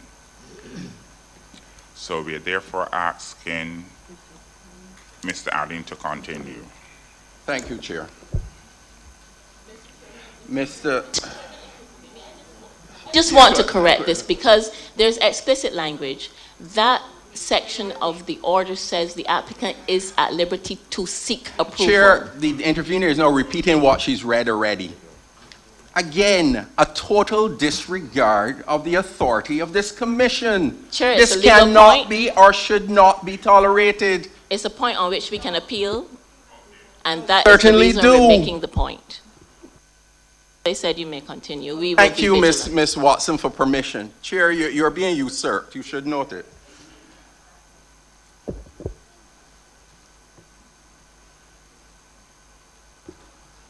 Mr. Jennings, your co-panelists prepared a study on depreciation as it relates to the GTO2 plant. In doing so, he referenced certain capital investments made by the Barbados Light and Power Company. Could you advise of the manner of the Light and Power's determination of what constituted capital investments, and was there any verification of that determination? Yes, so as I stated earlier, the applicant uses the International Financial Reporting Standards, and those standards contain criteria for determination as to what is capital and what is expense. As the expenditure is made, we assess whether it meets the criteria of capital or as operating expense. and we record it as such, and we provide that information to the external auditors, Ernst & Young, who review that information and they audit it independently. So that the information that would have been supplied to Mr. Huck would have been that audited information.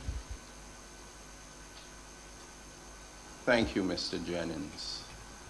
Chair, the panel is tendered for cross-examination.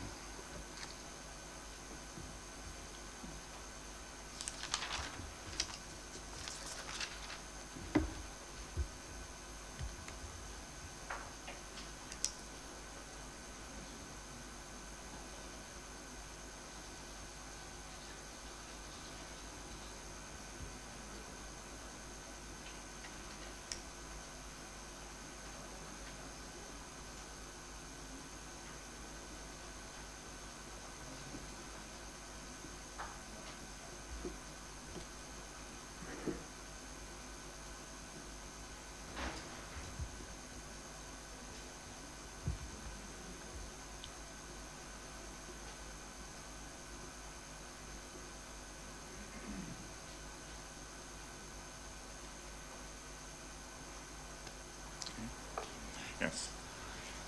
In your calculation of the generation rates for the spring garden steam buildings and LSD number 13 building, you haven't calculated any depreciation expense. Can you explain why that is? Just a moment, let me see if I can find the...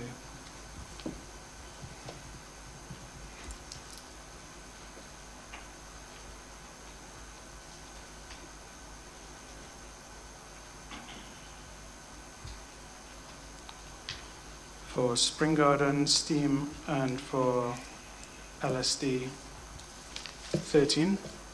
Mr. Chairman, where could 10-13. Where could we follow that, Mr. Chairman?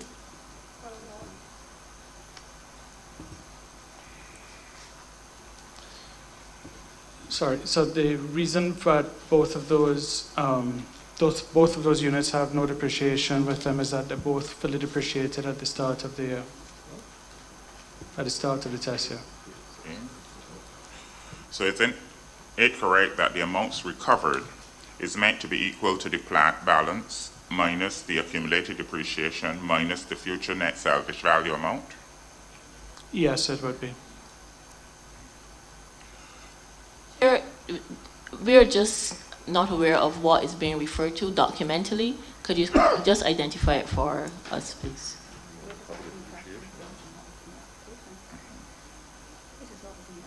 This is based on what was in the application in relation to Could you just give us a page number or reference, just so that we are sure what we're looking at? That we're looking at the same thing. Mr. Jennings, could you assist the intervener, please? Sure, I'm looking at Schedule C2 of the application. Thank you. You're welcome.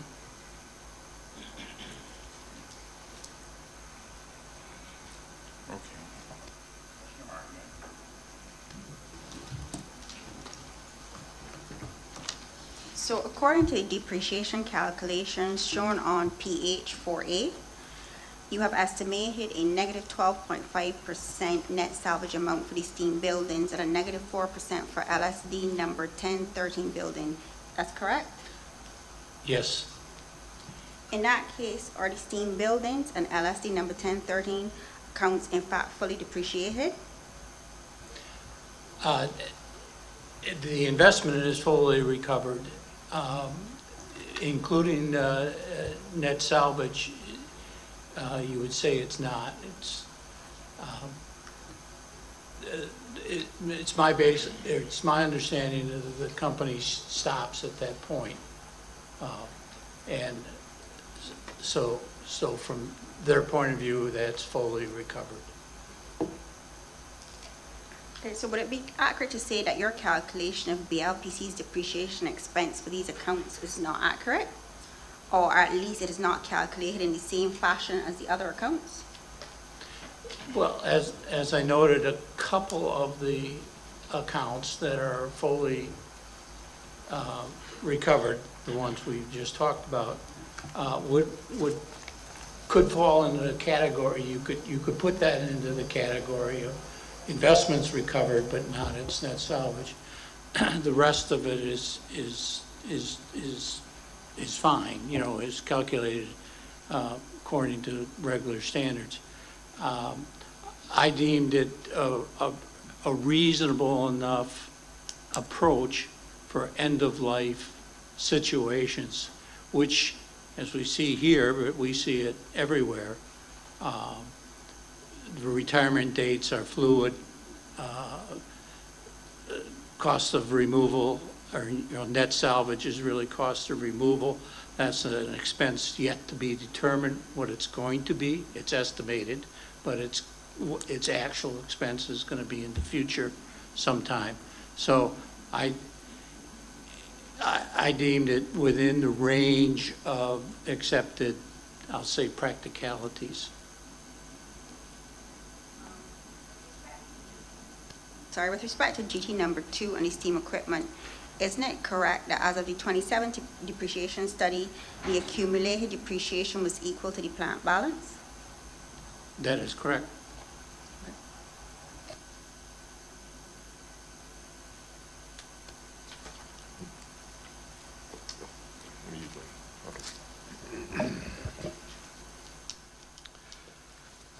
Would it be accurate to say that back in 2017, in the 2017 study, your expense calculations suffered from the same deficiency as we just discussed regarding the exclusion of net salvage? I would not, with all due respect, call it a deficiency, but it would definitely reflect the same end result, practicality.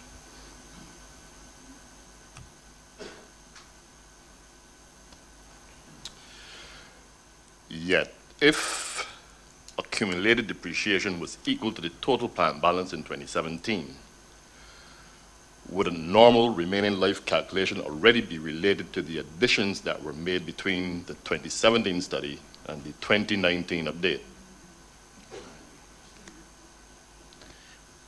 Well, if I understand the question, with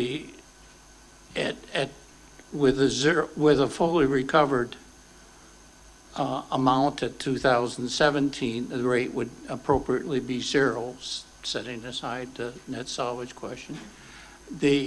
You add investment in 2018 or 2019 and do a 2019 update, then it follows that you're going to have a non-zero depreciation rate for that 2019 update.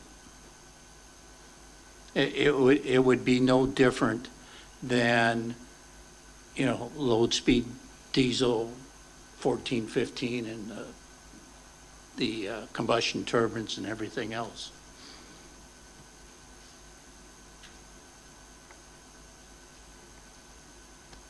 Okay, we'll get back to you with some additional questions that we have in relation to depreciation and the accumulated depreciation. So I will allow some of the interveners to cross-examine at this time.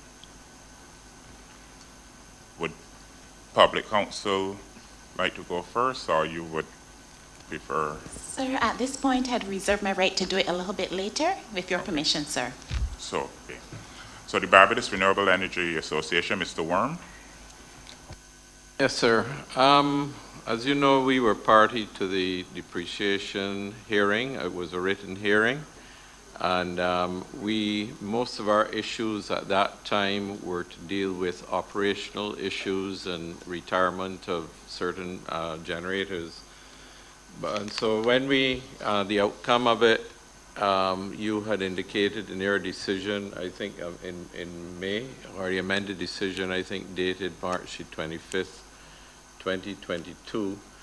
And we were actually surprised that it had ended without the conclusion of the of the rate for generation. And so when you said that you would be dealing with it at this on this hearing, we assumed that it was just to get clarification and then move on. So we like you brought up some very good points in the discussion or in your order. Mr. Worm, you have a question for the Yeah, witness? the question is, when are we, to you, sir, when are we going to deal with your particular questions? Because I think I would like the answers to those. The questions in it about the changing in life between the 2017 study and the 2019, or would you like me to proceed and just ask that question? Yes. Or are you going to, okay. Okay, in the decision that the Fair Trading Commission had made on March 22nd or 25th, 2022, they had indicated a change in lifespans from a significant change between 2017 study and the 2019 study for both of the issues, the generation plant, Sewell, and the steam plant.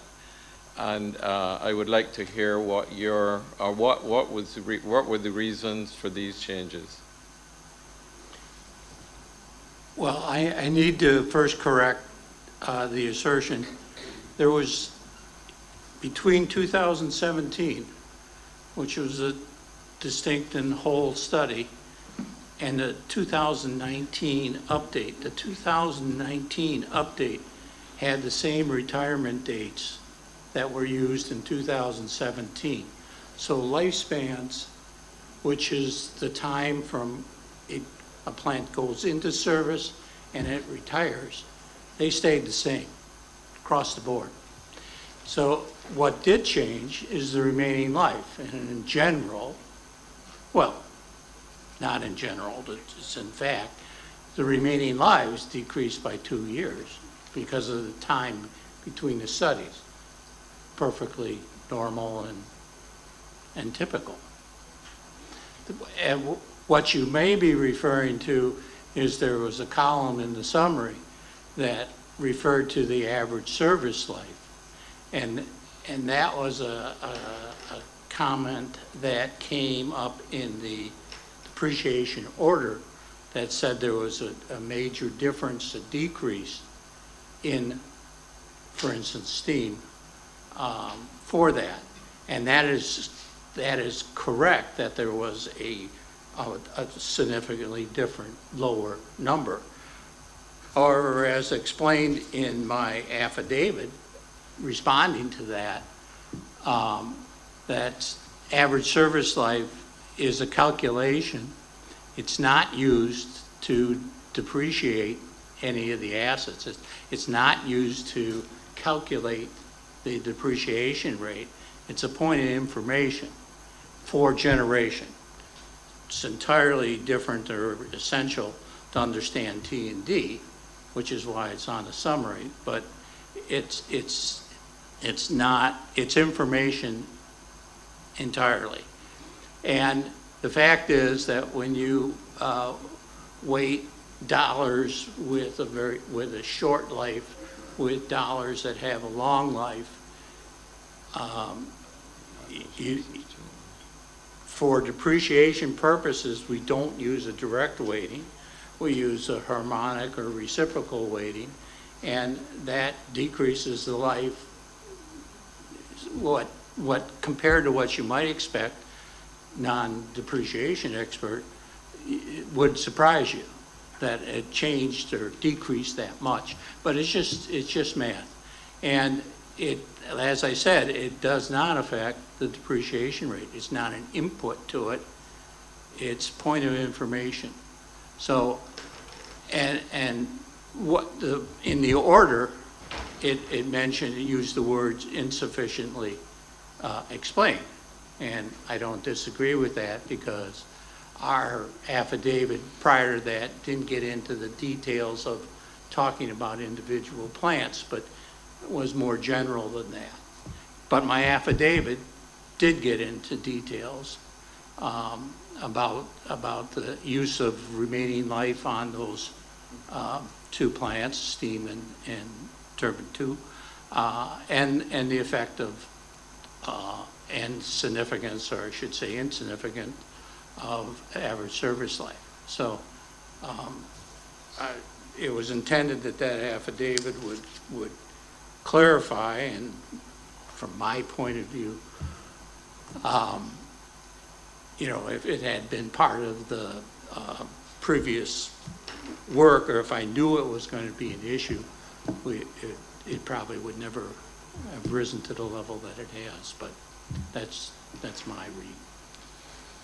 So what I gather from your, and let me know if I'm correct, what I gather from what you've just said is that it was just a matter of aggregating everything. It looked like it was significantly different, but when you deal with them on an individual basis, you're quite comfortable that what you have proposed was accurate, and you have not changed it it was just the explanation that was not clear, and not that there was any error in what you have done. Is that correct? And that is correct, because the same methodology of 2017 and every other study I've ever done was followed, and the remaining life method was appropriately applied, which is essentially based on unrecovered investment and divided by remaining life. So that part was always consistent. It just was zero in 2017 because basically you're dividing zero by some remaining life is zero. So I guess to be accurate, it's not that the 2017 did not have a depreciation rate. It has a depreciation rate of, recommended depreciation rate of zero. Okay, thank you. Thank you, sir.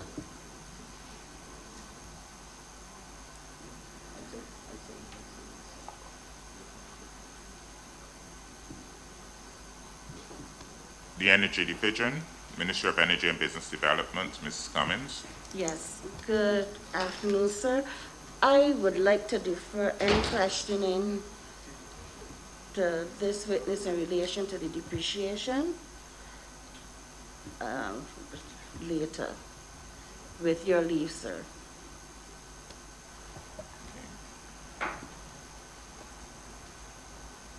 Ms. Watson and Mr. Simpson, you.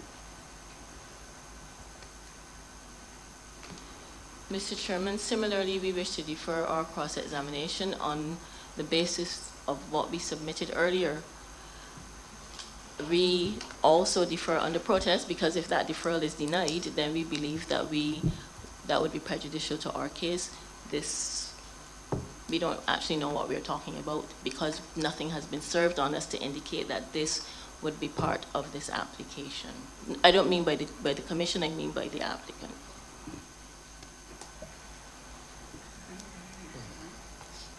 Mr. Wendt?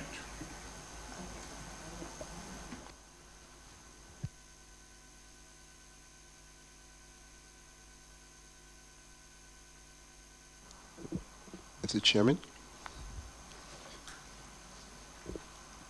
I always be in a position that nothing is going to stop the show. So here's what we said, that if we have to want to have detailed discussion on the proposal for a change in the generating plant from what was approved, then we would need some written documentation. We saw the schedule that we have it open here before us for 691. I've just contacted Ali. Only just now you saw your contact told me, look, they got the zone fix, it's going to be ready for tomorrow. So Dr. Alfar won't be able to make any interjections for today. We will do that tomorrow. But I can start by asking a few questions that would get us ready then for tomorrow fully.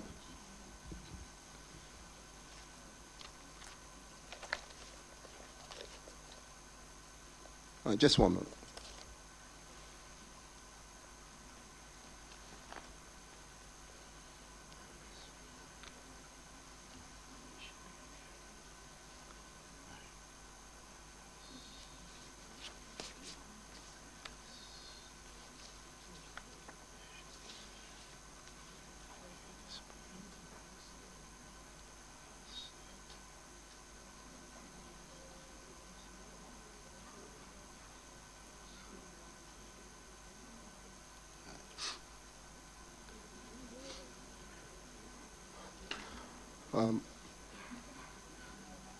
So I'll go with Mr. Huck first because we're gonna want to get in. And we were not, unfortunately, we were not part of the depreciation study. That depreciation application, as you would know. So, Mr. Huck, are you aware that the depreciation rates used by the applicant would have been what was used in the financial statements of the company? The depreciation rates used in the application are what the ones that were used in the company's published accounts. Sir, I do believe that Mr. Jennings answered that question earlier in clarifying the situation to you. So is Mr. Huck, I'm just asking if you're aware. I don't want to be, you're the expert.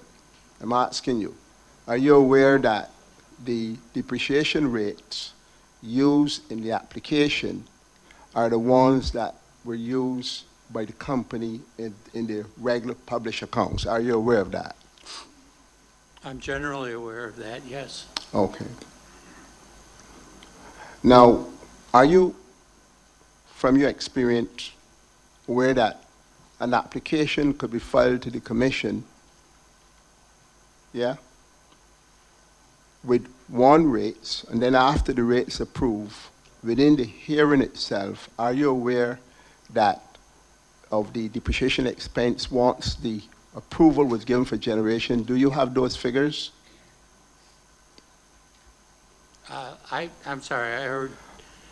Since two you know that the questions. rates are different, I'm asking, do you have the depreciation based on the approved rates?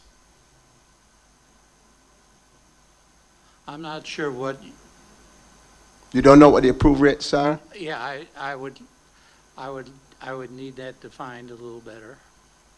You would need to, I'm not sure when you say approved rates, what rates you're talking I'm about. talking about the approved rates for the rates that were approved for generation, because if the requested rate was not approved, it means the existing rate would have been approved. Are you aware of that?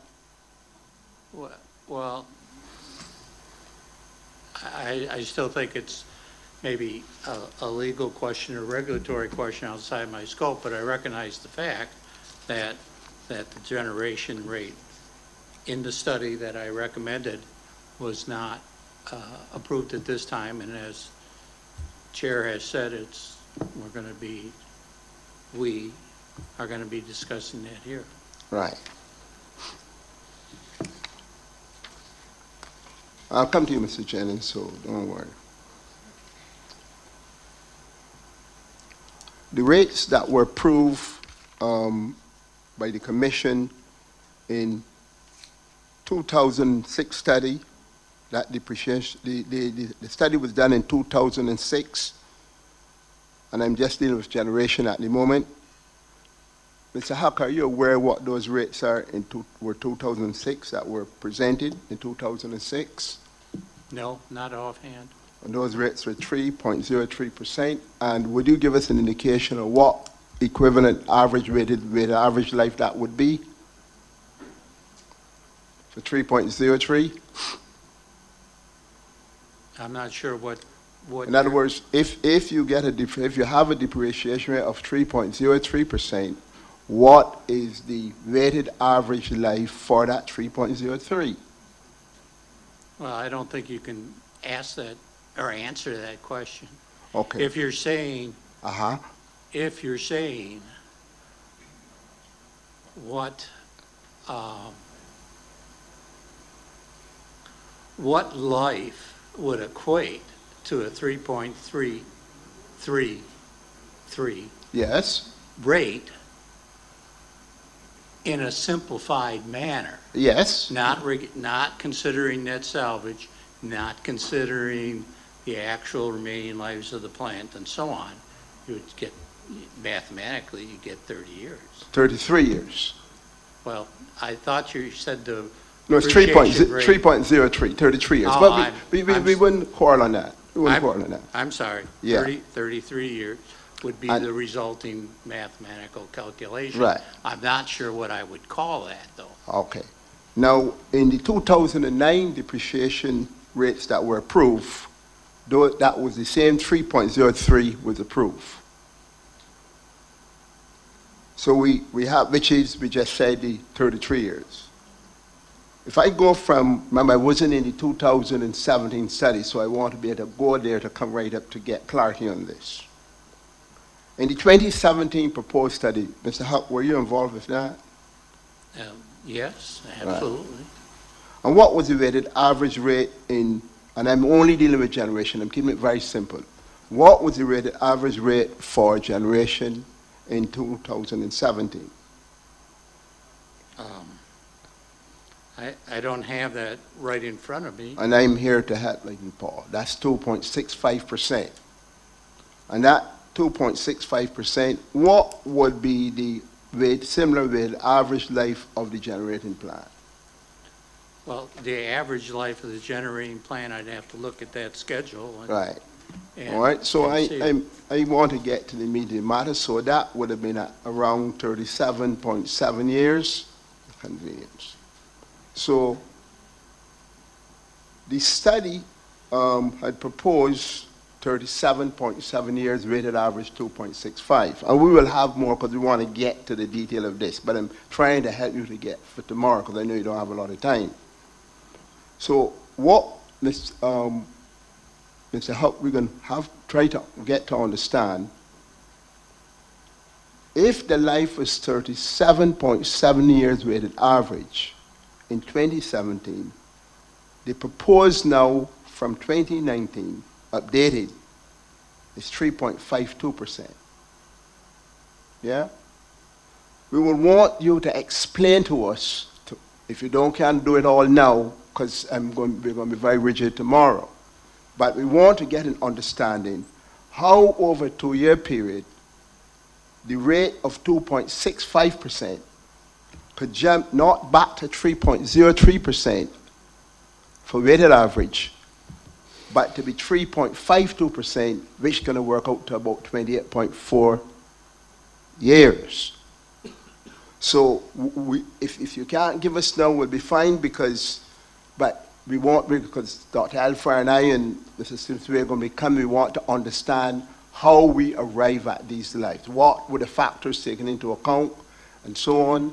So just so that we get efficient. Okay. Do you have that information now?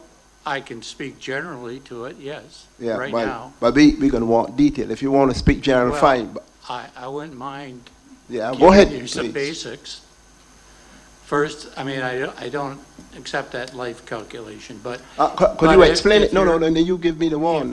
If you're asking, which I think you did at one point, asking what factors could cause the rate to increase in that 2-year period. Yes. The actual rate is going to be based on changes in the retirement dates, which I said were none. So that by itself is not a factor. But it is greatly affected by the investment. So we know there's at least, which one? I get them confused, solar or battery. You know, one was added. So you have new investment and it had a relatively short life. So that's going to increase. There was the $10 million or so invested in steam equipment. That had to be recovered over a very short life. Was that 10 the steam plant or that was in the SP? I mean, you tell me. I think, I wouldn't hold you to your numbers now because I know there, but I think the numbers were different from what you're saying. But well, and again, I hope I got the right numbers, but I think I do. But it was investment in steam equipment. I'll just leave it at that. And that had a life of about 4 years. So it's going to get in essence, a 25% rate. So that's going to increase depreciation. There were investments, of course, there's some retirements, but on average, there was investment in other plants also, the low-speed diesels and combustion turbines and so on. And every time, from every study, from one study to the next, all things being equal, such as the retirement dates, which is the key number, Yes. key factor, one of the key factors. If that stays the same, the rate is going to increase between studies because you're making additional investment, interim additions, and instead of having, say, 30 years to recover it, you only have whatever the remaining life is, 5 years, 10 years, 15 years. So it's going to increase your depreciation rates, all things being equal. So it doesn't, speaking generally, but I think it applies here, it doesn't surprise me that the rate would go up. Now, there's other factors too. Obviously, what the accumulated depreciation does between the 2 years, that has an effect. Under normal conditions, it wouldn't have effect, but sometimes there's large retirements and other entries to the depreciation reserve, accumulated depreciation reserve, and that will affect the unrecovered balance at your study date. So I don't want to ignore that, but that's a harder one to be categorical about.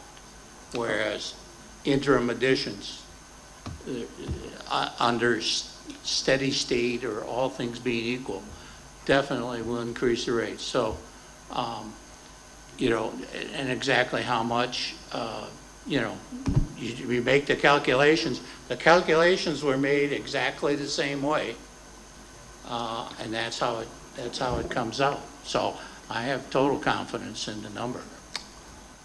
Mr. Huck, I'm understanding you for the existing plant, would I be correct, that there were additions to that plant? And I'm understanding that the additions then are being given the exact same life that would be remaining on the existing plant. So I have a plant that I have investment in it, and I've gone and I spend, what, 15 million? And what I'm understanding from you, that 15 million, then you're saying that the same remaining life would be applied for the new equipment that I spend into that asset. So if it is the steam plant, as an example, and you refurbish and put new stuff to extend that life, are you saying the life that you assign to the new portion would be exactly what the whole would have had prior to the addition?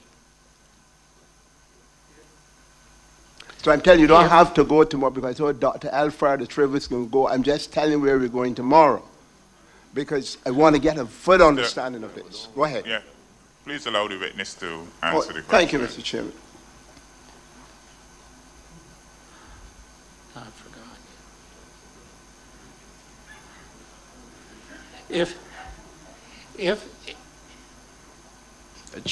an investment, I got it. Can I have? If the investment was made at an existing plant. Yes. And as is the case, probably most often, the retirement date does not change for that unit. The remaining life of the existing investment as well as the new investment would have the same remaining life.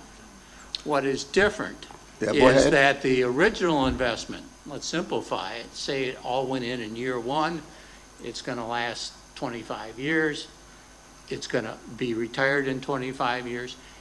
That's being depreciated, in essence, over 25 years, 4% rate. So the new investment, if it only has 10 years to go, remaining life until retirement, is going to have a 10% rate. You weight those together based on the investments, and you get a number greater than 4%. Mr. Chairman, sorry, Mr. Huck, sorry.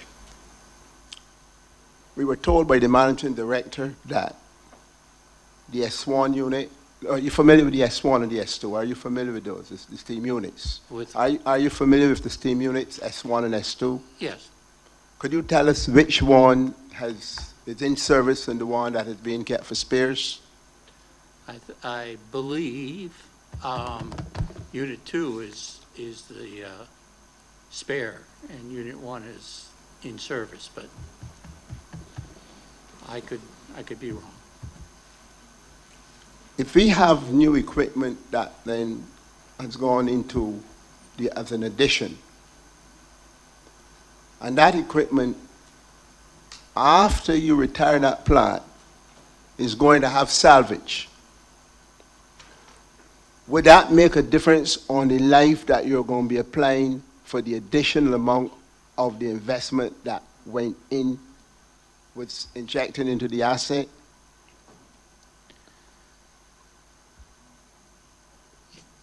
Yes, under normal conditions and for the typical unit we're talking about, net salvage is part of the rate.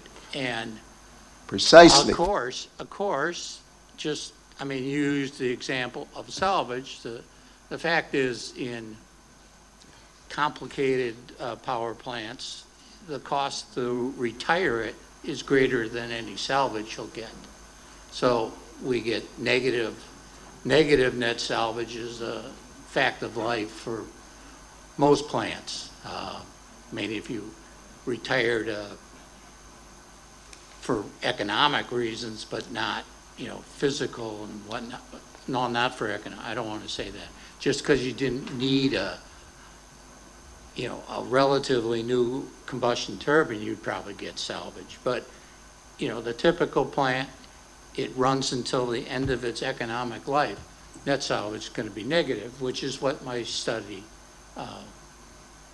used in calculating the retirement recommended rates.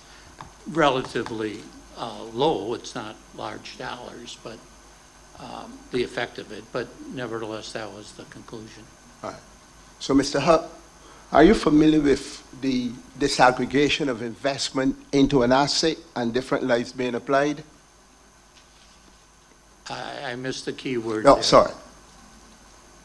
Are you familiar with disaggregated parts of an asset with different lives being applied? Well, yes, and generally, yes. Okay. So I've heard you said to me that the additions, which would now is disaggregated in the plant, I'm trying to get an understanding as to, since you're familiar with disaggregation, you're correct, where you're assigning different lives depending on that subsection of the asset within that it's been added, recognizing that you're spending, for example, if in the case of $15 million, it would mean then that options available, since we're using remaining life, would include disaggregated lives for the addition of the plant. Has that been considered?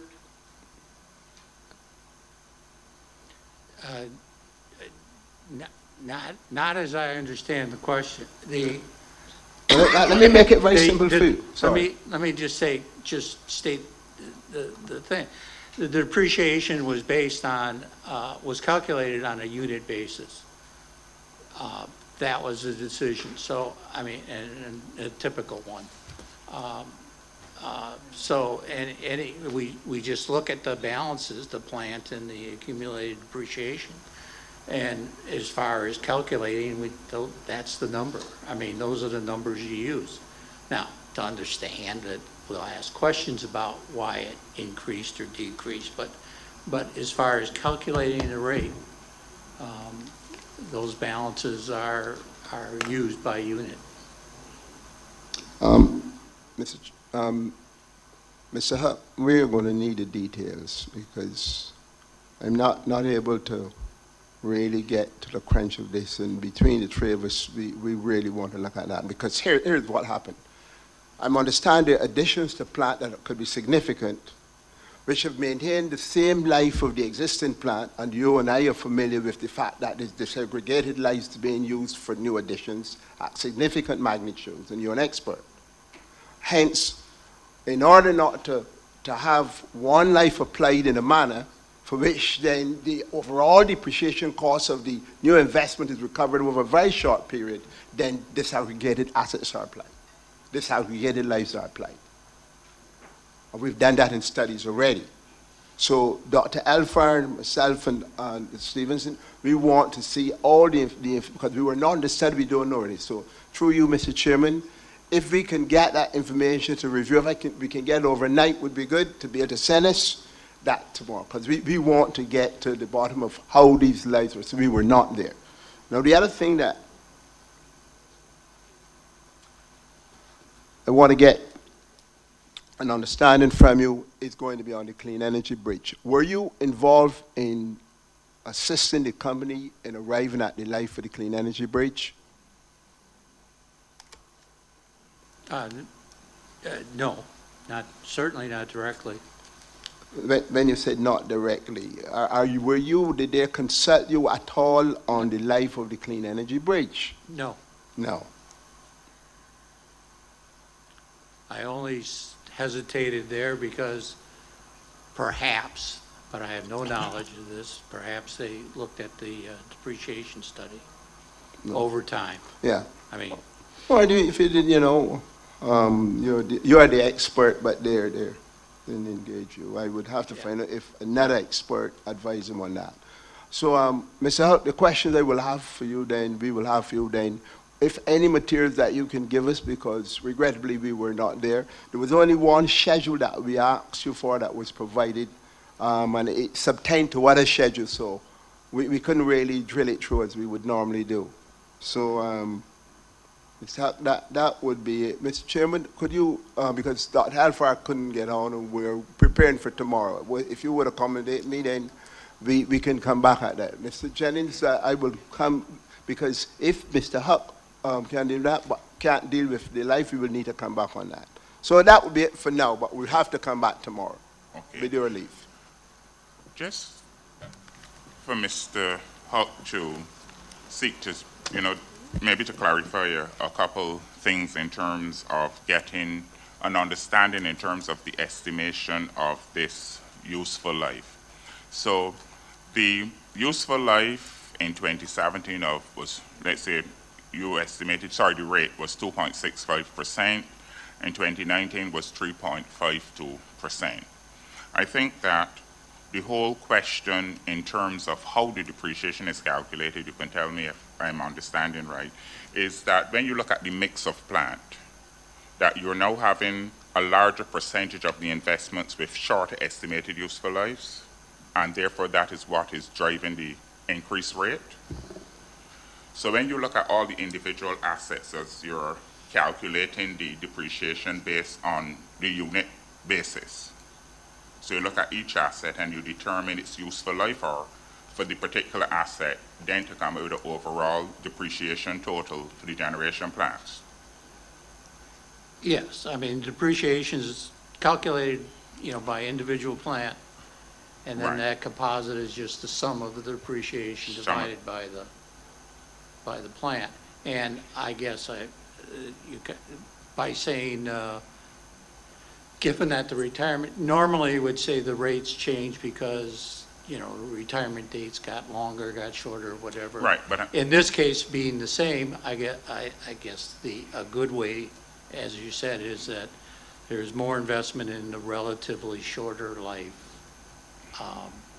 categories than it was in 2017. Right, so that's what I'm asking. If based on your analysis that you recognize that there's a larger percentage of assets in the plant mix that have shorter useful lives, and therefore that could impact the rate.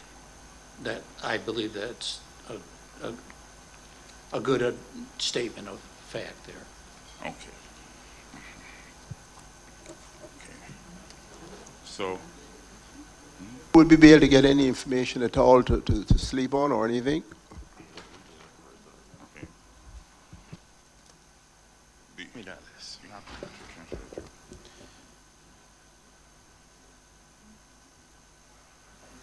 Open them up to the things.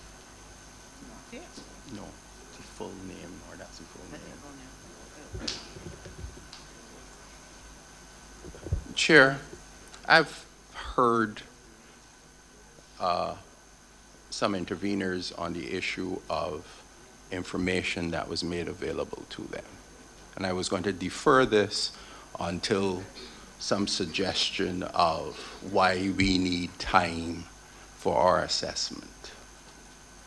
In a response to interrogatories dated August 25th, July 22nd.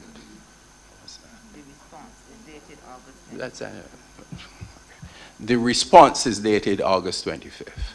So we are talking about over a month ago.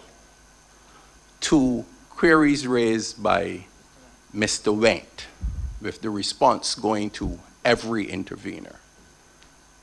There's an affidavit of Mr. Huck dated March 26, 2021. I am seeing certain abbreviations: BLPC plant accounting, presentation to external shareholders, depreciation rate study final, that's the 2018, depreciation study factors, regeneration, 2017, net salvage value, 2017. The affidavit of Mr. Huck with 1 attachment, the exhibits relating to generation and the depreciation study 2017, the Excel spreadsheets as was requested. Now, this information was all supplied to Mr. Wendt. For him to indicate and ask you now about when can he get information, as if he does not have the substantive information relating to the depreciation assessment, is not accurate. And to the extent that this information was served over a month ago, I don't know that any intervener can say that they have no information on which to make an assessment of the depreciation application within the substantive rate application. So when my friend says, when can he get information? He got it on August 25th, 2022. I didn't think they would. Mr. Oh, you want to go first? I'll always Chair, default to my we lawyer. thank counsel for pointing us to the interrogatory, but can he point us to the application in relation to depreciation of generation plant contained in this current application? We just want the reference. Chair, the statement was that the parties have no information on which to make an assessment. Mr. Wendt, and I specifically referenced Mr. Wendt, who before I spoke looked to you, Chair, and asked, when can I get information? That's what I am referencing.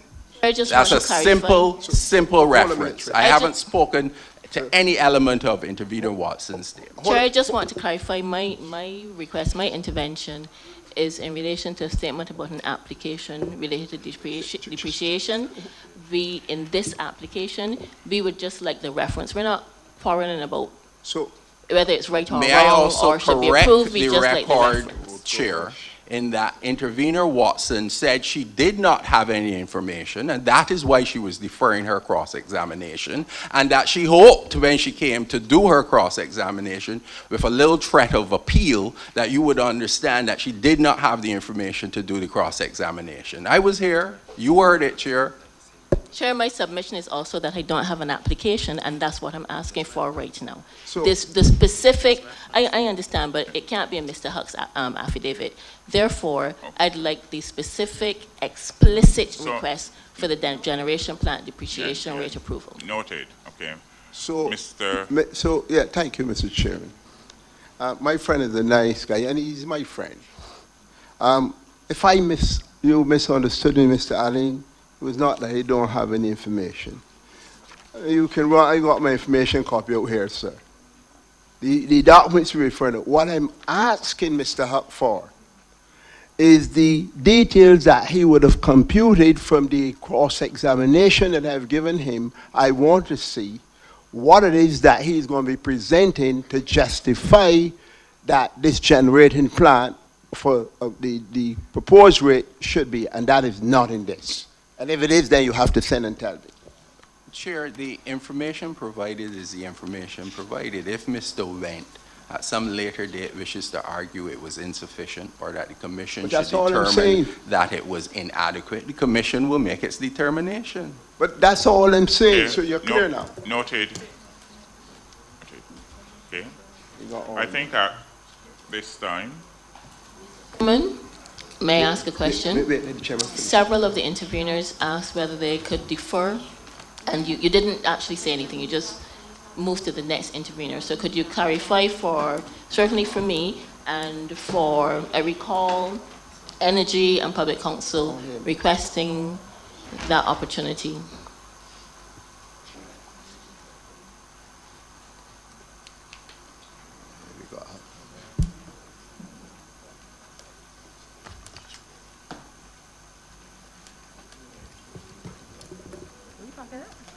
okay, we'll take a short recess and we will return to discuss the issue.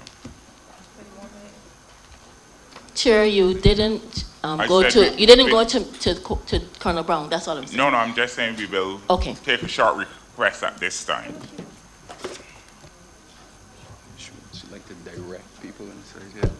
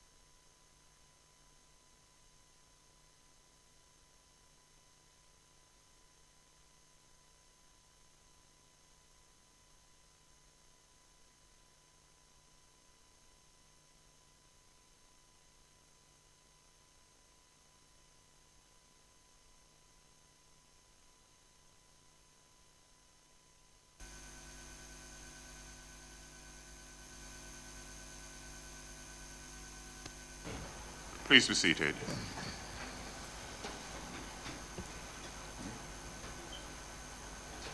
Before we adjourn for the evening, we just have a statement to make. The panel is gravely concerned with the manner in which the proceedings are currently being conducted by all parties involved. The lack of respect for the panel, their rulings, the continued arguing with the panel, the manner in which the panel is addressed is a cause for concern. We would therefore like to request that from this point forward, all such behavior shall cease and desist. Thank you.